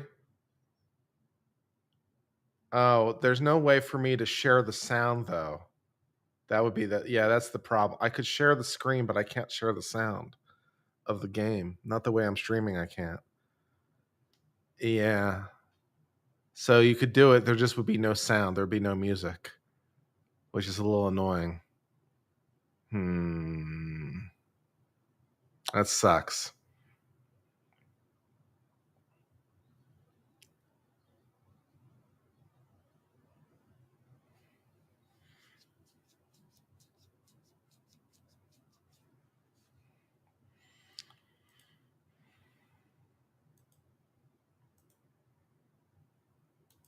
Yeah, if I share the entire screen, I can share the system audio, but I can't do it without sharing the entire screen, and that would be messed up.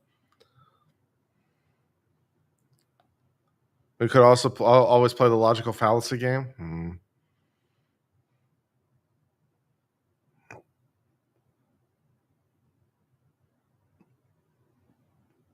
Among Us? Again, I couldn't share the audio of it though. That would be the thing. Not with streaming through this. I can't share audio unless it's through a Chrome tab, or I'm sharing the entire screen, and I only have a one screen display, so I can't do that.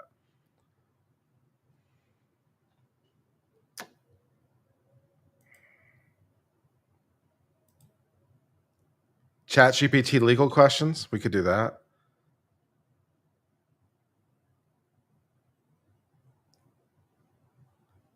Voice meter to reroute sound?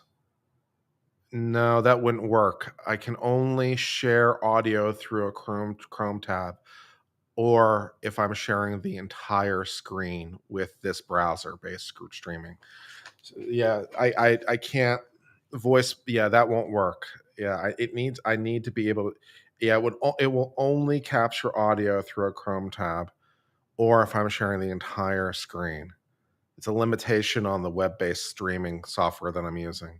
It's very, very annoying.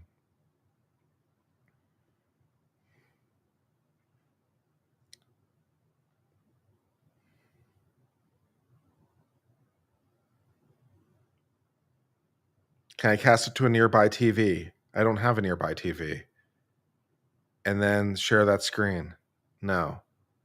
I do have a portable display that I could hypothetically hook up and then do it that way. So I do have a display that I could hook up and do it that way. Yeah.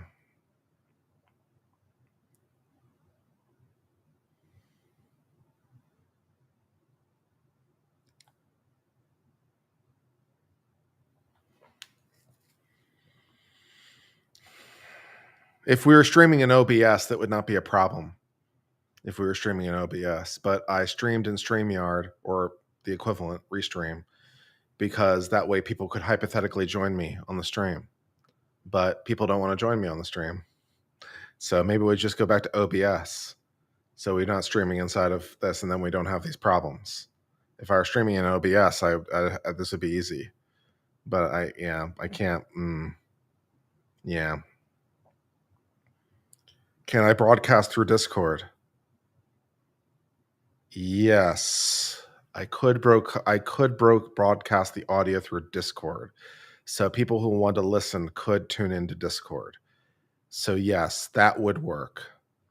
So I could stream it, capture it inside Discord, and then the audio would stream inside Discord. Yes, and then if you want to listen to the audio, you could listen to it on Discord, although it would be out of sync with the YouTube. So the audio would be out of sync, but it would work.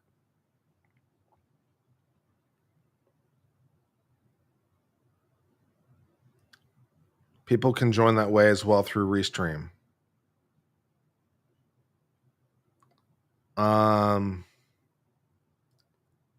In terms of like people joining the stream, yeah, I mean you could figure that out in some way. You could figure out some way to capture.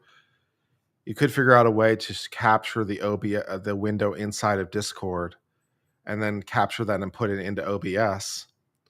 Although you would have to still like fudge with the layout and stuff, but yeah, you could do that. You could do that. You could stream. You could capture. You could stream it inside of Discord, and then people could join the Discord, and that you could capture that entire thing in OBS and do it that way. That would work. Yes. Although there's like a delay. The Discord link says it's invalid. It shouldn't be invalid. It's supposed to be perpetually valid link. It's never supposed to be invalid. The Discord link is invalid now? Since when? Why does the Discord link become invalid? I said it so it will never expire. Why does the Discord link then expire? It doesn't make any sense. Yeah, there are two different Discord links now being shared in chat. That displeases me. This is bullshit.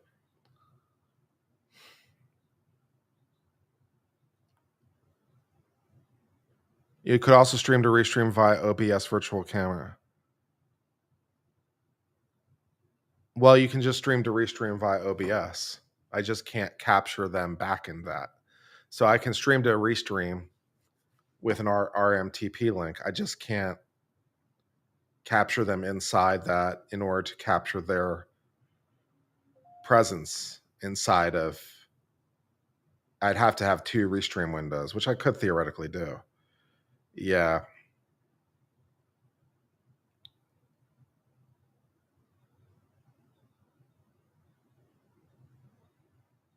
Is the link invalid? Is there a problem? Discord should give me the link immediately, right?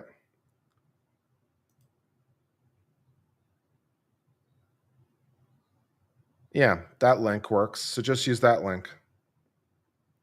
Just use that link. Save ourselves time.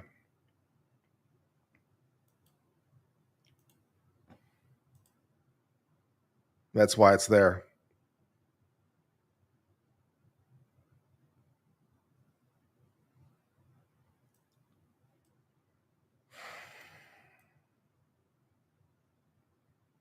I've never tried to stream inside of Discord though.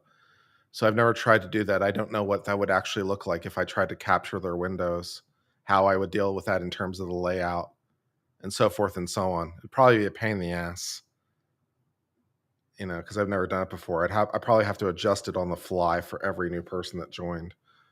I'm not sure that's viable to capture it inside of stream to Discord. Unless I can also share the Chrome thing inside Discord and capture the entire thing so I don't have to readjust it every time. But I don't know how that would actually play out. I've never actually tried it before.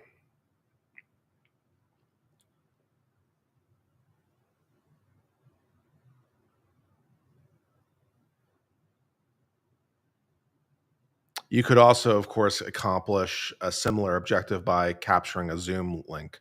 You could do it that way. You could share everything inside of Zoom and then capture the entire Zoom window. So you could give them a Zoom link to join and then capture the entire Zoom link inside of OBS. That'd probably be easier than using Discord, just using Zoom. You wouldn't have as much control over the layout, but it would work.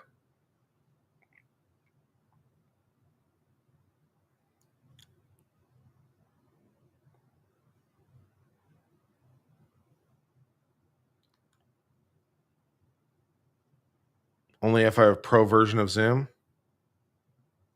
to capture the window of Zoom. Oh, because the time limit of the Zoom, because the Zoom is time limited. And if you're not pro, that's right. So you'd have to like create and recreate the link because the thing itself is time limited. That's right. What a pain in the ass.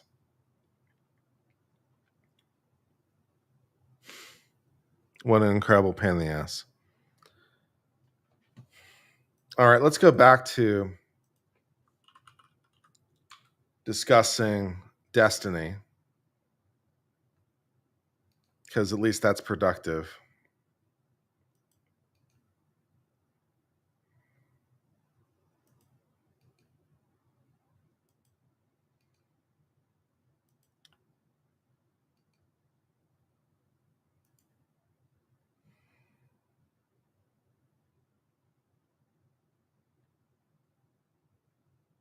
Response and opposition. Okay, we did the response and opposition. Response and opposition for preliminary injunction, objections to the declaration, leave to file excess pace, plans to reply and support a motion for TRO, filed by Jane Boat Day. Let's take a look at her response and see what she's got for the preliminary injunction motion.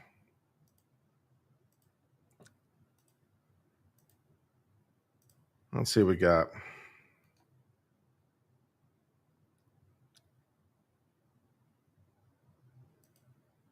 Okay, blah, blah, blah, blah, blah, blah.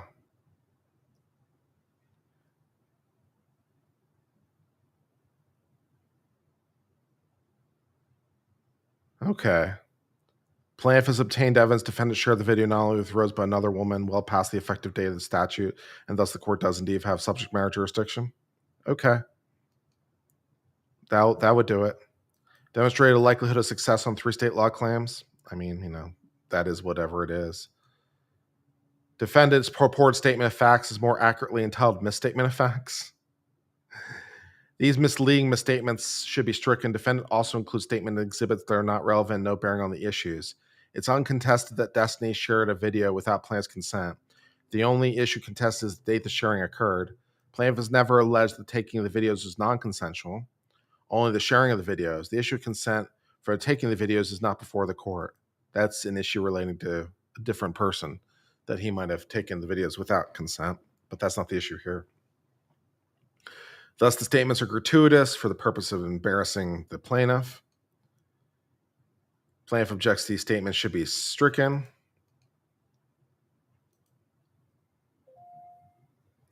Okay. Blah, blah, blah. Despite claiming at least 15 potential witnesses contacting her purporting to have evidence that Destiny shared video, plaintiff has only provided one declaration. Statement is simply false. Plaintiff has never claimed 15 people told them that the video was shared. Yeah, relating to other women, so misquoting it. Plaintiff is entitled to injunctive relief. Plaintiff's sole argument for lack of success in the claim is that it occurred before the effective date. This argument fails because defendant shared the video with another woman after statute effective date, thus the court is subject matter jurisdiction. Yeah, that sounds plausible. Defendant has not and cannot demonstrate the plaintiff does not have a likelihood of success on the merits of the state law claims. We can push past that. But what is the nature of the injunction that you want? Like, what is the behavior you're trying to enjoin is more the point.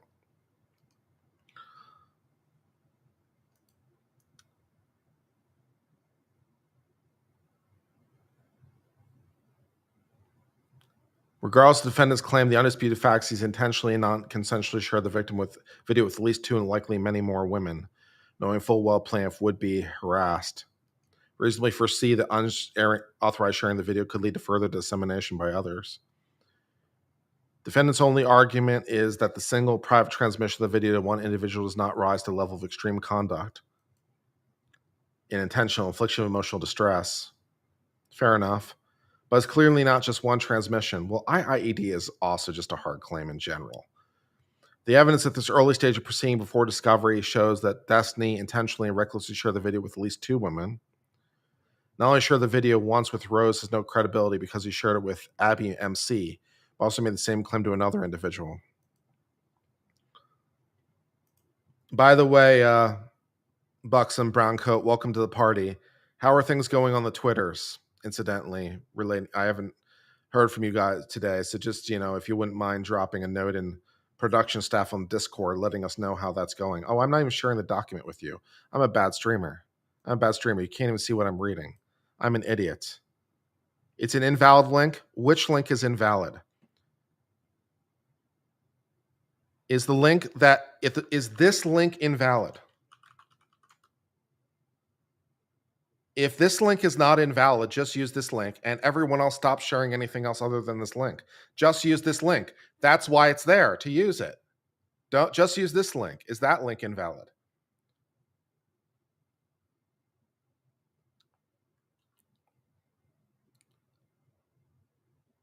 It says invalid if you're not logged in on the browser. This link is invalid.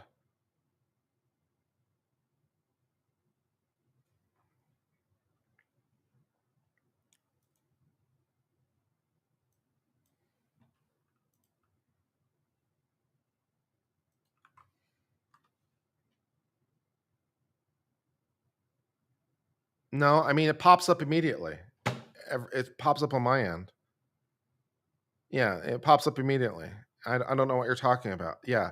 So moderators, just please stop using other Discord links. Just use the one link. That's why it's there. If someone needs the Discord link, just type !Discord. That's why it's there, so that we have the one link. So we don't have to worry about there being valid and invalid links. Yeah, okay, great. So thank you. Please, appreciate it. Let's see, where were we on this thing? After the link, defendant all told witness he only shared a video with Rose, but shortly thereafter, Mole informed witness defendant shared video with them. The ID claim is not just about the reckless sharing of intimate images, but adding old insult to imagery, about subsequent publication of private messages and ongoing harassment, disputing of public facts.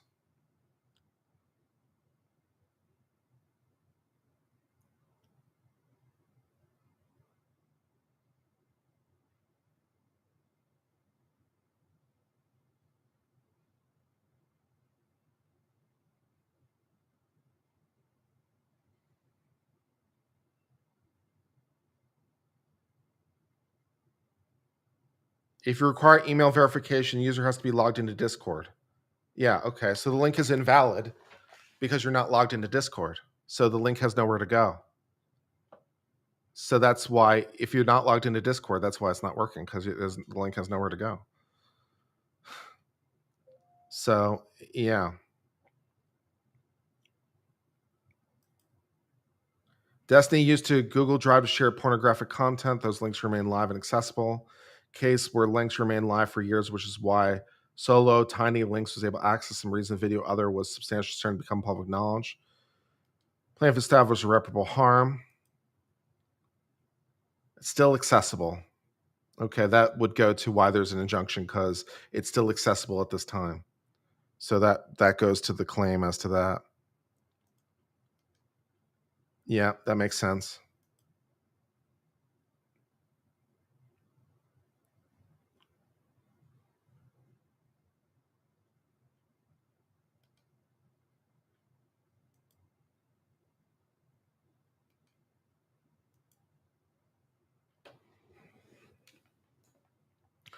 Ongoing violation of the right to privacy presumptively constitutes irreparable injury.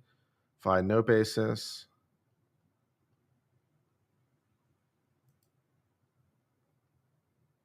Shameful attempt to minimize his own responsibility.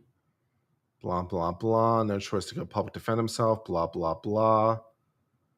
Requested orders 1 and 2 should be granted. Injunction enjoining them from sharing, publishing, transmitting the videos or private messages, compelling to remove all publications of private messages. That makes logical sense. Defendant should have no objections to request because it's required by law to preserve evidence. Fair enough. Yeah, that all makes logical sense to me. Okay, yeah, I buy that. Okay, so the response is pretty good. What else?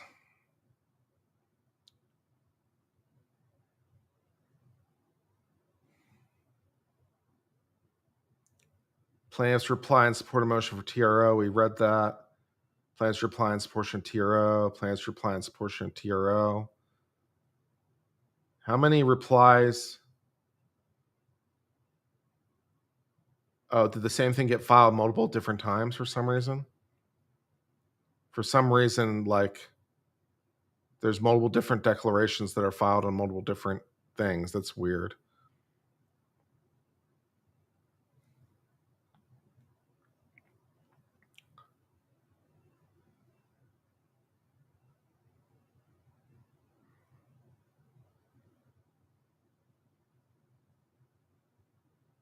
Okay, what else is going on in this thing?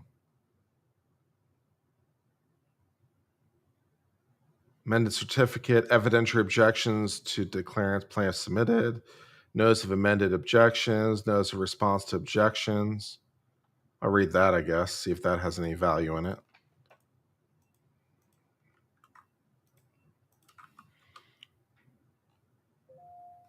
Response to defendant's evidentiary objections. Objects to declarations found in various declarations. While no way admitting the evidence would be inadmissible, it's important to note that during the preliminary injunction, the evidentiary rules are relaxed. Yep. In fact, the court may consider otherwise inadmissible at the preliminary injunction stage. Yes, that's true.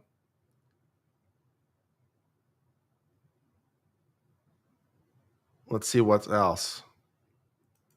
Yeah. Hearsay, blah, blah, blah. So they go through the evidentiary objections one by one and why it's admissible. The rules are relaxed too, so there's definitely that. So all that stuff is happening. All right, cool. What else is going on in this case? For leave, file under seal. Opposition to filing under seal by Destiny.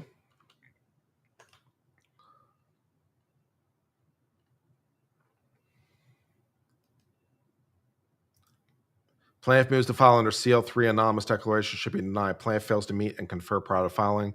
Refuses to identify names that declarate to the counsel. And federal rules and statute upon which they rely are not applicable. So they're dicking around on like the margins right now. So they're just dicking around on the margins. That case is not going anywhere for a while. That case is just not going anywhere for a while, probably. So the Destiny case continues with all of its attendant bullshit for the foreseeable future. That's exciting. What else can we talk about? I've run out of things to talk about. I got 20 more minutes to kill. What else do you guys want to talk about today?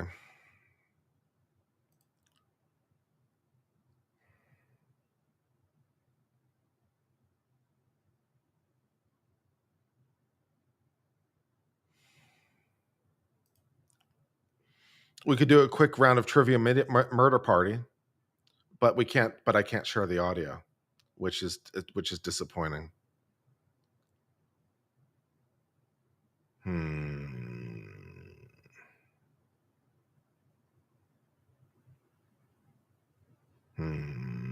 That sucks.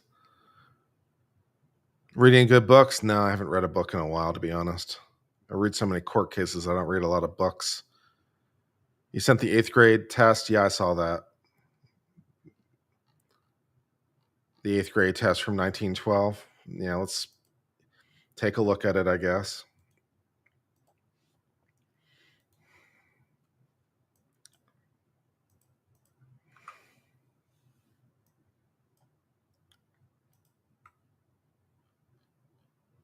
All right, let's take a look at this thing.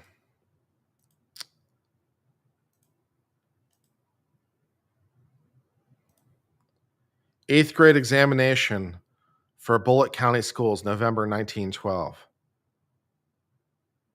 And we got a bunch of words to spell.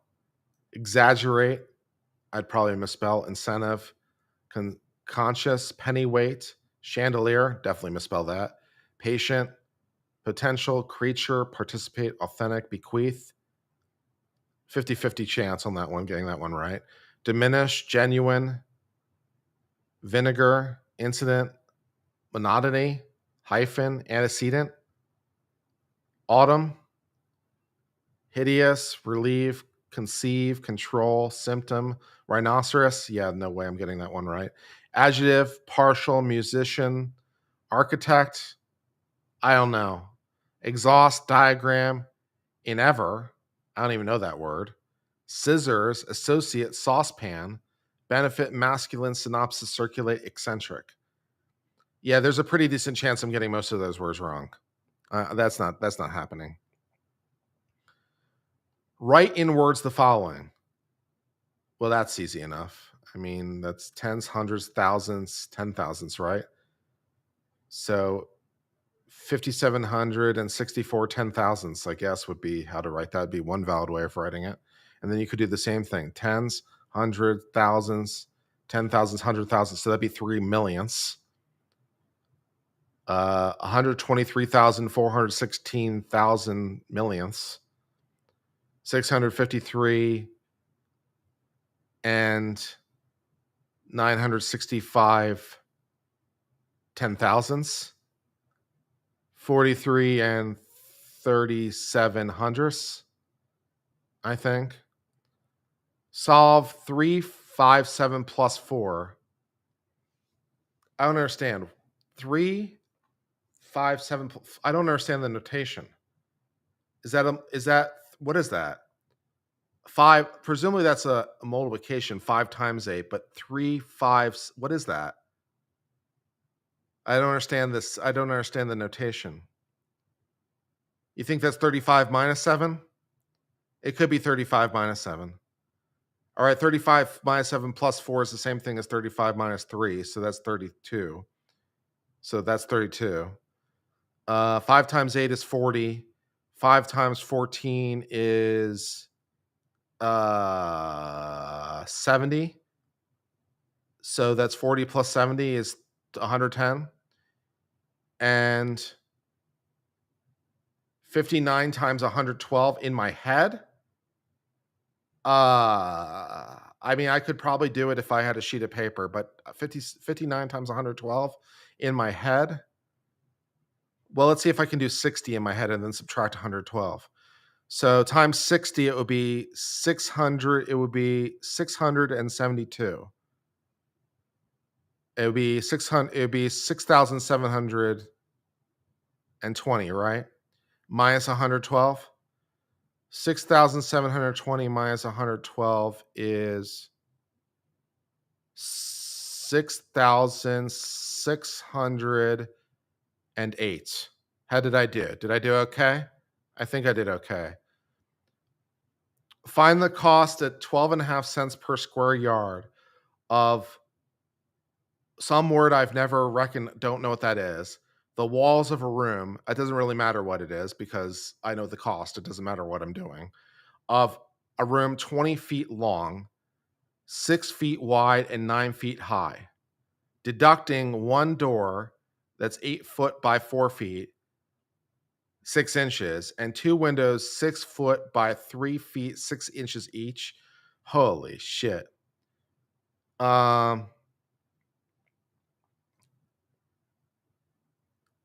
A man bought a farm for $2,400 and he sold it for $2,700. What percent did he gain? Well, he gained $300 out of $2,400, which is an eighth, right? Yeah, because 3 times 8 is 24. So he gained an eighth. which is an eighth is what, about 16%? 8 times 6, 8 times 6, yeah, about 16% ish. How am I doing? A man sold a watch for $108 and he lost 6 2/3. What was the cost of the watch? Jesus Christ. I don't know. 12 and a half is an eighth? Yeah, I guess it is. 8 times 12, it'd be 96 plus the 5 is 4. Yeah, you're right. It is 12 and a half. 12 and a half. I was off by quite a lot. I failed. Uncivil fail. Uncivil failed the question. Lame.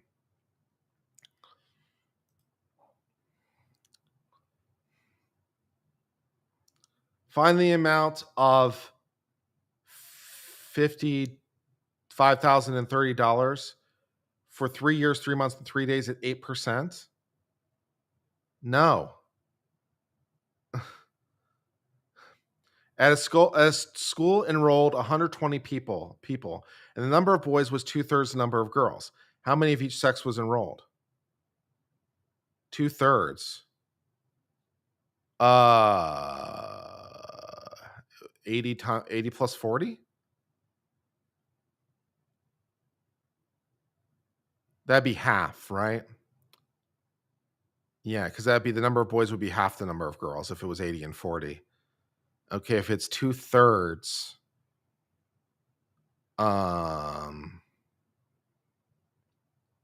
90 and 30, that would be a third. Wrong way around. 60 and 60 is even. 70 and 50. 75 and 25. That's a third. Wait, how did I confuse myself? That's also not the right number of people. That's why. I got nothing. How long is a rope required to reach from the top of a building 40 feet high to the ground 30 feet from the base of the building? Wait, how long a rope is required to reach the top of a building 40 feet high to the ground 30 feet from the base of the building? Are you trying to say the base is 30 feet under the base, under the building? In which case the answer is 70? Is the answer 70? I hope the answer is 70. How many steps of 2 feet 4 inches each will a man take walking 2.25 miles? What the fuck? At 1.62 and a half a cord, what will the cost of a pile of wood be? I don't know how much a cord is.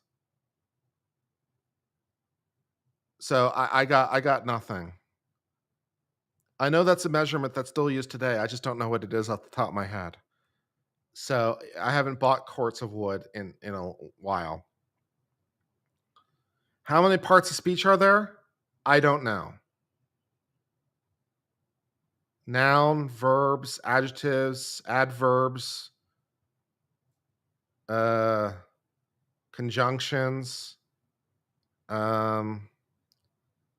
What else is there in speech? 5. There are 5 parts of speech. Define a proper noun. Well, a proper noun is something that has a name. Like me, Kurt would be a proper noun. A common noun would be just a noun that refers to things. Name 3 properties of a noun. Name the properties of a noun. It refers to a person, place, or thing. Beyond that, I don't know what properties you're looking for. What is a personal pronoun? A pronoun that refers to a person. Decline I. I don't know what decline means in this sentence. What properties have verbs? Do you mean what are the properties of verbs? They usually are actions, or they are, yeah.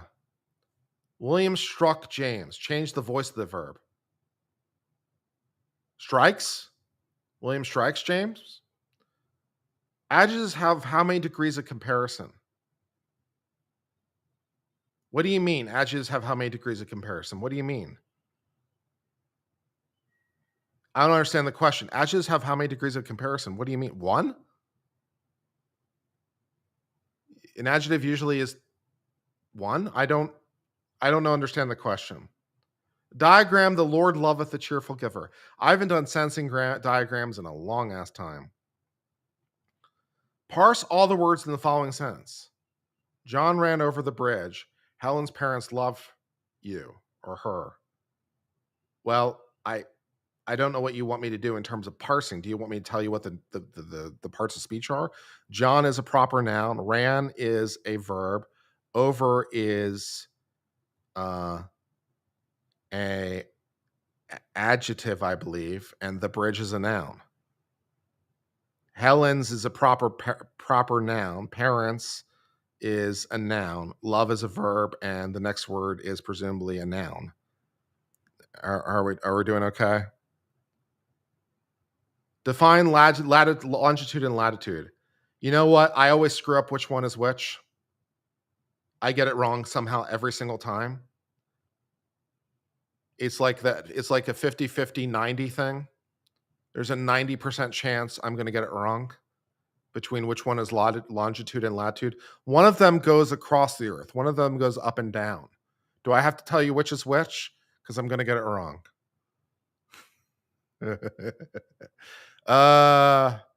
Latitude is the horizontal ones.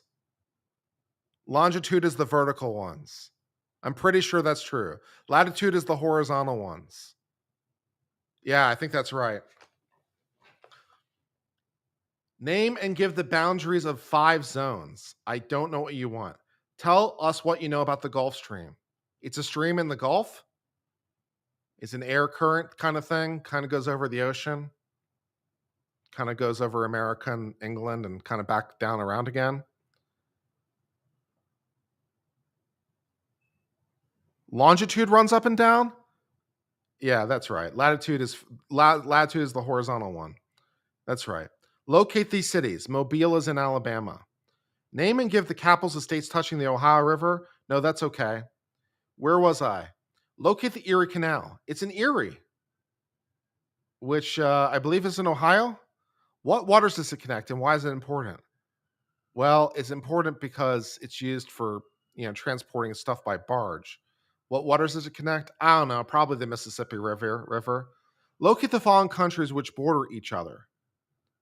Locate the following countries which border each other. So I have to, of these lists, I have to tell you which countries border which. Turkey, Greece, Serbia, Montenegro, and Romania. I don't believe Turkey borders Greece. Serbia, Montenegro, Romania. I don't know. Name and give the capitals of states touching the Ohio River. Probably Ohio is one of them. Locate these cities. Mobile is in Alabama. Quebec is in Canada. Buenos Aires is Argentina. Liverpool is in the United Kingdom. Honolulu is in Hawaii. Thank God. Of course, at this time, Hawaii is not a state.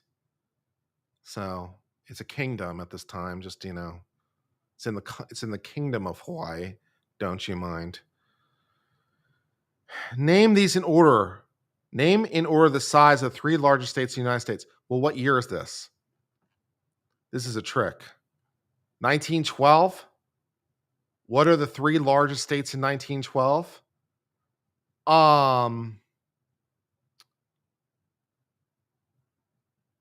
Well, Texas is the largest state in 1912.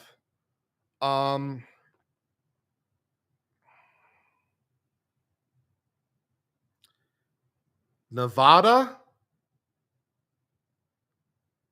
and maybe Montana. Montana, Nevada, and Texas. Is that right?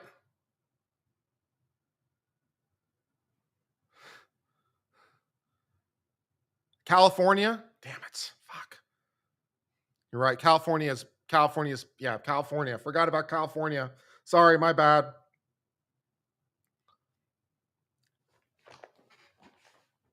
California. Sorry. Yep, California. You're right. Yeah, sorry about that. Forgot about California. I got 2 out of 3, though. That isn't too bad. Lord have mercy. Locate the following mountains. Blue Ridge. Well, that's in the Appalachians, so I know where that is. Himalayas, Tibet. Andes is South America. It is in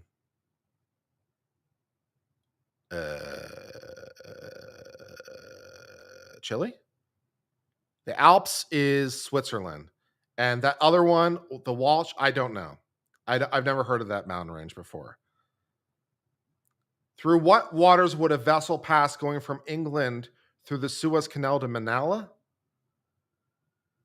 Well, it would go through the Atlantic Ocean, and then it would go through the Mediterranean, and then it would pop out in the Indian Ocean, and then the Pacific Ocean, right? So, and of course, the canal itself. So, is that right? How's the liver compare in size with other glands in the human body? It's holding its own. Where is it located? Somewhere vaguely in the stomach region, I think. What does it secrete? Bile, I think. Name the organs of circulation. The heart. Describe the heart. Well, it's got 4 chambers, and it goes thump, thump, thump. Compare arteries and veins as to function. One brings blood to the heart, and one takes blood away from the heart. Please don't ask me which is which.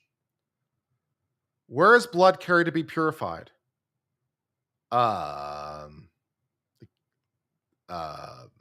Kidney? Where's the chief nervous center of the body? Brain. Define cerebrum and cerebellum.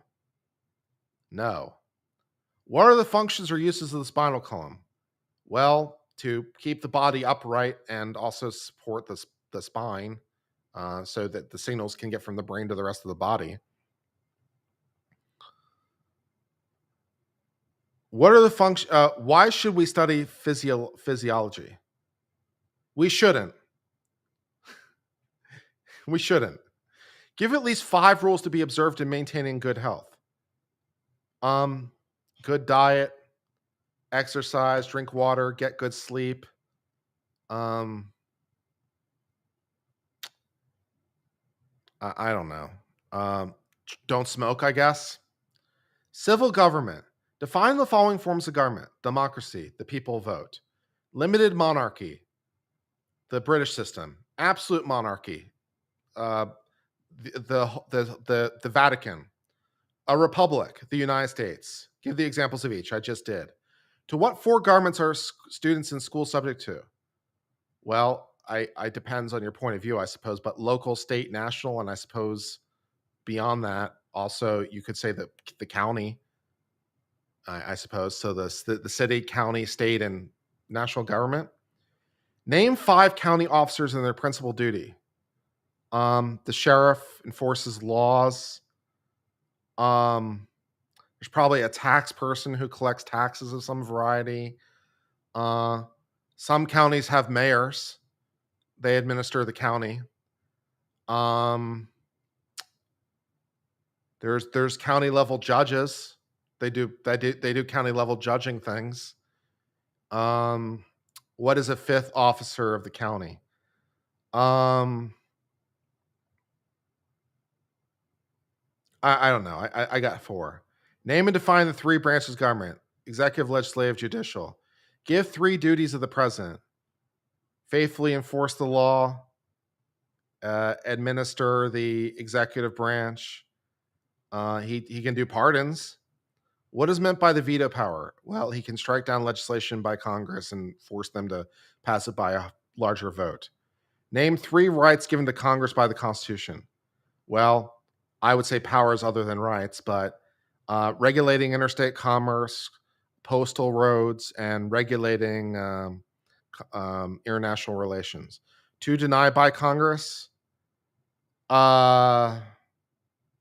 They can't pass ex post facto laws, and there's no law.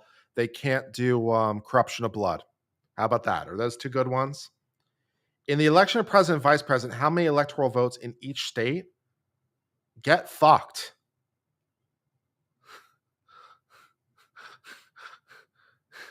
Get fucked. Give the eligibility of the president, vice president, and the governor of Kentucky. Well, president and vice president is the same. I think even in 1912, I think it's the same. Although I'd have to double check if on that. But to be president or vice president, you have to be at least 35. You have to be natural born citizen. You have to have lived in the United States for at least 14 years. That's it. You have to be 35, natural born citizen, and lived here for 14 years. Yeah. And to be governor of Kentucky, no fucking clue. What is a copyright and patent right? I can go into detail. Copyright protects expressive works. Patents protect useful works. Describe the manner in which the president and vice president of the United States are elected.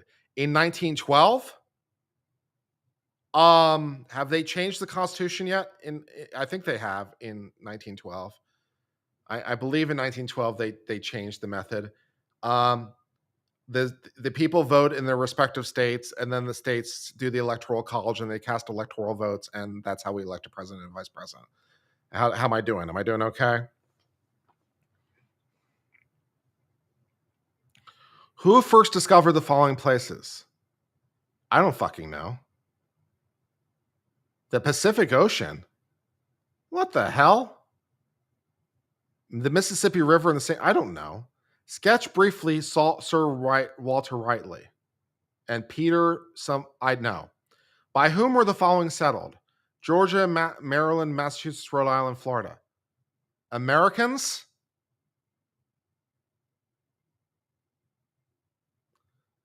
During which wars were the following battles fought?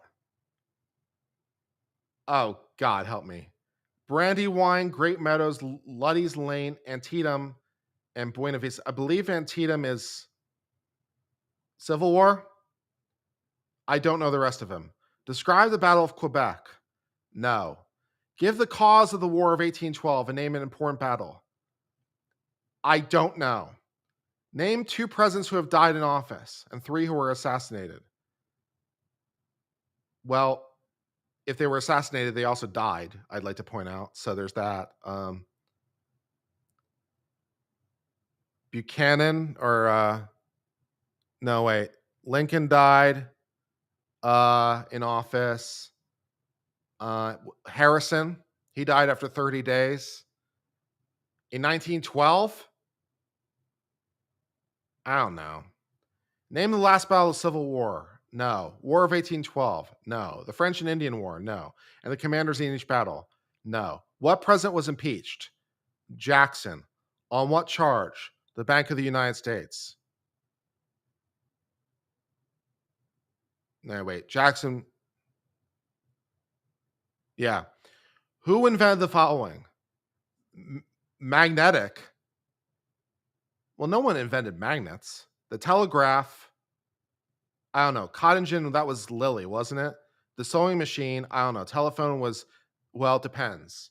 Who do we want to give credit to inventing the telephone? Do we want to give it to Gray or do we want to give it to Bell? We could have a dispute. I'm going to go with Gray. Fuck you. And the phonograph, I'm not sure. I think I did okay, but some of this I could use help on.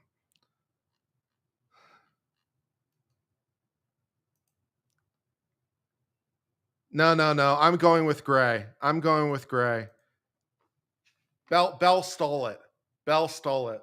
From Gray. I'm going with Gray invented the telephone. Fuck Bell.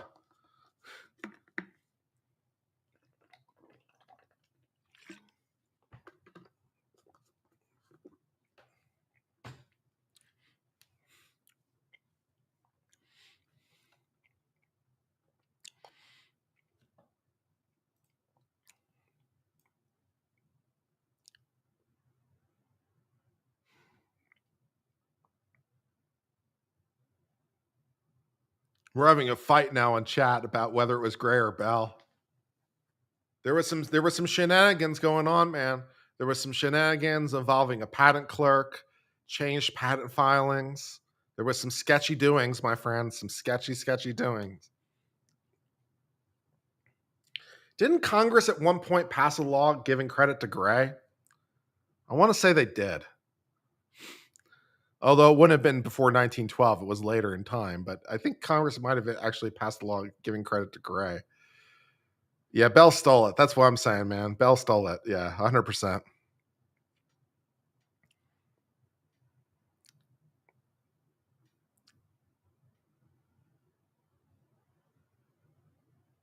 Marconi invented the radio? That sounds plausible.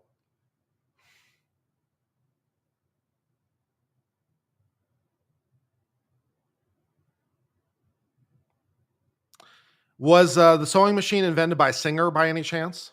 If I had to take a guess? I'm just going to take a guess. The sewing machine was invented by Singer. Sounds pretty plausible. I mean, that's the most well-known sewing company I know of. This company was probably named after the guy who invented it. Let's go with Singer. Singer invented the sewing machine. It's probably Singer. Yep.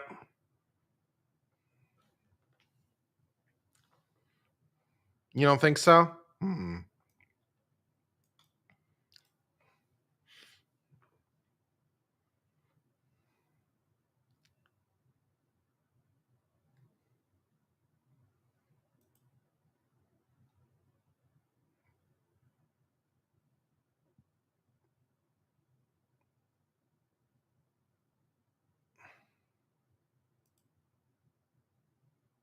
Who invented the phonograph? Was that Edison? Did Edison invent the phonograph? It might have been Edison. Did Edison invent the telegraph or the phonograph?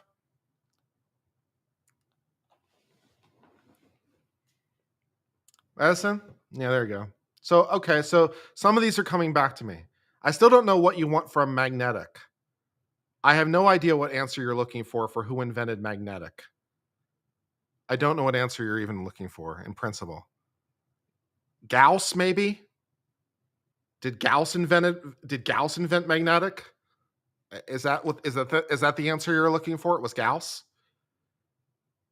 I'm going to go with Gauss. How am I doing?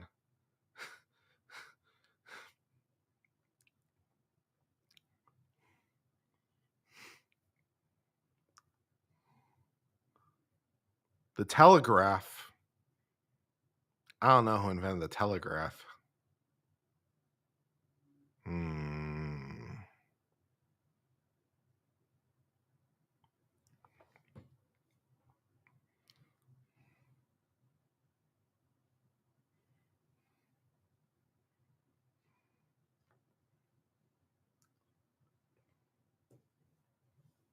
Morse invented it? Okay, I buy that. That makes sense.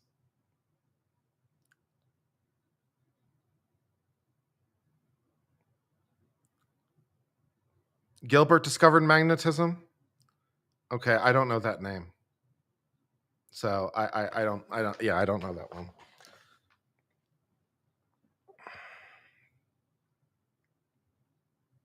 Well, we took some educated guesses along the way. So I think we did all right. Oh, Lord. I think I did okay. Although I don't know my battles as well as I'm supposed to, apparently. And I don't know what caused the War of 1812. What caused the War of 1812? What caused the War of 1812? What were three causes of the War of 1812? Impressment of American sailors by the British, British restrictions on trade, and American expansionist ambitions.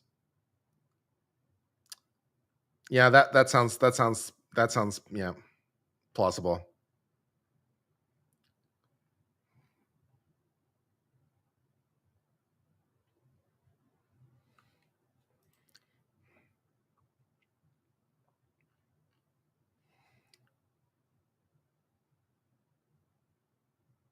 We were arguing with the Spanish.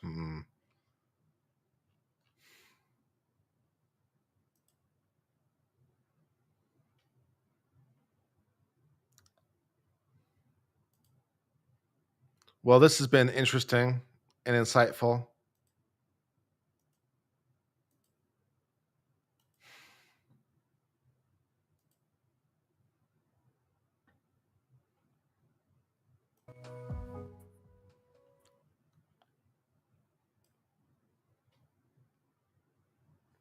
We did get a new White House out of the deal. That's true. Yeah. Thanks. Thanks.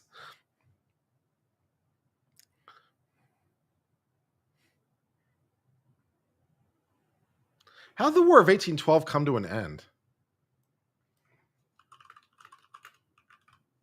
How did the War of 1812 end? That's a good question.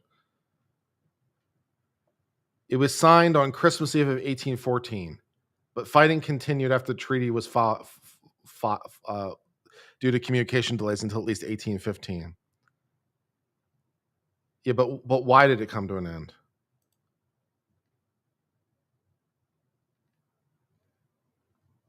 Did we win? Did they win?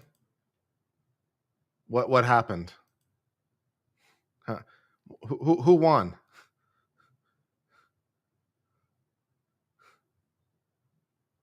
And if we won, how did we win?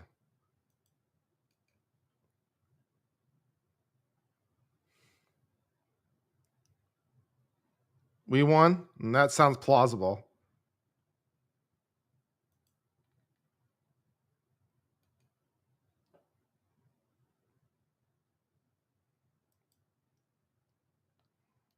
Both sides lost? I buy that. No one really won? I don't know much about the War of 1812. Not one of my finer points of history. Something, something Canada, something, something British. That's what I know about 1812. And they burned the White House down. I know that.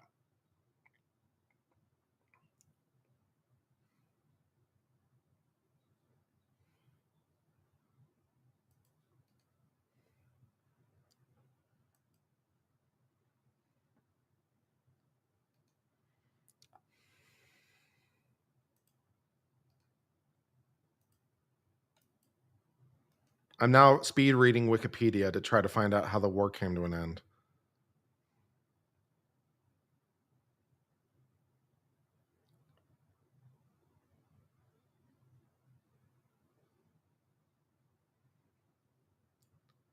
Did we just get tired of shooting at each other?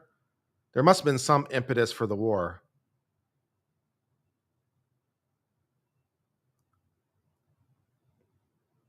The Wikipedia article doesn't seem to really say, or at least my speed reading of it doesn't seem to really say. I guess everyone just kind of got tired of it.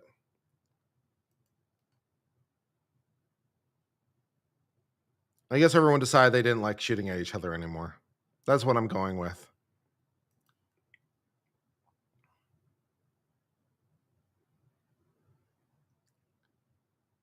There were only 2,200 casualties on the American side of the War of 1812 and 2,000 by the UK. That's a pussy war. What kind of war is that? 2,200 casualties by the Americans and 2,000 by the UK and Canada? That's a pussy war. That's not a real war. Who's calling this a war? Who's calling this a war? There was less than 5,000 casualties on both sides? What the fuck kind of war is that? That's a pussy war.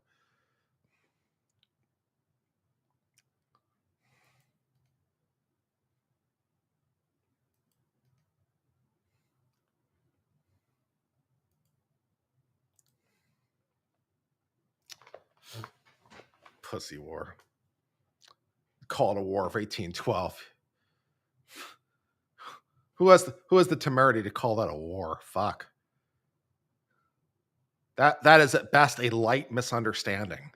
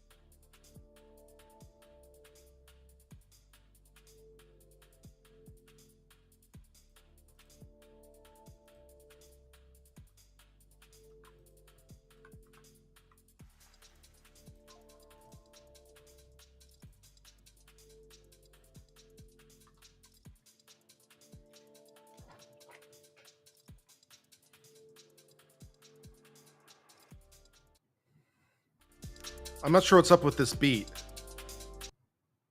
Yeah, let's listen to the OnlyFans song for a second, because I think we need. I want to see more OnlyFan emojis in chat. Let's just spam the shit out of the OnlyFan emoji for a while, and while we watch the OnlyFan song.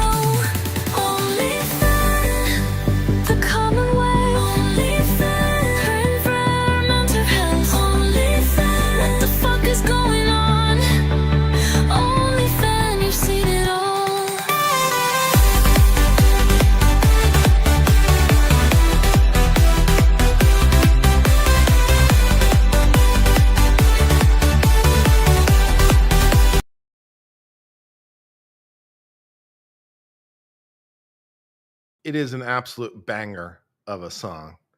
It is a total, absolute 100% banger.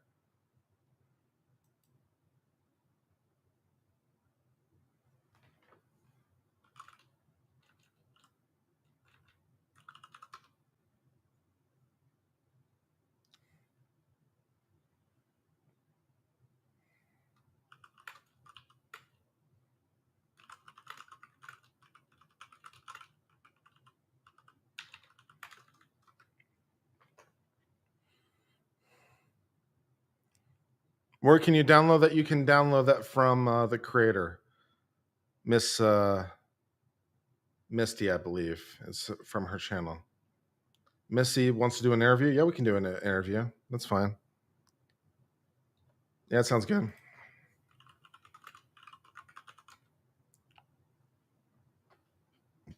Miss Short, there you go. Miss Shorty. Yeah, download it from her page. It's awesome.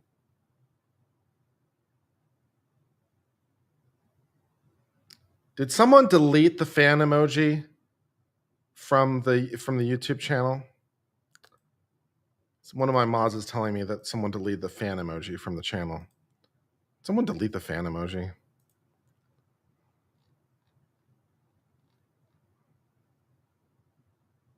What?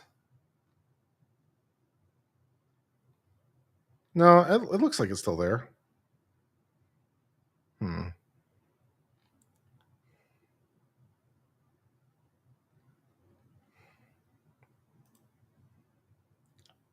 Yeah, we need to just loosen the rules on the emojis, because YouTube seems to like the emojis. So I think we'll just allow people to use emojis. You can use emojis. It's fine. You re-uploaded it? Okay. Yeah, you can just use emojis. That's fine. We'll figure out what the limit is on emojis another time. So feel free for the interim to spam emojis, because YouTube seems to like that. So we'll spam emojis. It's fine.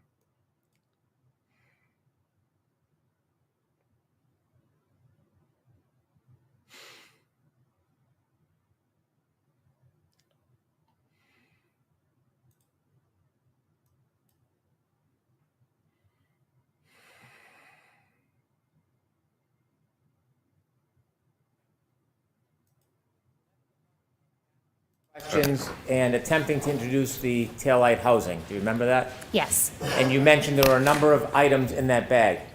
that's correct.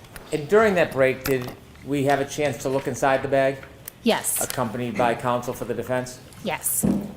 When items are stored in a bag, is it common for them to be transferred to other locations other than your evidence locker?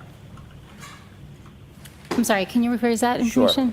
When that you question? store a piece of evidence in an evidence bag and you put it in the evidence locker for safekeeping, does the evidence sometimes travel to other places? Yes, If it's tested for other types of information, maybe DNA or biological fluids, can that item be transferred to another department? Yes.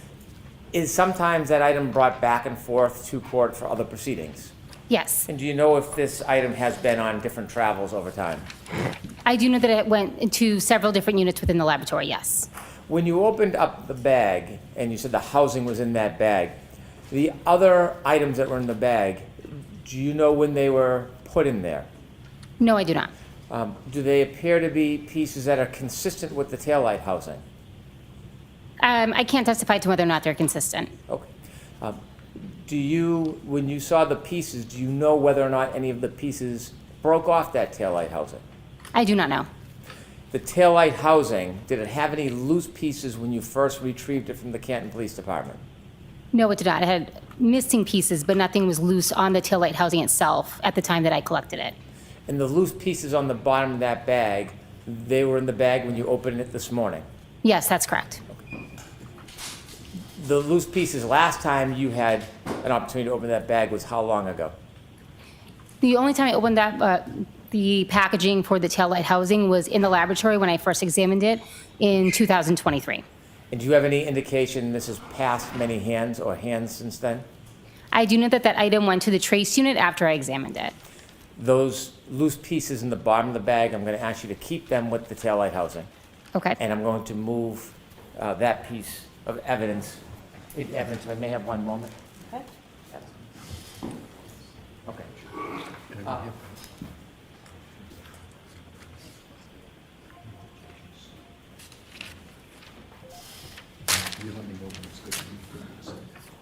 One last question. When a bag is opened by somebody who's examining it, if there are small loose pieces accompanying the item, is it ever packaged in separate baggies or containers?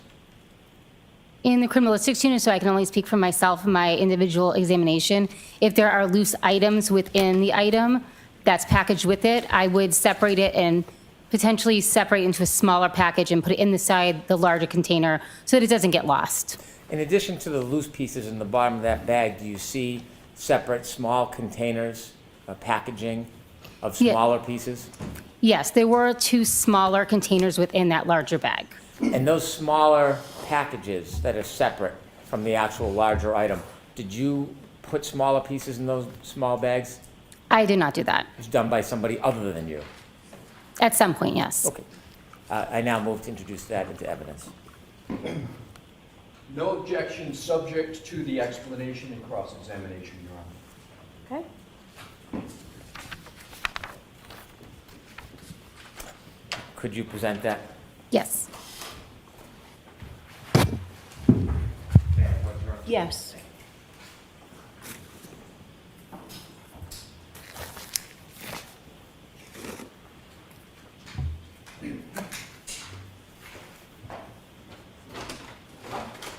So I didn't mean to explain it, I just provide a mark on it. The whole bag? Yes.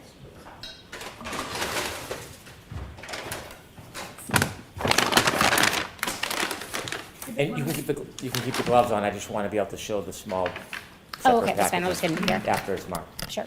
Exhibit 146.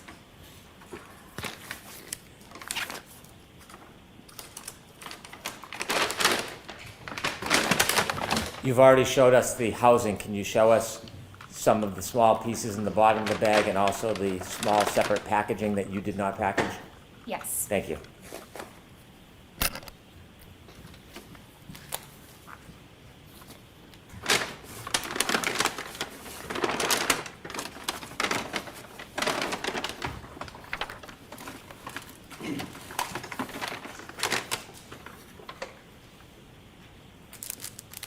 Could you explain what those are? These are 2 small glassine envelopes that were in the container. Any markings on those envelopes? Yes. Would you like me to read them? Please. Okay. Some of it is illegible to me. I didn't write it. Oh, I'm sorry. It appears to be at least the second half of the case number. It's possible that's the 2202184. 3-1 pieces E, G, I'm not sure if it's an M or an H, ISK. This also has a case number 22-02184, 3-1, assorted small pieces. Thank you. And was there any pieces that weren't packaged other than the housing in that bag? Yes. And could you show us, please?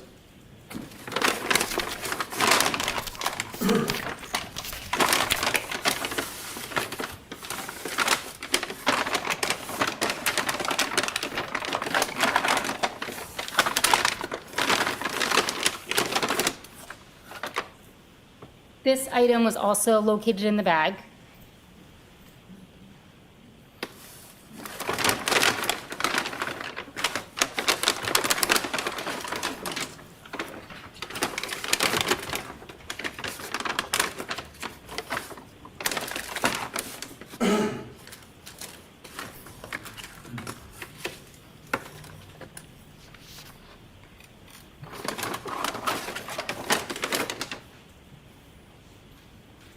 And these two items were also located in the bag.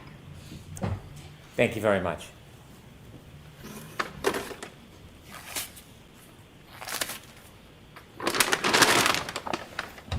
May I approach? Yes. I'll take that.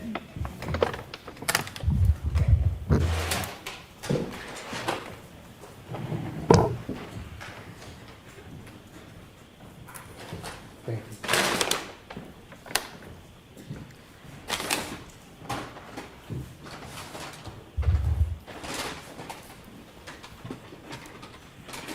When you brought the taillight housing back to the lab, did you take it out of the bag and do anything with it?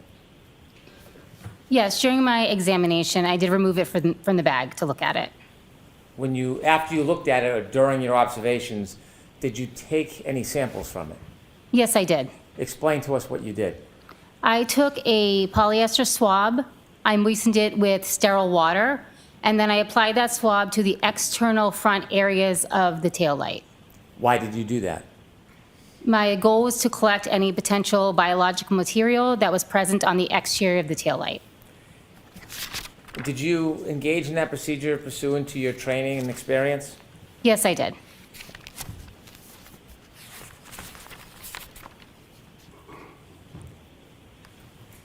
If we could have former P-187 back on the screen, which is now an exhibit.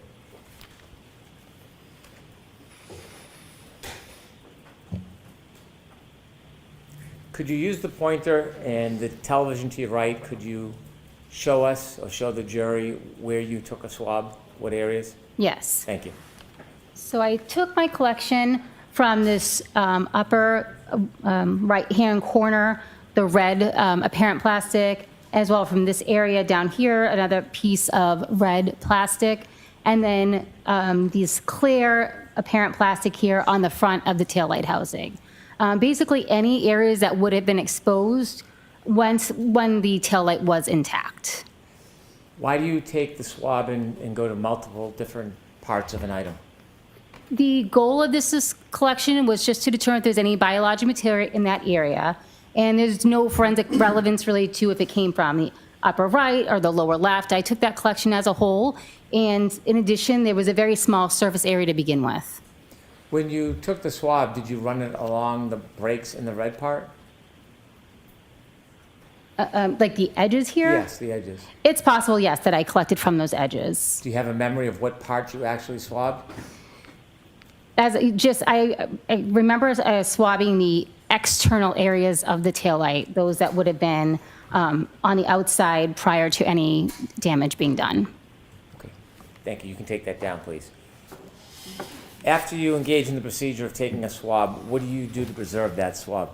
That swab is air dried. It's then repackaged in a small glassine envelope. A portion of the swab is also put in a clear plastic tube, which is sent forward to the DNA unit.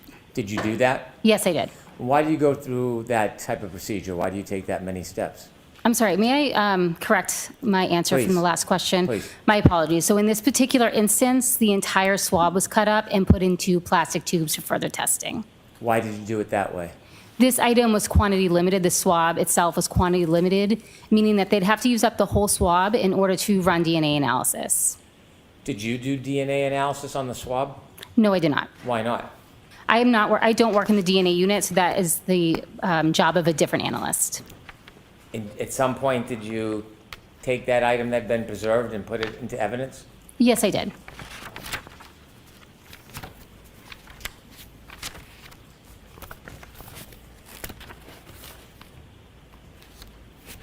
Were you shown a bag full of red plastic cups with an item in it when you were at the Canton Police Department? Yes, I was. Could we have Exhibit 56, please?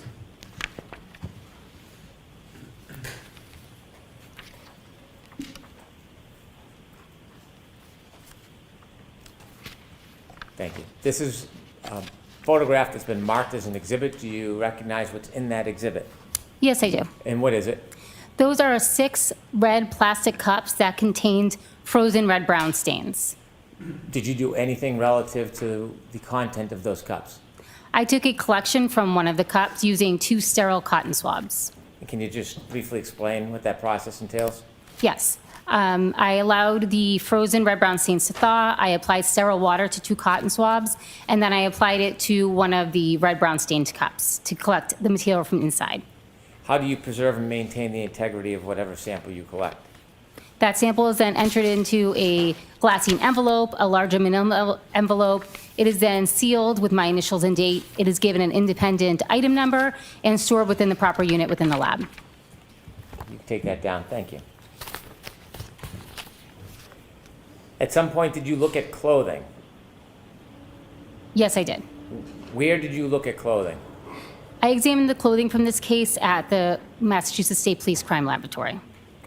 Was the items brought to the crime laboratory? Yes, they were. Did you have a chance to unpackage them? Yes, I did. When you received them, how were they stored? They were stored in brown paper bags and potentially boxes. I don't remember off the top of my head. And did you look at a number of different items of clothing? Yes, I did. May I approach, Your Honor? Yes.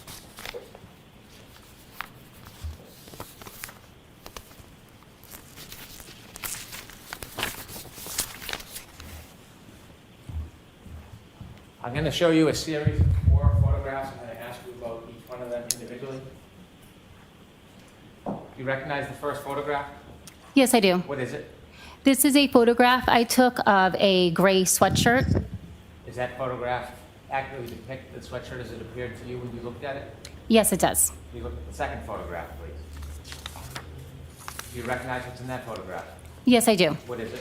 This is an additional photograph of the front of the gray sweatshirt where I had put some markings on the sweatshirt. Why did you put markings on the sweatshirt? These markings specifically are noting areas of damage. Third photograph, please.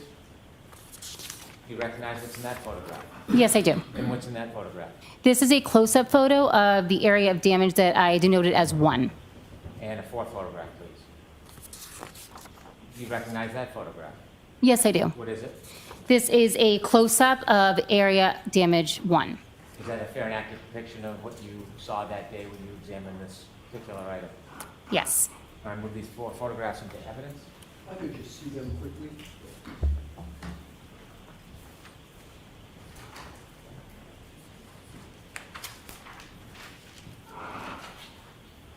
Thank you, Mr. Brennan. No objection, Your Honor. So let's mark them 1 exhibit A, B, C, D, please.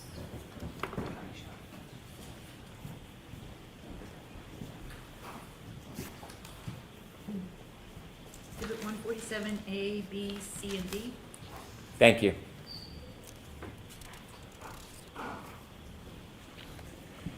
With the court's permission, could we please show former P-190 to the jury? Yes.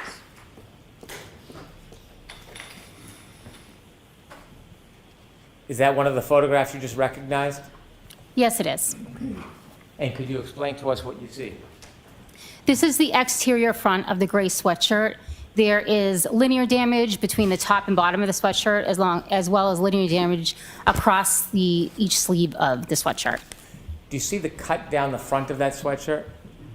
Yes. Did you distinguish that cut as any different than the damage on the arm? I did not do any damage analysis on that particular area of damage. Why not? Typically in these type of events, you'll see those types of damage associated with clothing being removed from emergency medical technicians, so they're not forensically relevant. Thank you. If we could turn now to former P-194.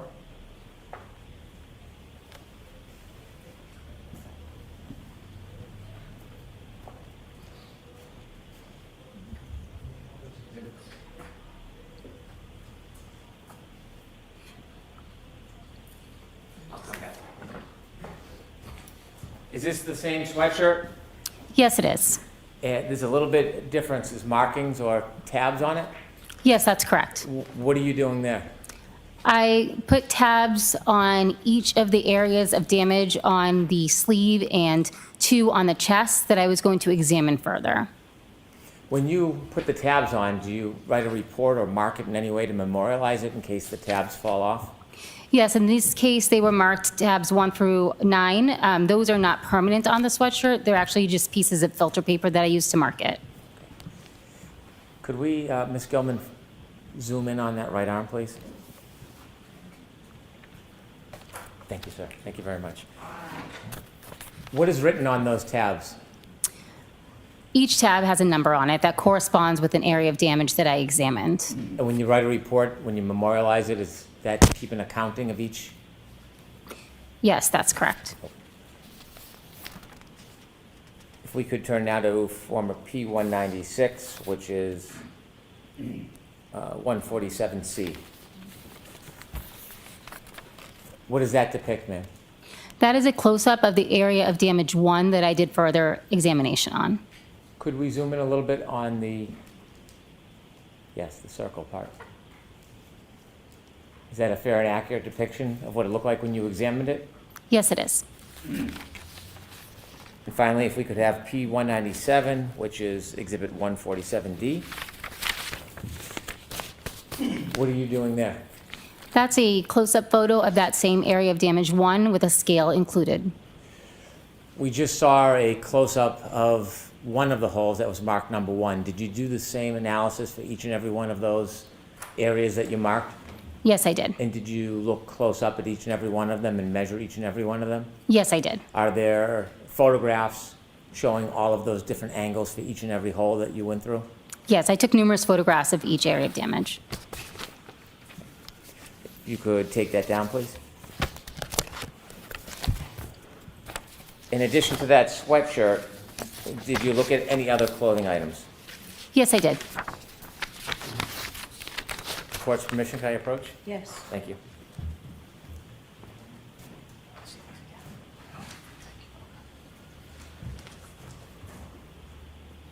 I'm showing you 2 photographs. If you could look at the first one, do you recognize what's in that photograph? Yes, I do. What is it? This is item 7-17. It's an orange T-shirt. Is it a fair? Should I wait? Thank you. Is that a fair and accurate depiction of the T-shirt when you examined it? Yes, it is. And the second photograph, please, could you take a look? Yes. Do you recognize what's in that? Yes, I do. And what is it? This is the other side of the orange T-shirt. Is that a fair and accurate depiction of the T-shirt when you examined it? Yes, it is. All right, remove these 2 photographs of evidence, please. No objection, Your Honor. All right, thank you.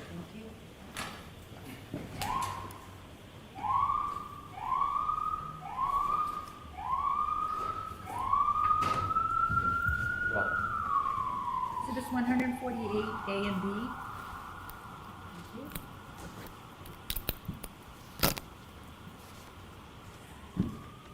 With the court's permission, I'd like to show P-232 to the jury. Okay.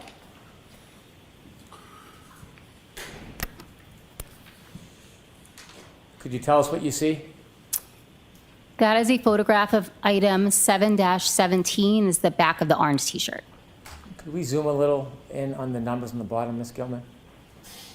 What's that on the bottom? That is the case number, the individual item number for that T-shirt, my initials, and the date that I examined it, or the date that I took the photo. So you had obtained this item on that date, or this is when you examined it and already had it? That is the date that I opened it up, examined it, and took the photo. And on the left, what's that ruler used for? That's a scale just to show the size of the item. Could we zoom back out and get a full look at that? Thank you. If you could turn next to P233, Ms. Gilman.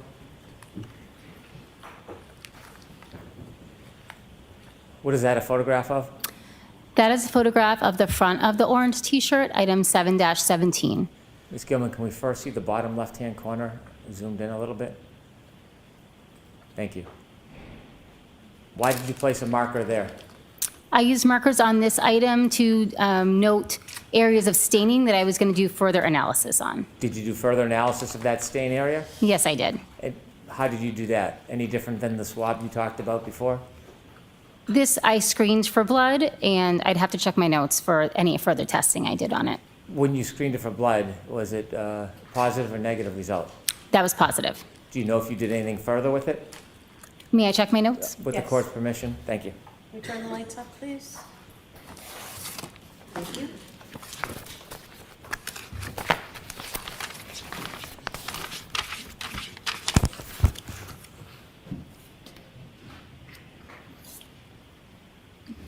Please. Yes, I also performed a confirmatory test for blood on that stain. So what's the difference between a preliminary and a confirmatory test? A screening test, other types of materials may cause a positive reaction. For the confirmatory test, it is confirmatory for blood, as well as it indicates human blood, although you might get a positive reaction from primate blood or ferret blood. Could we now turn to the top right and zoom in, if you would? We see 3 tabs there. What are you looking for in those areas? Those are 3 additional red-brown stains that I performed further testing on. And do you have the results of that testing? So I performed a screening test on each of those tests, and each of those screening tests was positive. I performed a confirmatory test on stains A and C, which were also positive. I did not perform that test on stain B due to its small size. If you could zoom out just a little bit, please. Similar to the sweatshirt, there's long cuts through the front of that T-shirt.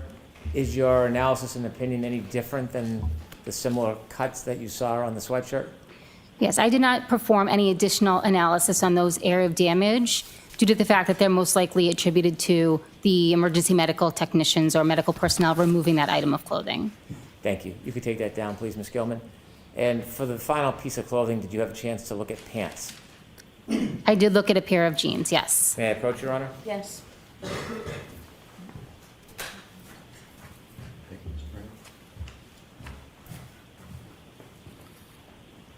I've handed you 2 photographs. The first one, do you recognize it? Yes, I do. And what is it? This is a photograph of the front of the pair of jeans, item 7-1. Could you look at the second photograph, please? Do you recognize what's in that? Yes, I do. What is it? This is a photograph of the back of the pair of jeans, item 7-1. Do both of those photographs fairly depict what you saw when you examined the clothing? Yes, they do. I'd move these 2 into evidence, please. No objection, Your Honor. Okay. Thank you. Exhibits 149A and B.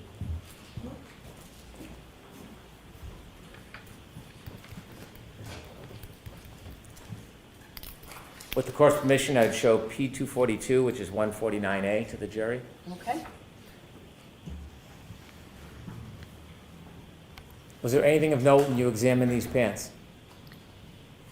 These pants also had linear damage between the top and the bottom, which would be consistent with cuts made by emergency medical personnel when removing the item. If we could zoom in to show those cuts, Ms. Gilman.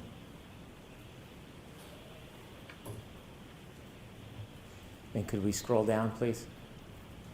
Thank you. If we could next show P243, which is 149B. Could you zoom in on the top part of those pants, please? Do you make any observations or notes about the pants? May I look at my notes, please? With the court's permission, please. Thank you.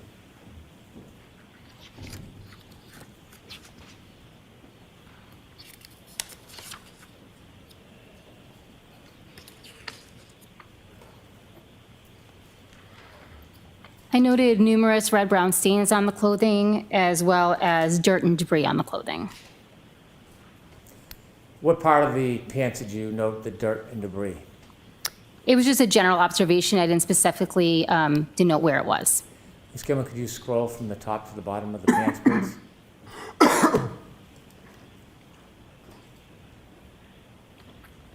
Thank you. You can take that down, please.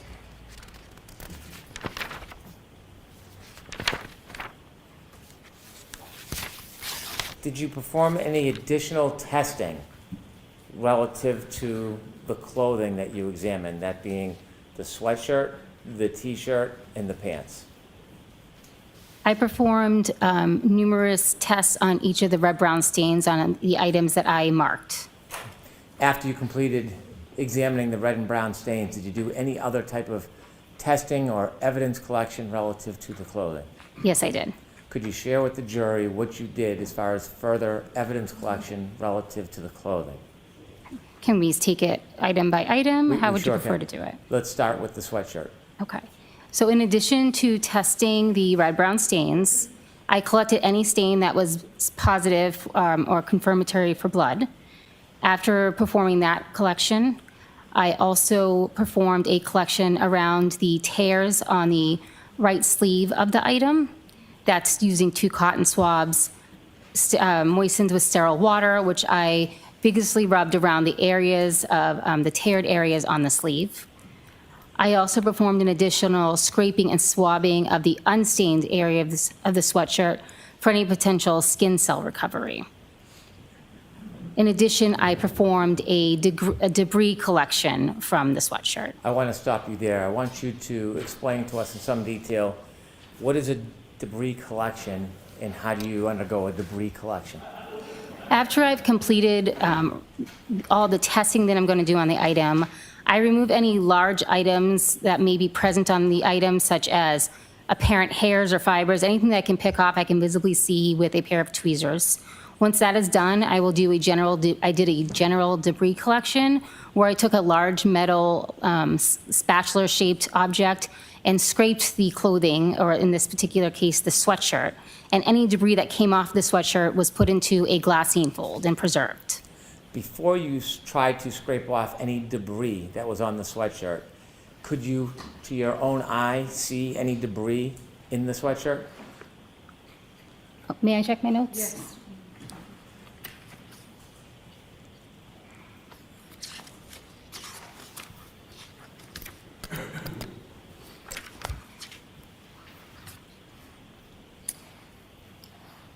In this particular case, I did pick off a couple of pieces of what I termed black debris. I made no additional analysis of that item.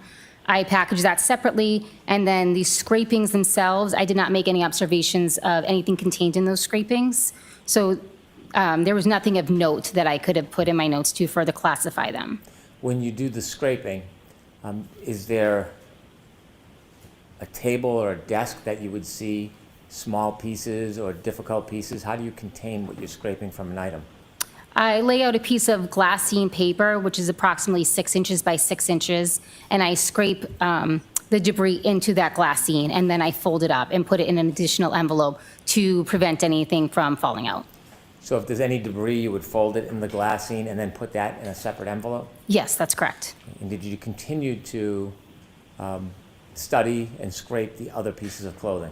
Yes, I performed that same type of scraping on the orange t-shirt. That scraping was combined with the scrapings from the sweatshirt. I performed the same scraping on the jeans as well as the boxer shorts. In that scraping process, did you acquire debris? Yes, there was some visible debris. How small were the pieces? I did not make any measurements of it. Why not? That's done by a different analysis unit, so I didn't do any type of analysis on that debris. How small or large were the pieces of debris that you scraped from the clothing?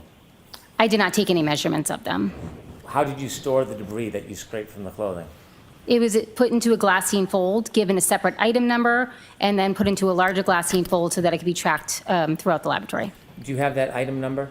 Yes, I do. So the debris from the sweatshirt and t-shirt was item 7-18.18. I'm going to ask you one more time for that number. 7-18.18. And that's the debris that you scraped from the shirt and the sweatshirt. Correct. Did you do any debris scrapings from the pants? Yes, I did. Was any debris produced from the pants? Yes. Was it similarly packaged? Yes, that's correct. Was there a different item number given for the pants? Yes. And what was that item number? May I check my notes? Yes. Thank you.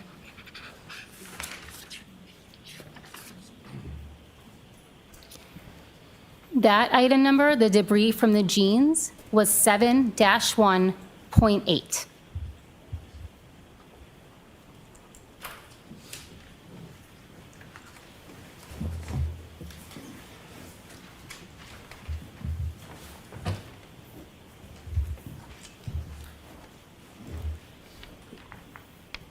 Those two items, the debris that you acquired from those clothing items, did you send them anywhere? I put those in our secured storage unit, and they were later forwarded on to the trace unit for analysis. They later went to the trace unit? Yes, that's correct. When you arrived at Canton on February 1st, 2022, do you recall what the weather was like outside? I don't recall. I just know that it was winter. You said when you first get to a scene, you have a conversation about the investigator's information to help your assessment. And I don't want you to discuss what that conversation may have been, but did you have a similar conversation? Yes, I did. When you're looking at an item that's been stored, like in this case, a car, does the weather conditions, ice, cold, snow, ever preserve or maintain evidence on an item longer than it otherwise would stay? I'm sorry, can you ask that one more time, please? Does ice or snow or the weather ever maintain evidence longer than otherwise would stay? For example, I don't have any data or information to that. have you ever had an opportunity to view videos of the Lexus when it was first stored and the condition of snow and ice on it and the thawing process of that?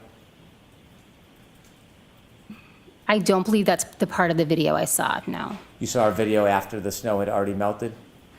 I don't know if the snow had melted. When I saw the vehicle, it did not have snow on it. Okay. Thank you. I have no further questions. Okay.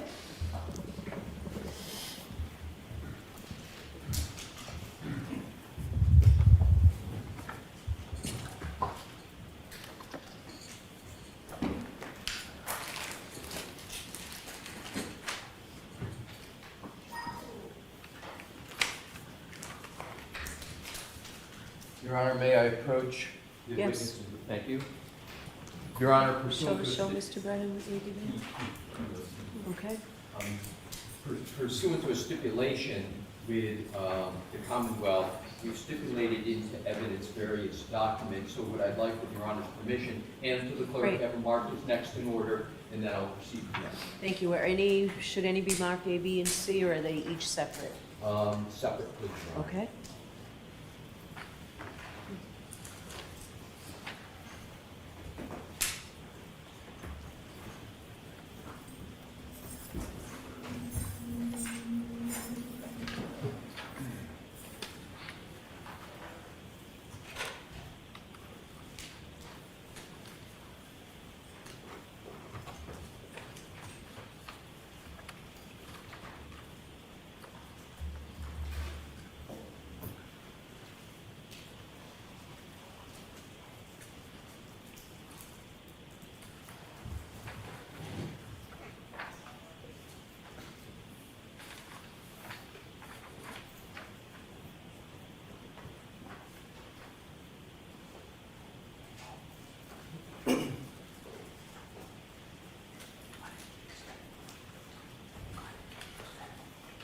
Exhibits 150 through 153. And Your Honor, there's one more exhibit that we have pursuant to stipulation offering that evidence for purposes. Next in order.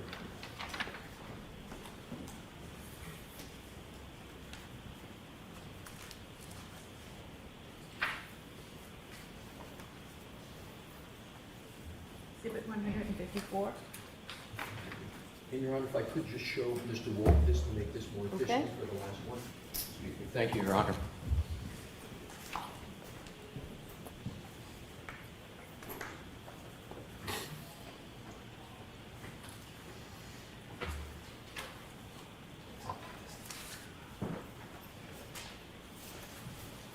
Thank you for that opportunity, Your Honor. And if I could, please, I'll leave these here. These are all going to be published with Your Honor's permission, but obviously the witness is going to need them for So you can put them right on the witness. Thank you, Your Honor.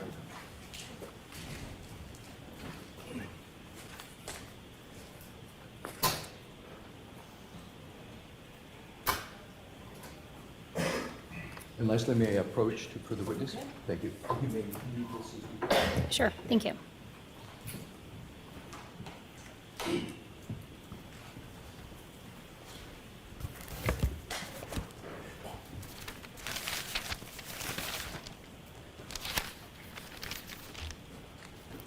Good afternoon, Ms. Hartman. Good afternoon.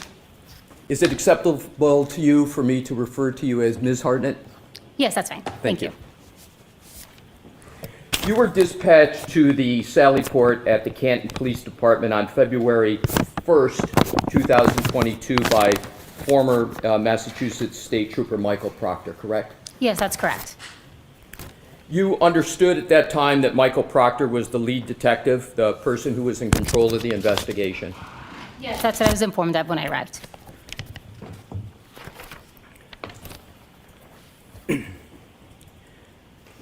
While you were there, one of the things that you did initially was to conduct an overview of the vehicle meaning the black Lexus SUV that you talked about extensively on direct, correct?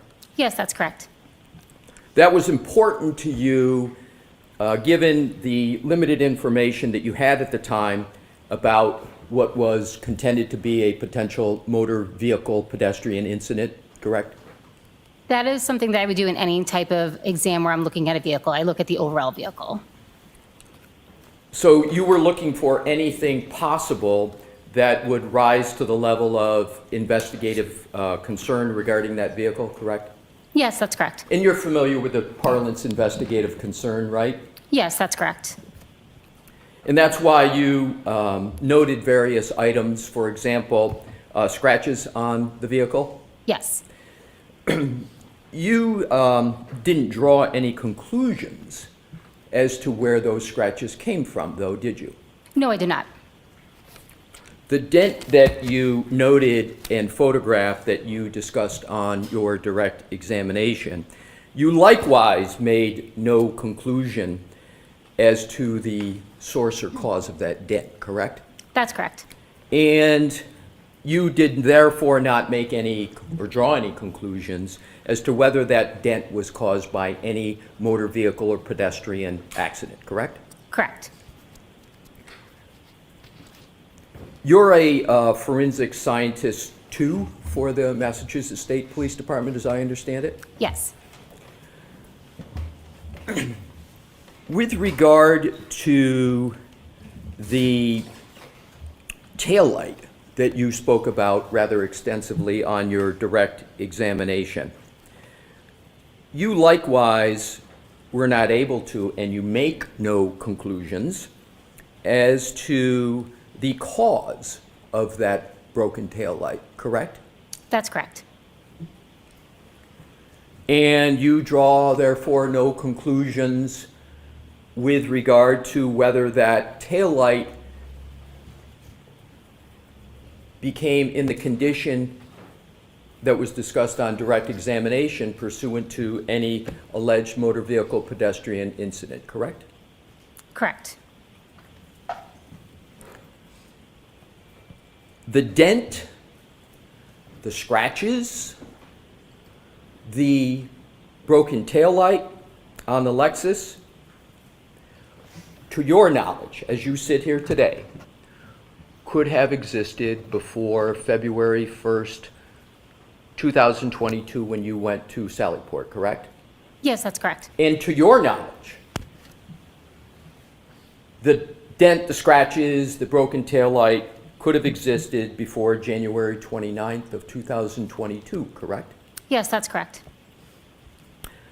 You also looked for, as you stated, tissue, blood, biological material, and things of that nature on the vehicle, correct? Yes, I did. In that inspection of the vehicle, you didn't see any visible stains or tissue on the vehicle, did you? No, I did not. You were told, Ms. Hartnett, that there were wounds on the right arm of Mr. O'Keefe, correct? Yes, that's correct. And at the time you went to the Sally Port on February 1st of 2022, you were not shown a photograph by anybody of the wounds on the right arm of Mr. O'Keefe, were you? No, I was not.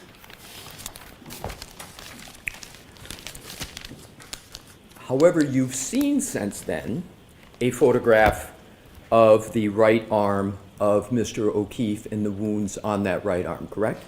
Yes, I have.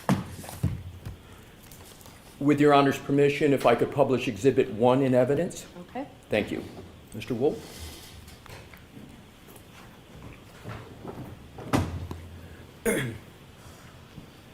Ms. Hartnett, I'd ask you to take a look at that, and you recognize that what's depicted in that Exhibit 1, correct? Yes, I do. And you've seen that pattern of wounds on the right arm as depicted in a photograph of the decedent before, correct? I've seen this photo before, yes. Mm-hmm. You cannot state whether the wounds on the right arm as depicted in Exhibit 1 are from a motor vehicle, can you? That would be on the scope of my expertise. I don't make any conclusions on injuries on a person. So the answer is you cannot and do not make any conclusions with regard to the source of the wounds on the right arm as Mr. O'Keefe as depicted in that Exhibit 1, correct? That's correct. And you're also not able to state whether you observed anything on the vehicle. Mr. Alessi, can we put are you done with this? I'm not yet, Okay. Your Honor, but I will let the court know. It'll be shortly. Thank you. And you cannot state that you observed anything on the SUV that would cause the wounds on the right arm of Mr. O'Keefe as depicted in Exhibit 1, correct? That is not a type of analysis I would perform. So the answer to that question is no, you cannot state that you observed anything on the vehicle that would cause those wounds to the right arm of Mr. O'Keefe? Yes. Sustained.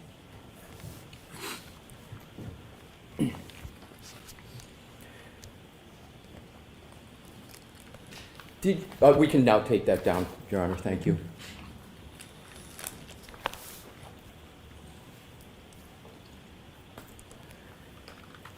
Did you look toward the top of the lift gate of the Lexus vehicle when you were at the Sally Port Canton Police Department on February 1st of 2022? Are you referring to the exterior or the interior? Exterior. I don't recall specifically looking at that area. I did an overall examination of the vehicle, with exception to the actual roof of the vehicle. So I don't remember specifically looking at that area. So as you sit here today, there is nothing notable with regard to that area of the vehicle, correct? I had nothing in my notes regarding that area, no. And as you sit here today, there's nothing you're recalling that is notable about the tap part around the lift gate of the back of the SUV, correct? That's correct. Did anyone ask you to examine that area? Not that area specifically, no. Do you understand what I will refer to as the undercarriage of the vehicle? Yes. And what just for the jury's better understanding, what are you referring to when you refer to the undercarriage of the vehicle? I know it may be common sense, but just to be clear. What I understand the undercarriage to be, where if I was laying underneath the car, what I would be looking at, it include the muffler, various pipes, but that's the extent of my knowledge of vehicles. So if we're talking Wow. about the back Knowledge goes deep. of the vehicle, and if we go sort of top to bottom, top where we were talking about above the lift gate, going all the way down, and then go to the bumper, and then go under the bumper, and where it curls under the bumper, then what's the bumper and underneath and more a little toward the front, is that what you're referring to as the undercarriage? Yes, just the general area underneath the vehicle, extending from under the bumper to the front of the vehicle. Right, so the undercarriage is not merely from the back, but it's underneath all the way toward the front of the vehicle, correct? Yes, that's correct. And you refer to all, I'm sorry, I didn't mean to cut you off. So all that area you refer to as the undercarriage? Yes.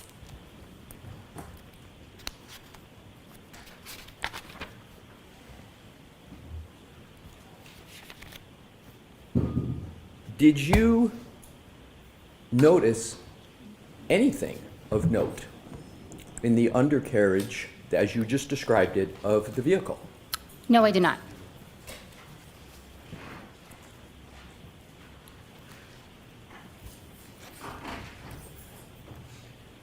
And as regards sampling that you discussed on your direct examination, did you take any samples of that undercarriage area of the vehicle? I did not collect anything from the undercarriage, no. And is the reason you didn't collect anything because you didn't see anything of note that was worthy of collection? In addition to that, I also performed some testing of that area. And what testing of that area did you perform? I performed screening tests on some of the lower lying areas of the undercarriage, on the tire flaps, the edge of the bumper, the muffler pipe. And what were the results of that testing, that screening testing? Those results were negative. And negative for what? It was a screening test for the possible presence of blood.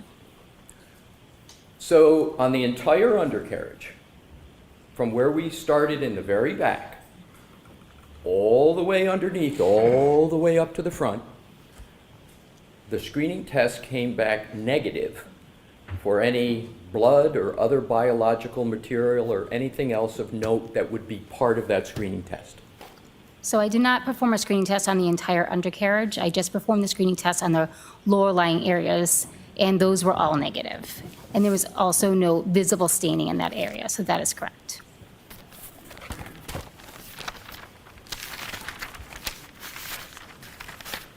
What I'd like to do now is to talk about sort of overall what we just discussed.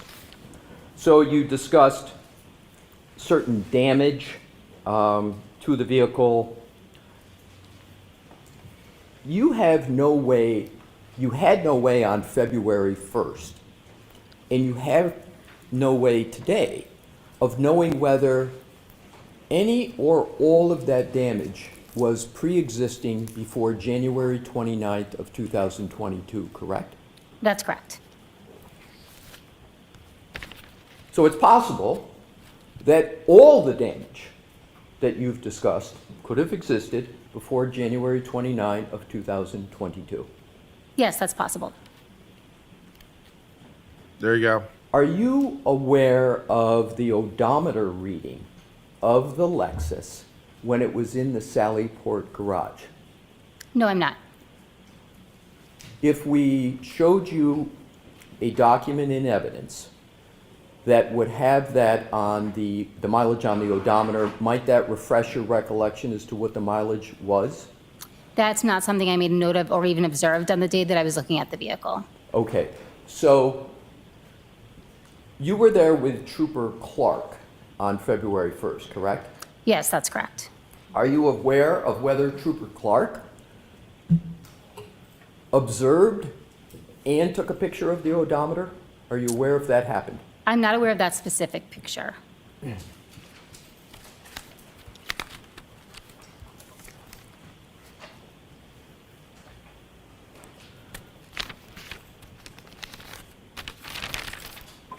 The mileage on the vehicle was of no interest to you in your inspection as a forensic scientist too? So my role as a forensic scientist too is to look for potential biological fluids and trace materials on an item. The mileage would not be something that I have ever made note of in any of my examinations of a vehicle. So but you do analyze damage, correct? I perform damage analysis on textiles and softer materials, not on vehicles. But you performed a damage analysis on this vehicle, correct? No, that's not correct. So you observed damage on this vehicle, correct? Yes. But although you observed damage for your role, your position is that the mileage is of not of interest regarding your role. Have I got that correct? Correct. Thank you.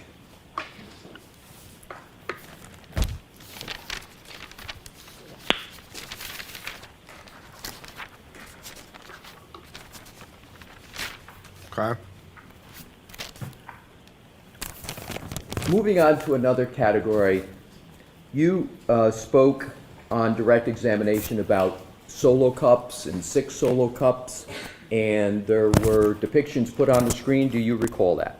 Yes, I do. I bet you do. So on February 1st, in addition to taking some swabs from the vehicle, you also mentioned that you took swabs of, as I recall it, frozen red-brown stains located inside the red solo cups? Yes, that's correct. Other than in this case, did you ever have to take swabs of red stained material from solo cups that people usually use for other purposes? I've never performed a collection like that, no. No, I bet you haven't. So this is the first time you ever performed a collection like that, correct? I mean, the collection process itself is standard, applying the sterile water to the swabs and putting it in a potential stain of interest. However, no, I've never collected a sample from a red solo cup before. Have you ever taken a sample from a red solo cup since that February 1st? No, I've not. Yep. Yep, the solo cups are unique here. How many swabs did you take with regard to the red solo cups? I took 2 swabs. From which cup? I know the answer. How did you choose which of the 6 solo cups that you were going to take? And I understand you took 2, did you take 2 swabs? 2 swabs, but they were considered the same sample. They were taken from the same cup, same stain. That was what I wanted to get at, is you took 2 swabs, but they were from the same solo cup. That's correct. Do you recall how you chose which solo cup you were going to take the swab from? I don't recall. Mm-hmm. Could that be of significance, which one you chose and why? In this particular case, I do not believe it's significant at the time. Uh-huh. Did you confer with anybody as to what might be the best solo cup from which to take the swab? I did receive information about where those solo cups were collected from, which helped me in making that decision. As a forensic scientist too, you're aware that blood stains can contain, and these red-brown stains here, could contain multiple contributors, correct? In some instances, that is correct. What's a multiple contributor? A multiple contributor, I believe the term more used in the DNA unit. However, having many contributors to... Yeah, dude, I really do want to take a moment just to say thanks to my mods. My mods have really been helping me recently with creating emojis relevant to this case. I feel like we need to create even more emojis relevant to this case. There's a whole lot of like generic emojis we can dump.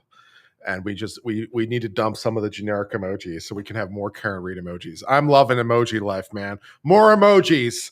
More emojis. This is great. I love it. Let's go. a particular stain, just mean there may be multiple sources of that biological material.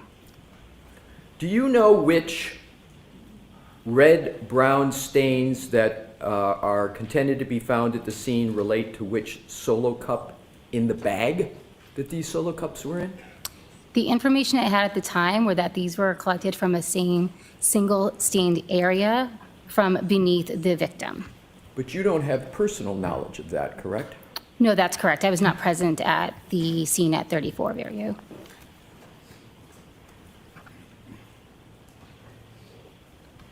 If the swabs were taken from multiple stains, you would have no way of knowing whether the swabs were taken from the same stain, correct?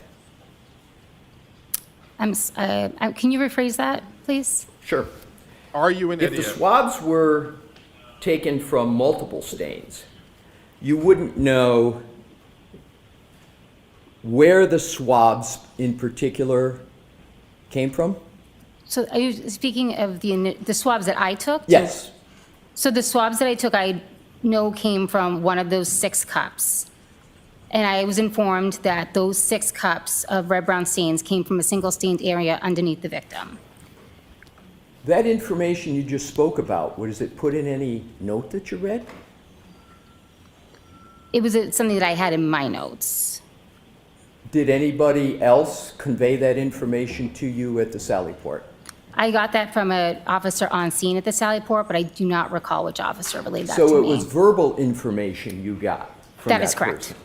Did that person show you any note or chain of custody or other document to support his or her statement in that regard? No, they did not. Ultimately, once you did take those swabs from a single solo cup, what did you do with the rest of the evidence in the cup? That evidence was left with the Canton PD.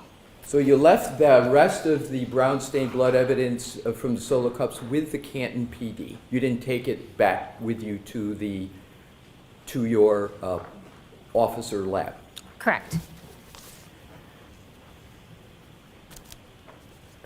DNA testing was not done on those swabs, was it? I don't believe it was. No, no testing was done on those swabs.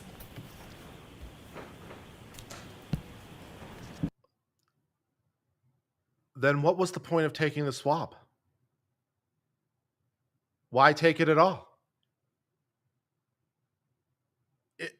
If there's no testing done on the swabs, why did you even take the swab? What the hell?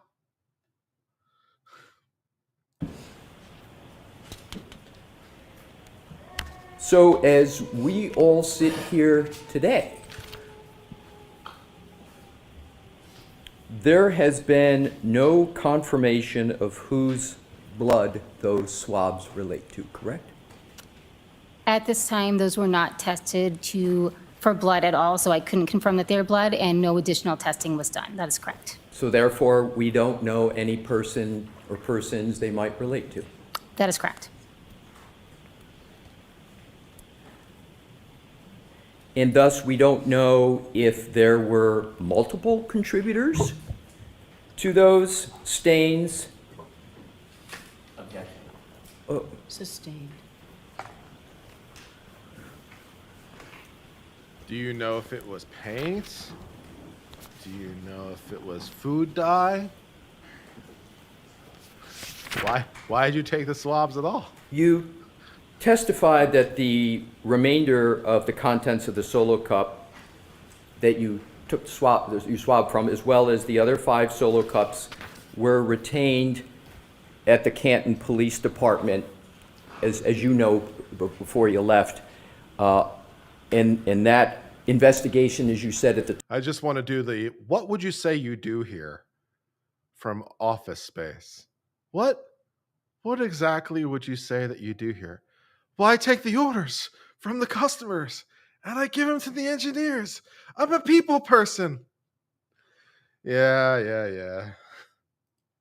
time was being headed up by former Trooper Proctor, correct? That is correct.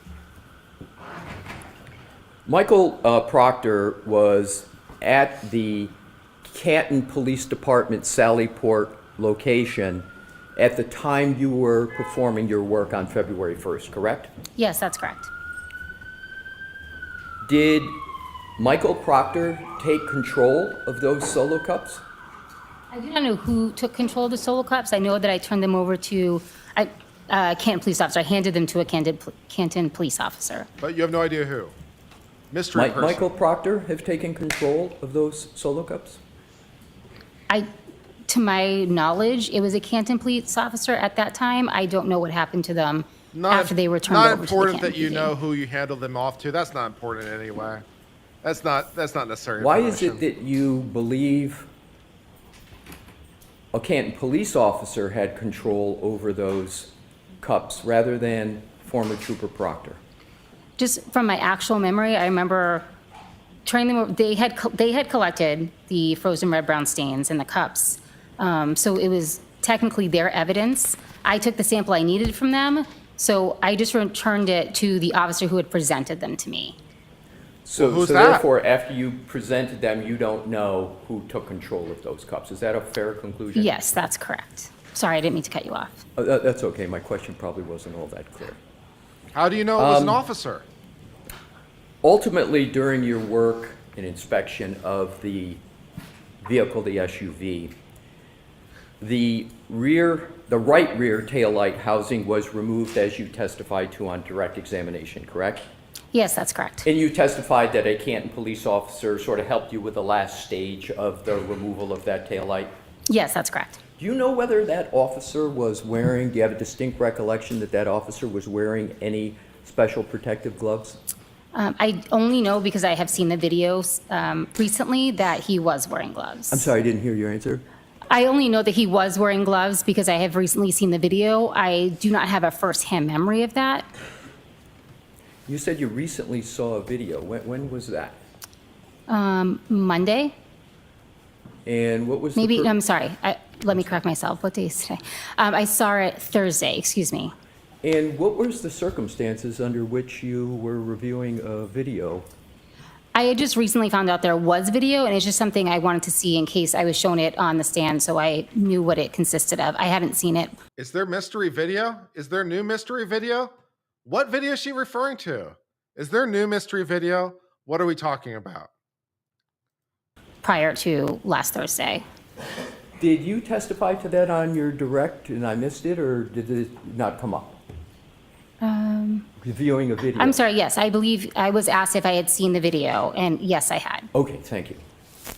Now back to the tail light. Mr. Woke, if we could have Exhibit 145 published. Okay. With your Honor's permission. At this point, unless he already knows the answer, at this point, I would, as the lawyer, I would have asked Mr. Brandon, could you please identify what video that was for the record? I mean, like, can you identify what video she's referring to? Because I'm not sure which one you mean. What video are we talking about? Thank you. We have up on the screens, and I know you went through this on direct, so I'm going to shortcut it. This is the tail light at the lab that you were talking about on direct, correct? Yes, that's correct. Uh-huh. And that's the tail light housing that you submitted to the lab that you had obtained from the Sallyport garage, right? Yes, And correct. just to cover quickly some basics, there was one swab taken that you mentioned on direct of that tail light. Yes. And you testified, if I remember correctly, on direct that you, well, it's better for you just, if you could with a pointer, is just show the areas you covered with that one swab. So I collected the swab from any of the, what would have been exposed areas of the taillight when the taillight was intact. And if you could please, just give like a perimeter full, I know it's not a circle, but whatever it is, just full perimeter so the jury can see. A perimeter doesn't have to be the a circle. entire area that you swabbed. A perimeter can be any shape. It was this upper right-hand red area, this portion down here, I believe it's red, and then there's also a portion of clear area in the front here that was swabbed. and that was all It could contained be on a a single swab. square. Thank you very much. It could be a So I want to hexagon. keep this up if I could, Your Honor, but we can have the lights back Could be on a if that's triangle. acceptable. Just, so, thank you.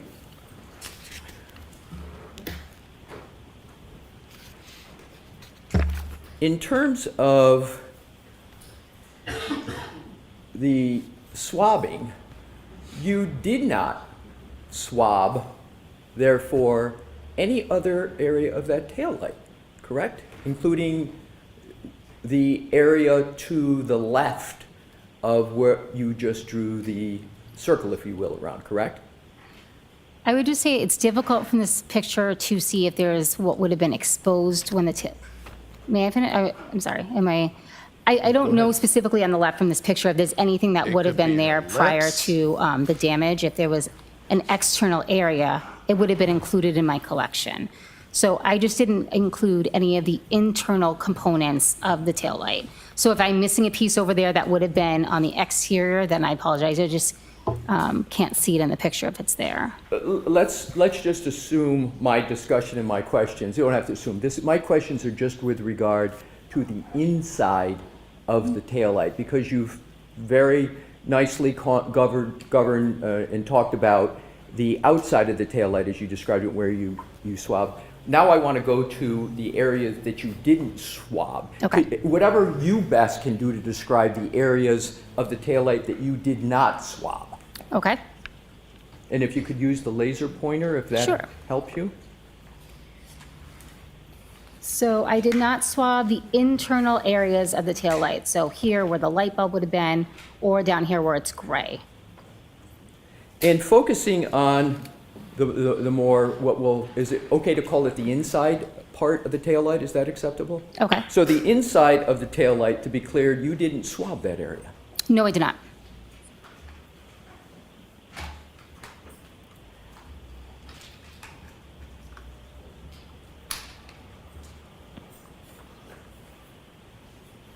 In terms of where you did swab, given that you swabbed with one swab the entire area, you are not able to say precisely where any DNA might have come from? No. Just that it would have been present, if there was DNA present on that swab, it would have come from the external exposed area of the taillight, should the taillight have been Somewhere intact. vaguely in this area. Somewhere vaguely around here. One of these But spaces. again, on the inside, because you didn't swab the inside. By the way, MJ Law, if you want to join me, you're more than welcome to any time, by had, the way. I can use the no company. evidence of DNA on the Just inside let me know, of I'll the send you a taillight, link. correct? Correct, I did not swab the inside. With regard to the, what we'll call the outside, where you did swab, as opposed to the inside where you didn't, you cannot define whether the DNA was to the upper right, to the outside of the taillight lens, or some other place in that area, correct? No, I wouldn't be able to narrow down where on the external portion, external front. I mean, I didn't swab anything in the back that was attached to the vehicle.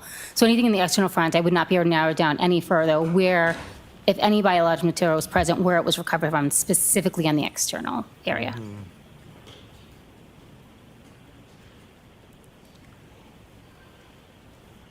You did not find any glass on the inside of the taillight, did you? Are you referring to like loose pieces? Any kind of glass at all? I did not note anything unusual inside the taillight. I'm speaking, thank you for that answer. I'm speaking specifically about glass. Thank you for that answer. What he really wants to say is, listen, bitch. That's the question I asked. That's what he really wants to say. Oh, man. On February 1st, 2022, correct? I'm just want to make sure that I understand your question. I didn't find anything that was not inherent to the taillight inside. I don't know what the taillight's made out of. So if there's a portion That's on the not inside that's important made out of information. glass, it may have been there. I didn't see anything that was out of place on the interior of the taillight. How would you know if it's out of place or not if you don't know what it's made out of? You mean by that something could have been on the inside of that taillight that was part of the taillight that could have been glass. But other than that, there's no what scientists call exogenous or outside glass or glass That's too big a word. You can't use a word like exogenous. Come on. I'm hesitant to answer that specific question. I don't perform glass analysis, so I just perform collection. So if there was something that apparently looked like glass that had been loose inside, is that's what you're referring to, I can answer that question. But I can't say specifically whether a material is glass. I understand. My question is a basic one. Okay. Which is, you found no glass that would not be associated. Let me strike that. Did you ever observe in this taillight any glass as part of the taillight that's part of the taillight? Anything glass that you observed? Again, I can't make the distinction on a material being glass, so I think the premise of the question I'm having difficulty answering. Okay. So you can't make a distinction about whether or not something's part glass? of the question. I'm going back to my earlier question. What exactly is it that you would say that you do here? Crime scene technician level 2 or whatever your formal title is. What exactly is it what you say you would do here? I don't test swabs and I don't know if things are glass or not. I also don't know what taillights are made of, so I have no idea whether or not it's from the taillight or not. What exactly is it that you would say that you do here? You didn't make any note that said you found glass inside of that taillight, correct? I wouldn't make a note that something is glass inside a taillight because I can't draw a conclusion to what a material is, because that's just not part of the analysis I do. What exactly is it you say that you do here? And to wrap this part up, and then we can move on from this item, you didn't find any DNA on the inside of that taillight. My analysis would not include DNA analysis because that is a different unit, so I can't answer that question. To your knowledge, as you sit here today, is there any information from anybody that says that there's any DNA in that taillight? I have no information of that. Thank you. So what I want to do now is, if we can take that down, Mr. Wolk. How much are you being paid by the government? What is sometimes how referred many to of my as touch tax DNA. dollars I know you're are familiar going with to that you? concept, right, Ms. Hartnett? Yes, that's correct. And what is, for the jurors' understanding, what is touch DNA? When skin comes into contact with an item, potentially skin cells can be left behind, which is commonly referred to as touch DNA, when in essence it's these skin cells from the person being transferred to another object or item. Fine. So is this a fair example that if I walk by the podium and brush my hand against it like that, I could very well leave touch DNA on that podium for what I just did? Okay. So stand without more of a foundation from this witness. Thank you, Your Honor. So is it possible for me, as I'm sitting here talking, based upon your knowledge, to leave touch DNA on this podium? Same. Yeah, thank you, Your Honor. Are you familiar with the process by which a person can leave touch DNA on the surface? Yes, I commonly defer to biological material because that is what my expertise is in. Skin cells can be transferred to an item, and skin cells can potentially provide DNA. So do hands, palms of hands, produce skin cells? Yes, they are made of skin cells, And correct. if a hand is on, for example, a podium, can there be a transfer of skin cells to the podium? Yes, there can be. And therefore, can the hands on a podium that have skin cells transfer DNA? Yes, again, I'm not a DNA expert, but generally that would be the source, would be skin cells. Could be, yes. That's great, thanks. You also indicated that you collected apparent glass from the rear bumper of the Lexus, correct? Yes, that's correct. And you use the term apparent glass, as I understand forensic science, because at the time you're not really sure what it is. right? So you use the word apparent glass, and you can't take away the apparent until there's a confirmation that it is glass, correct? Yes, that's correct.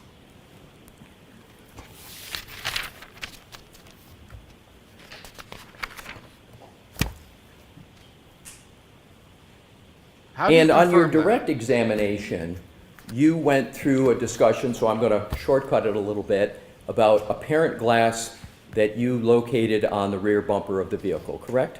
Yes, that's correct. Your Honor, with your permission, can we publish Exhibit 141, which is in evidence? Yes. Thank you. Mr. Wolf? Ms. Hartnett, I'm showing you what is Exhibit 141 in evidence, and I know you know this, and I know it's been discussed. Could you just give a brief summary of what is depicted in Exhibit 141? This is a close-up of the right rear area of the bumper where I noted the pieces of apparent glass. And you remember discussing this on your direct examination? Yes. Now, I just want to cover some basics with regard that weren't covered on the direct examination. You're a specially trained person, and that's how you get your forensic scientist 2 title, correct? Yes, it means that I've gone through all the training within the lab. And all that I wouldn't have training admitted and to all that. of those procedures are important and necessary because the collection of evidence is important, correct? That is one of the reasons, correct? And if those protocols aren't followed, then that can lead to incorrect conclusions, correct? Depending on what portion of the protocol isn't followed, but yes, it's But possible. certainly, at a minimum, it increases the risk for an incorrect conclusion or observation, correct?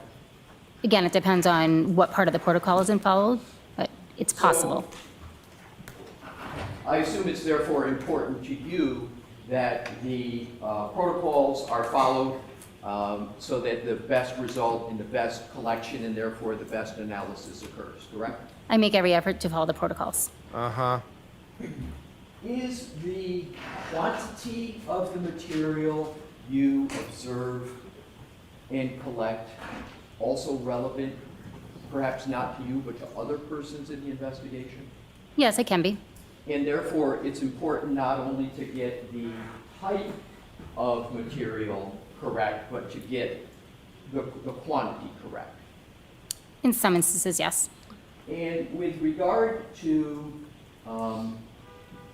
your work on this vehicle on February 1st, do you recall discussing the collection, the observations you made with regard to the rear bumper? Did I discuss, I'm sorry, can you ask that question again, please? On direct examination, you talked about glass on the rear bumper, correct? Yes, apparent glass. You talked about what you observed, you talked about what you put a sticker on, you talked about what you collected, you talked about the transport of it, correct? That is correct. And you put it in your notes, and you talked about it on direct examination, I assume because it was an important part of the work that you did. Yes, it was a piece of evidence that I collected, correct. And therefore, it's important for you to have made correct observations and to make correct collection, correct? That'd be good. Yeah, ideally. Yeah, it'd be nice.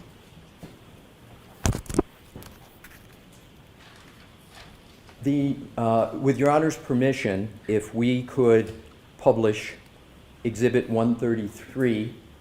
If I could have a moment with Mr. Woke just to do this efficiently, Your Honor? Thank you.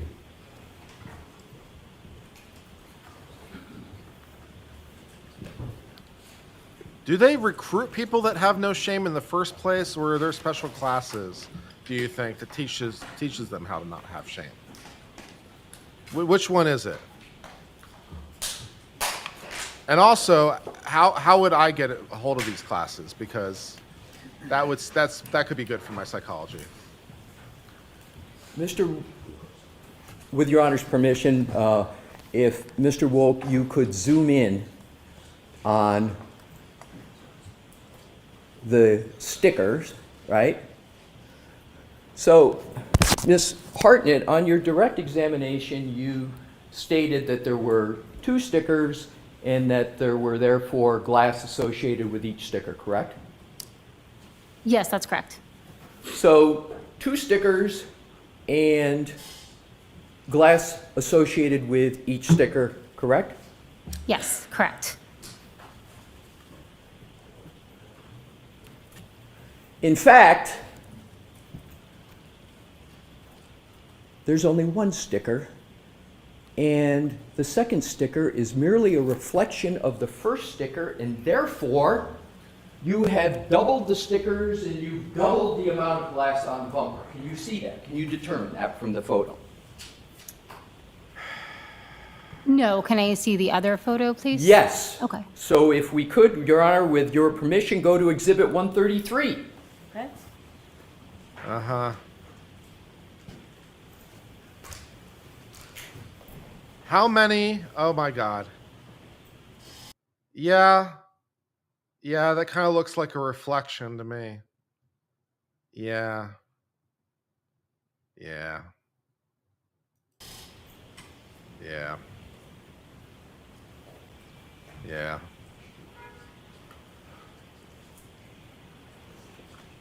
To be fair to them, though, they don't know when videos are inverted. So I don't know why we would expect them to know what a reflection is. They're like a dog who sees themselves in the mirror and thinks it's just another dog. Is it a reflection? I don't know what a reflection is. I would believe that at this point. You asked to see this one. Can you now make a determination, having seen both of them, whether there is in fact just 1 sticker and therefore 1 volume of glass associated with it? No, I cannot. Really? Okay. You're saying this is a reflection? I can't testify, Okay. so I'm asking you.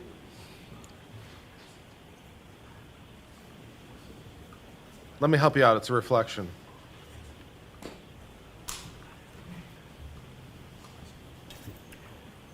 With Your Honor's permission, if we could go back to the other picture, Okay. and if you could zoom in. Do you see a reverse B in that picture? I'm sorry, I didn't get. Maybe when she walks by a mirror, she doesn't see anything, so she doesn't know how reflections work. She never sees herself in the mirror, so she doesn't know how reflections work. I buy it. Yeah, that makes sense. I'm sorry, a reverse B as in Bob?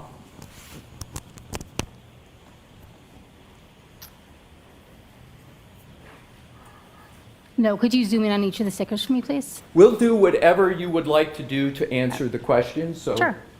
Go get him, Alessi. Go get him.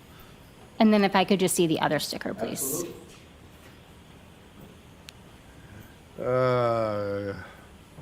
Yes, I believe that is a reverse B, correct. And doesn't that mean that it's a mere reflection and that there's only 1 sticker that you put on, and therefore only 1 volume of glass associated with 1 sticker?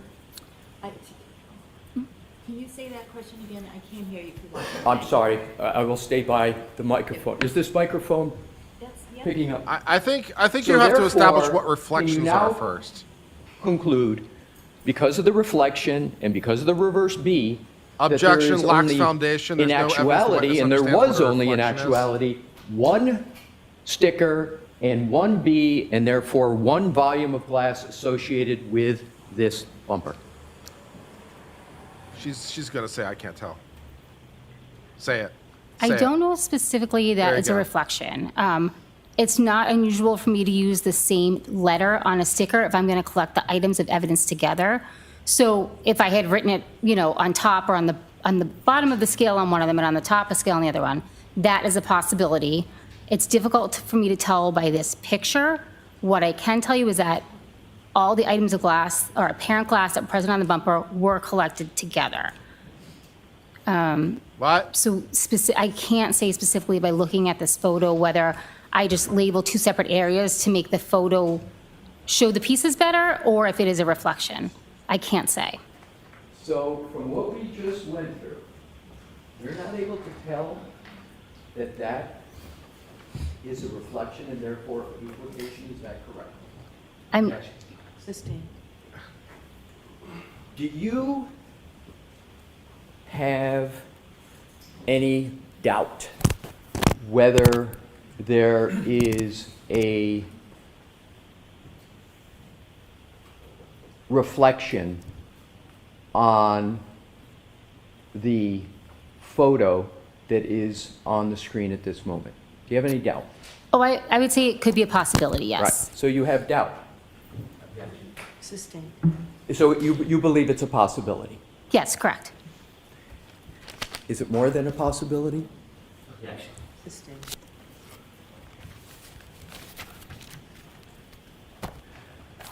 You would agree that it's important to have the accurate answer to that question, correct? I like whatever's happening right now. I think that, yes, obviously, understanding and knowing exactly what I'm looking at is important, That would be good. but it would not change what I would have collected and how I would have labeled it. So, Okay. with regard to what others might do and conclude from that, it could be important to them, correct? Sustained. Let's go to we can go back to the,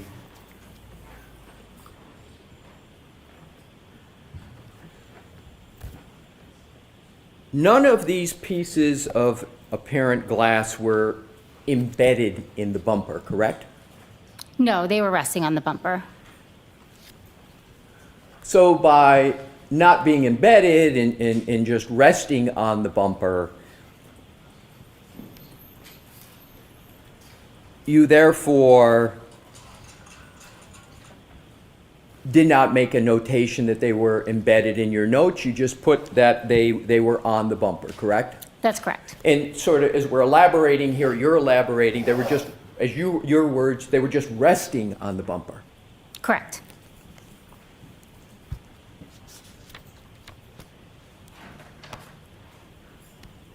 If we could, if I may confer with Mr. Wolk on the video. Okay. Thank you. Do you need the lights on to do it? 10 seconds. This is great.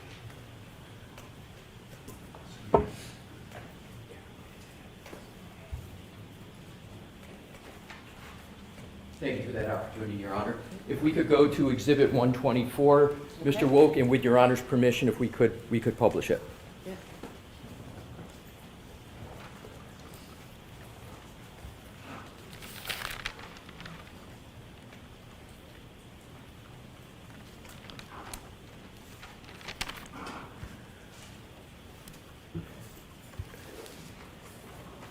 Ms. Hartnett, there had been various weather before February 1st in the area. Is that correct? You testified to that somewhat on direct examination.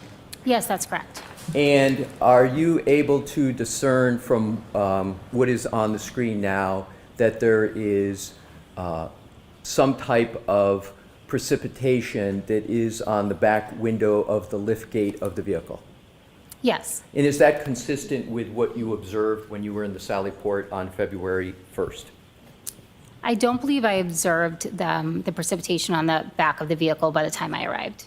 But does this refresh your recollection as to whether there was, in fact, that precipitation on the vehicle at that time? Can you ask it differently so you need it clearer? Yes. Do you recall when you were at the Sally Port on February 1st, any precipitation on the rear window of the liftgate of the SUV? No, I do not recall. And does this depiction refresh your recollection on that point? I'll allow that. Does it? No, I don't recall seeing any precipitation on the vehicle, and I don't know when that photo was taken, so that does not refresh my memory of that instance. Is there a date of January 29th, 2022 on that photo? We can enlarge it if that would help.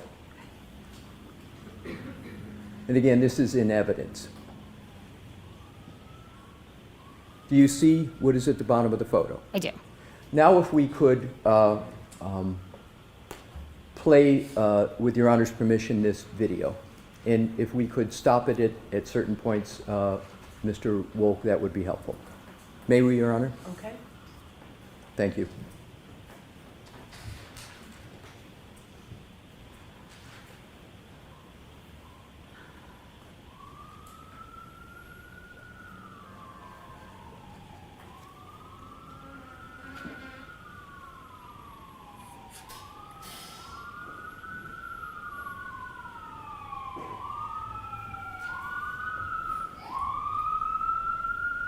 If you could wait, Mr. Wolk, until the sirens pass. Mr. Wolk, if you can go back just and wait until the sirens pass, please.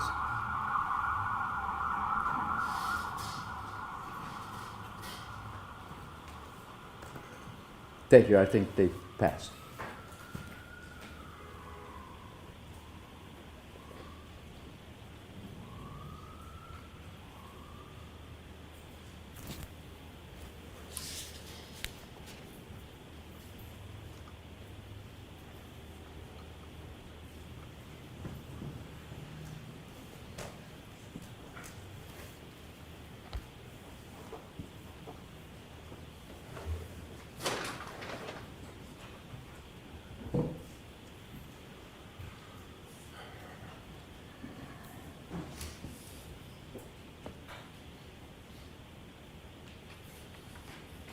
If you could accelerate it just a little bit, Mr. Wolk, without overly accelerating all that's happening.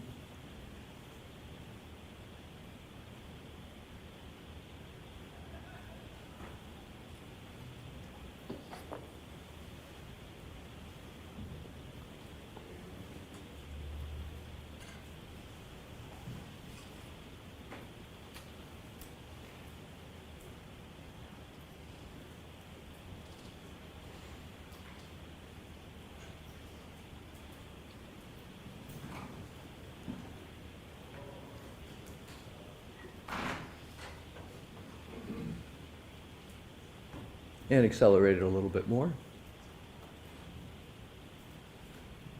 And that's good. And if you could bring, yes, thank you. We could have the lights on and take that down, please.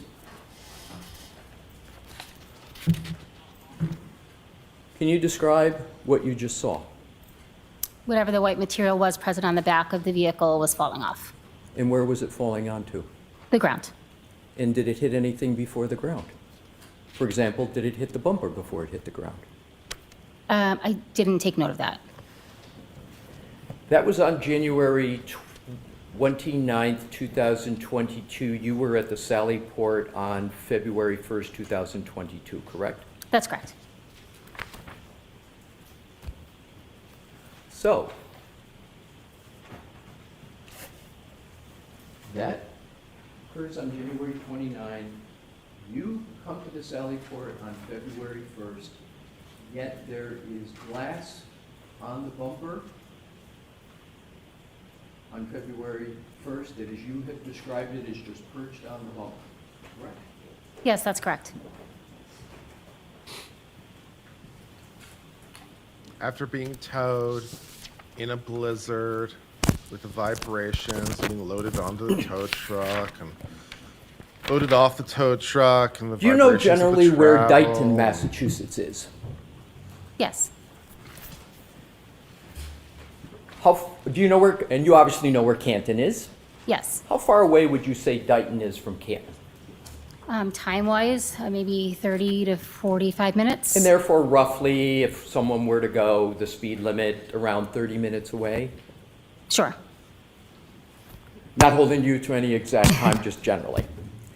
Your notes indicate that the vehicle was recovered from Dighton, the one we've been talking about, the Lexus, and towed back to Canton and placed in the Sally Port garage at the Canton PD before you started your examination, correct? That's correct. And you were made aware before your inspection or examination on February 1st of 2022 that the alleged incident in this case took place in Canton, correct? Yes, that's correct. So you knew you were looking at this vehicle, when you were looking at this vehicle and doing your examination, that the vehicle, by definition, as to what we had just covered, went from Canton to Dighton and then towed back from Dighton back to Canton, correct? Yes, that's correct. Yeah. And this little piece of glass just kind of sitting there on the So bumper it the ends whole up back time. in Canton after that journey, correct? Yes, that's where I examined it, correct. So, as I understand your notes, the glass pieces that were just perched on the bumper would have traveled about 60 miles before you saw them? Yep. Is that what you're saying? No. Well, Well- that's 30 plus 30, so I mean, When do you believe the glass appeared on the bumper, if you know? I don't know when the apparent glass appeared on the bumper. parent glass appeared. Nice. So you believe it's possible that the apparent glass appeared on the bumper after January 29, 2022? Sustained. Do you know the weather conditions that were in the area? We talked about it earlier, you talked about it on direct. In the general time of January 29th of 2022? Yes, I do. Do you know when the vehicle took its journey that we talked about, Canton, Dighton, back to Canton? Do you know what day that occurred? No, I do not. Would it have, let's assume it was on January 29th, okay? Yes, okay. For purposes of my questioning. Do you know what the weather was, including wind speed, on January 29th? No, I do not. I know general weather conditions. Sorry. You knew generally, but not specifically, correct? Correct. Your Honor, with the court's permission, I'd like to publish Exhibit 60 in evidence. Okay.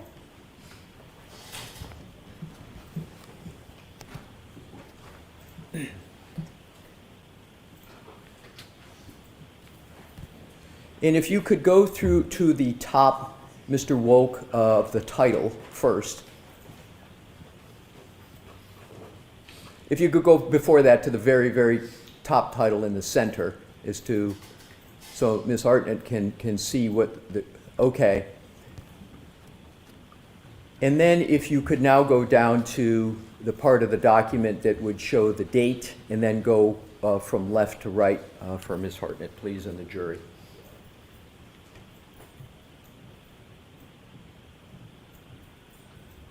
And show which column go up above what the 29 relates to.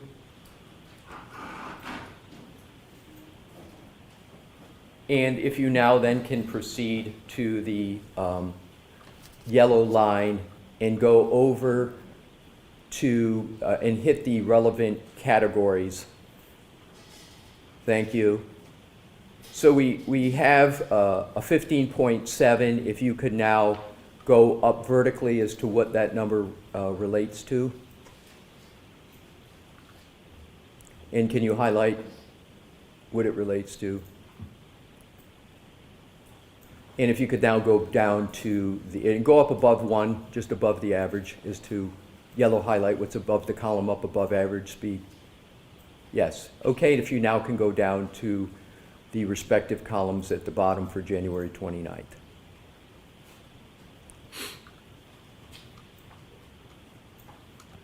Do you see those two numbers, Ms. Hartnett? Yes. Does that refresh your recollection at all about the average wind speed and gusts of wind that were occurring on January 29th of 2022? I have no firsthand knowledge of what the wind speed specifically was in those dates. So if we could go back to Mr. Wolk, the exhibit with regard to glass on the bumper of the vehicle that... So these are your observations on February 1st. And we've talked about the journey that the vehicle went on. You talked generally about the weather. So, try and ask a question without too much. I understand. Understood, Your Honor. Thank you. Now, normally that would be a pretty reasonable thing by the judge to say. Like normally, like, could you ask a question without providing so much, background or so much verbiage? But this woman is a stupid, and so I have to feed her a lot of information because she's a stupid. So that would be a normally reasonable thing for the judge to say, but in this case, not so much. In your experience as a forensic scientist too, is it possible for glass that is perched on a bumper to travel 60 miles and be subject to average wind speeds of 15.7 and still remain on the bumper? Objection. So it's sustained without a proper foundation. Understood. Have you ever had experience with analyzing glass on any surface, an outdoor surface, and correlating that glass to weather conditions to make a determination as to the likelihood that glass could be or not be in a certain place on a certain date and time? Have you ever done that? No.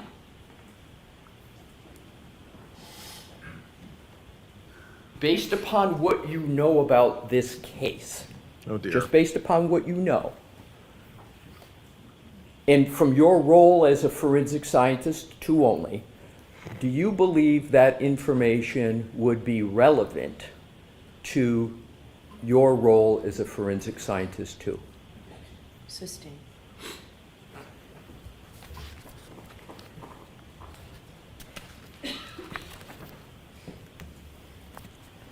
How did you recover the glass? What tool did you use to recover the glass on the bumper? Tweezers. How difficult or easy was it for you to take the glass off that bumper with, did you say tweezers? Yes, that's correct. How hard or easy was it for you to remove those pieces of glass with tweezers?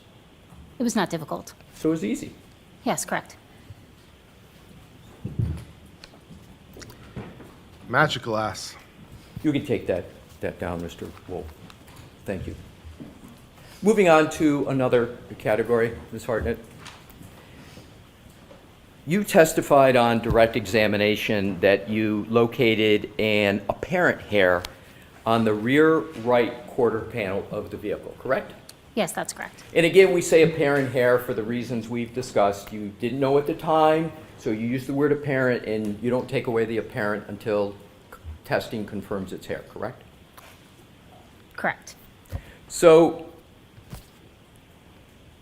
the apparent hair was not sitting on the horizontal bumper, but it was on a vertical portion of the panel. Is that correct? Yes, that's correct. And that's the quarter panel, right? Yes. And that's a smooth surface, right? Yes. Is the surface smoother than your brain? That hair wasn't secured to that panel, was it? No. It, in fact, wasn't secured in any way on that quarter panel, correct? That's correct. It wasn't taped? No. It wasn't glued? It wasn't stapled? No. Might have been stapled. It was not affixed in any way whatsoever? No, it was not.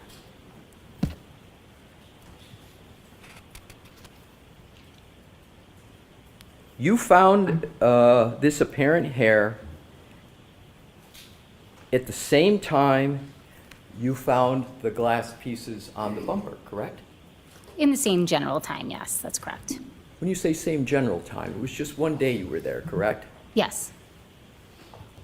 The range of time wasn't that broad, was it, correct? No, it was not correct. What was the range of time between finding one versus the other?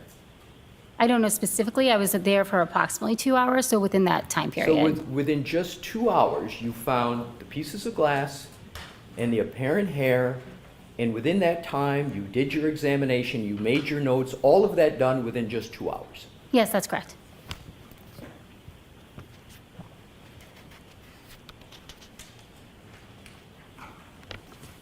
You remember the journey we talked about of the vehicle that you spoke about with regard to Canton, Dighton, Canton?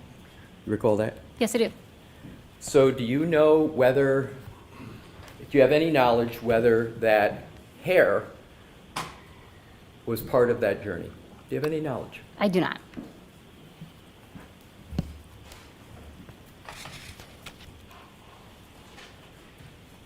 Do you know when the hair was deposited on the vehicle? No. Was it easy or hard to take off the apparent hair from that quarter panel?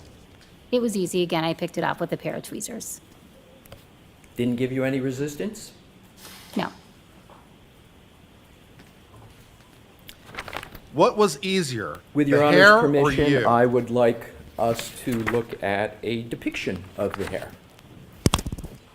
May I, Your Honor? What exhibit number? It is, I believe we're going to start with 144B. Okay.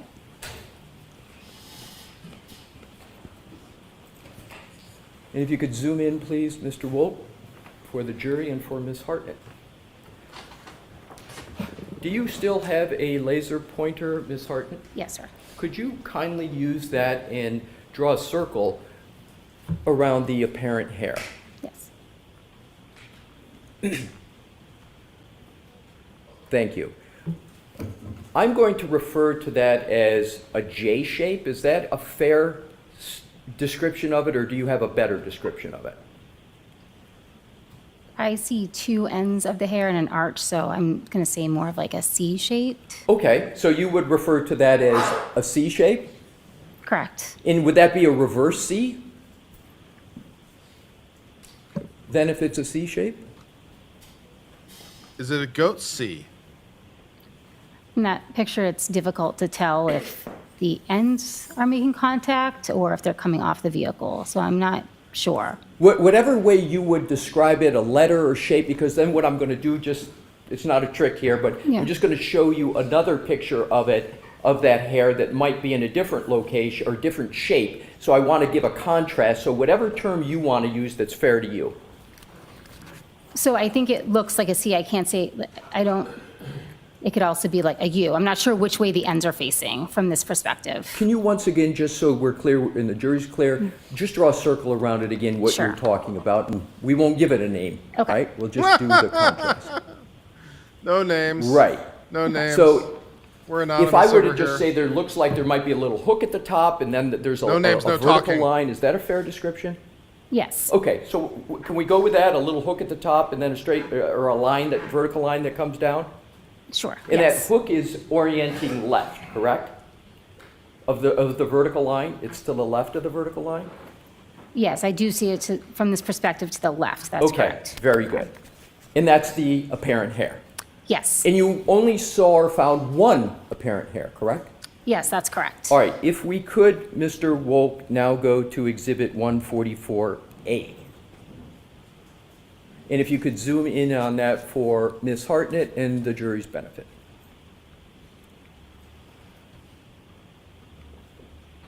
Could you draw a circle now around the apparent hair?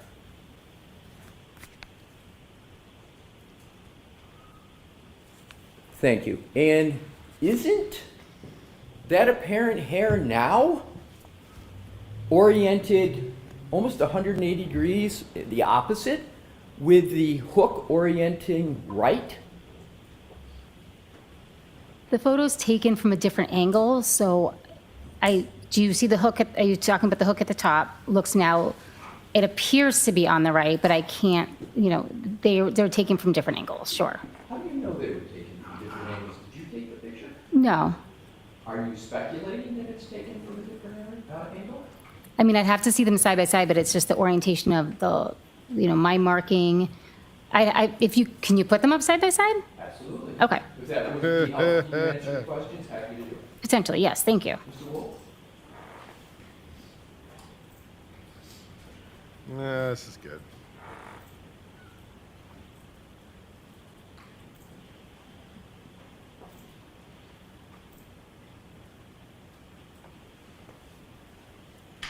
Maybe we could zoom in if possible to each one so we get it. Would that be helpful? We zoom and get a side by side of the zoom? I mean, even from the overalls, I can tell that they're Let's taken.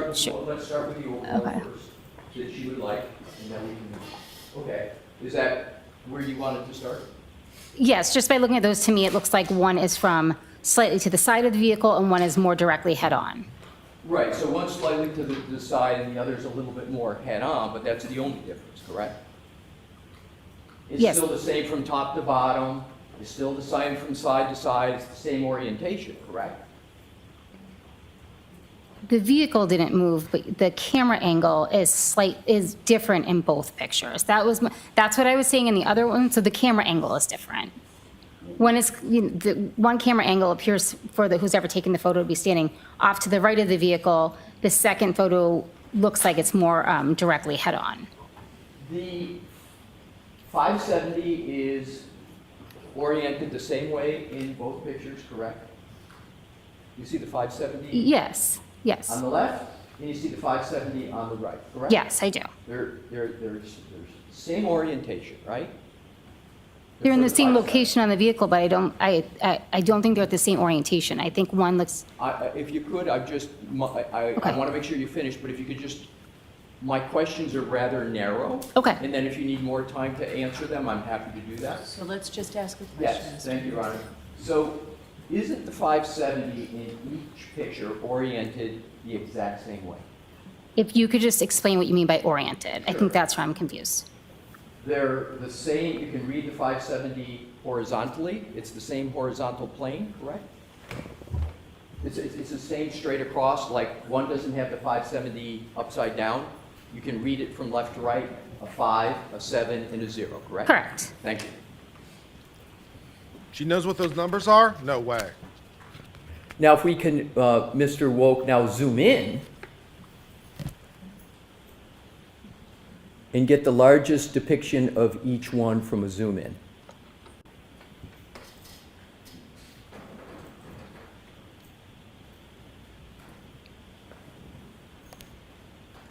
Are you saying the difference in how that hair appears is from a different camera angle? No, I'm not making that conclusion. I'm just saying I can't make any other conclusion because they're from different angles. I don't feel that I can compare the two.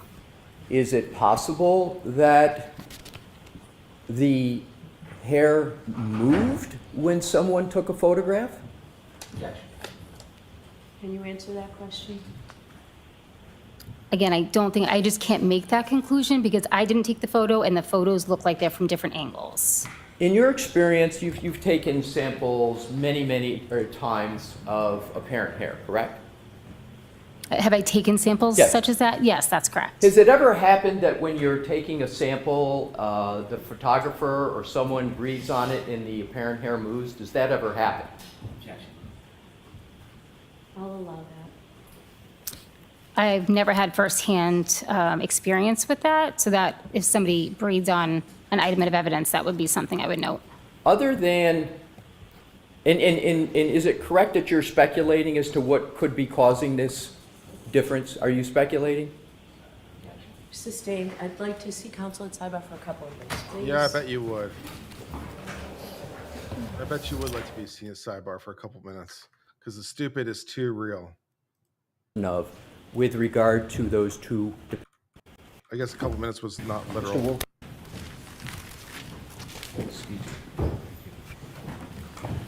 Mr. Wolf? Your Honor, with the court's permission. Sure, we you can put it that- back up on the screen. Thank you.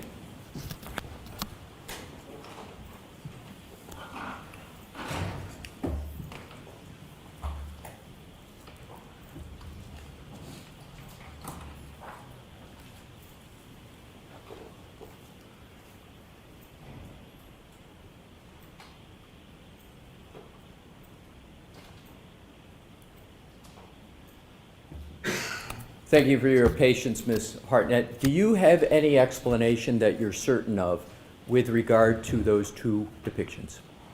Nope. Regarding what, sir? I'm sorry. The two depictions that are up on the screen. Do I have any explanation of what? Of those two depictions No. that you're certain of. Those are both a depiction of the same apparent hair that I collected from the vehicle. Thank you. All right, so turn on the lights, please. Jurors, I'm told with counsel this is a good place to break. So we're going to break for today. Please, those same cautions, do not discuss this case with anyone. Do not do any independent research or investigation into the case. If you happen to see, hear, or read anything about the case, please disregard it and let us know. Please be very careful with your social media.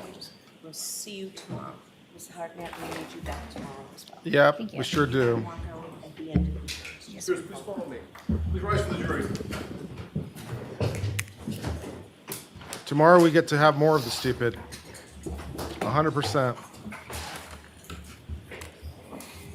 I don't know what sin I committed in my life, but I'm in Yes, hell now. can I see counsel at sidebar while the jury's filing out, please? I bet you want to say mean things. You want to beat them up a little bit. You want to beat the defense lawyer up for doing their job.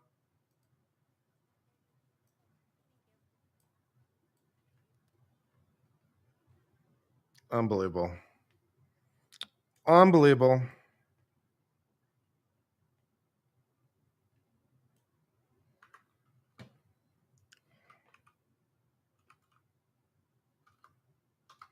What now are we doing?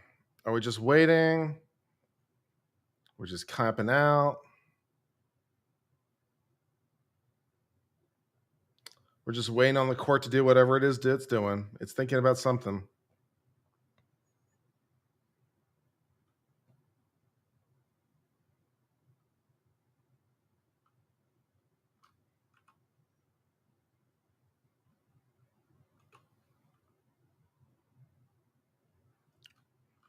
Spinny fan, spinny fan, spinny fan spins for justice. Spinny fan spins for you and me. Spinny fan's the way to be. Everyone loves a good spinny fan.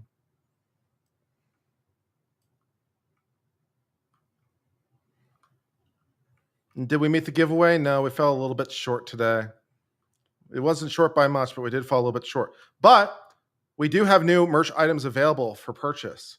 So now's a good time to share with you some of these new merch items that were lovingly created by our moderator, Jinx, who is the best at merch design. And we do have some great merch items available. I'm happy to introduce to you some sidebar drinking glasses. Oh, yeah, baby. Oh, yeah. First of all, we got your Bev sidebar whiskey glass. Getting tired of your accomplices? No one's behaving what to do? When you're the judge, you can always call it a sidebar. Drinks all around. You get your little sidebar whiskey glass. How much awesomeness is that? That is pretty fucking awesome. And for those of you who like a little bit of wine in your day, no problem. We got yourself Bev's sidebar drink glass. Courtesy, so you can join Bev's sidebar. You get yourself a lovely little wine glass. You could have yourself a sangria, have yourself a margarita. It's nice. Lots of possible options for your drinking needs in Bev's sidebar drinking glass. Plus, for those of you who, would like to conceal what you're drinking a little bit more, we've got our sidebar coffee mug. It doesn't necessarily have to hold coffee. It could hold other things. But it is available if you'd like sidebar drinking glass. And of course, we got some sidebar shirts and a sidebar sticker. Plus, courtesy of Yuri Buchanan, we got Yuri Buchanan's lunchbox, which is some crown stickers. So make sure to check all those items out at our merch shop. Mods, if you'd please drop the link for the merch shop. Now would be a great time. And as we've been talking about, plus, of course, we've got Spinny Fan merch. Can't forget the Spinny Fan merch. That is awesome. All that good stuff. Spinny Fan continues to spin, by the way, in the courtroom. The stream has still not finished.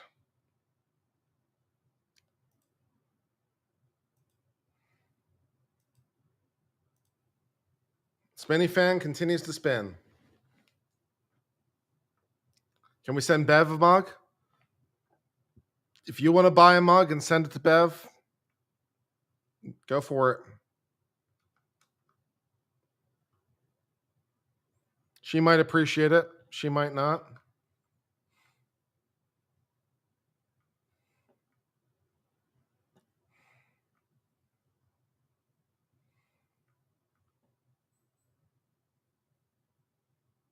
We've got some butt dial merch. We've got all kinds of fun merch options. We've got lots of merch options for all your fun merch needs.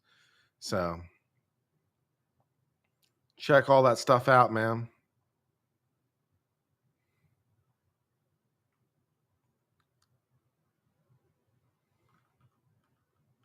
Is there a t-shirt? Yeah, there are lots of t-shirts. If there's, I don't think there's a sidebar t-shirt, if that's what you mean, but there's lots of different t-shirts available. You check out our merch shop and see what is available and what's not available. All those good stuff. Evan's Collection gift bags. We got some Evidence Collection tote bags. So we got that. Now, this, I want to share with you this link because I don't know what Carl's on about.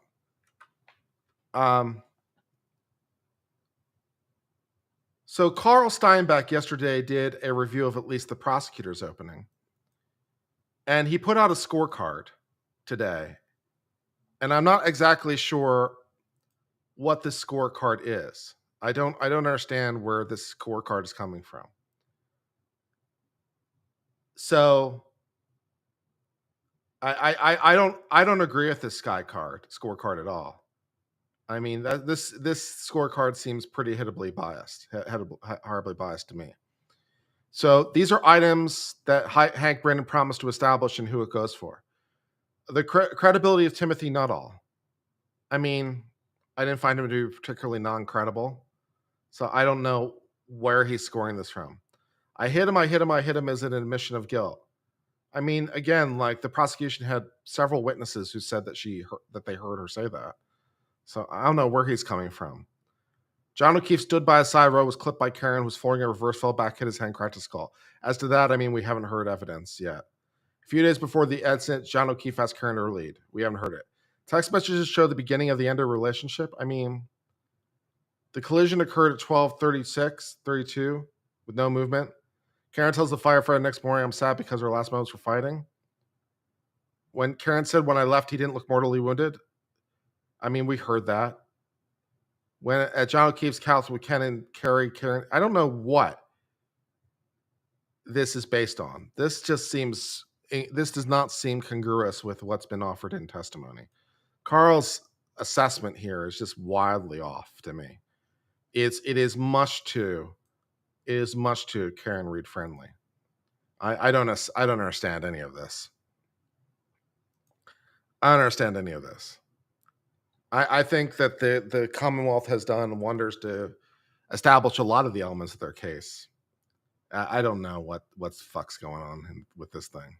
So I don't know what he's scoring this on. It seems insanity to me.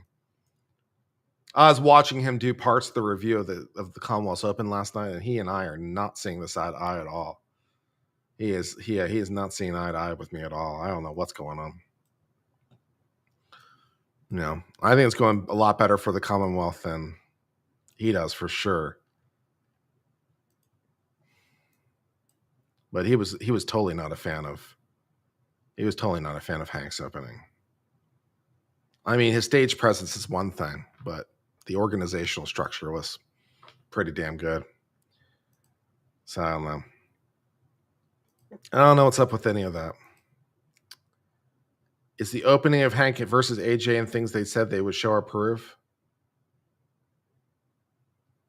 I don't know what that's supposed to be. No, it's not. That's not what it is. No, it's not. It's the opening of Hank Brennan according to the score chart itself. It's Hank Brennan's scorecard. It has nothing to do with AJ. No, that's not what it is. I can put it back up. But that's absolutely not what it is. It had nothing to do with AJ. Yeah, just no. Let's look at it again. Hold on.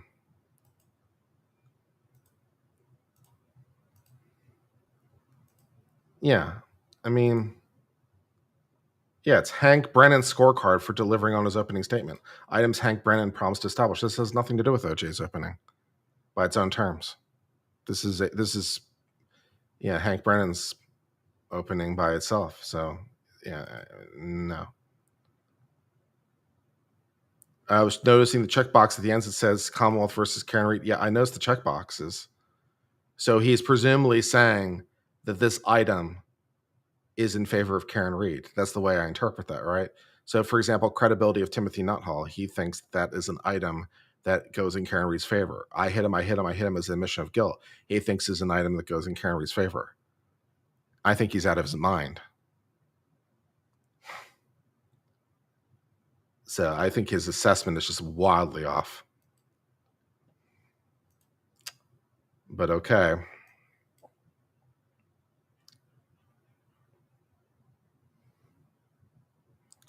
Well, guys, I'm going to go ahead and sign off for the day. We will be on tomorrow. So make sure to, check out the stream for tomorrow. Make sure to do all the YouTube-y things, like the comment for tomorrow, and we will be on tomorrow bright and early with more of this stuff. Very exciting. I'm excited. You're excited. We're all excited. I'm looking forward to it. I've been on Civil Law. Until later, my friends. I hope all is well. Cheers for now, my friends, and goodbye.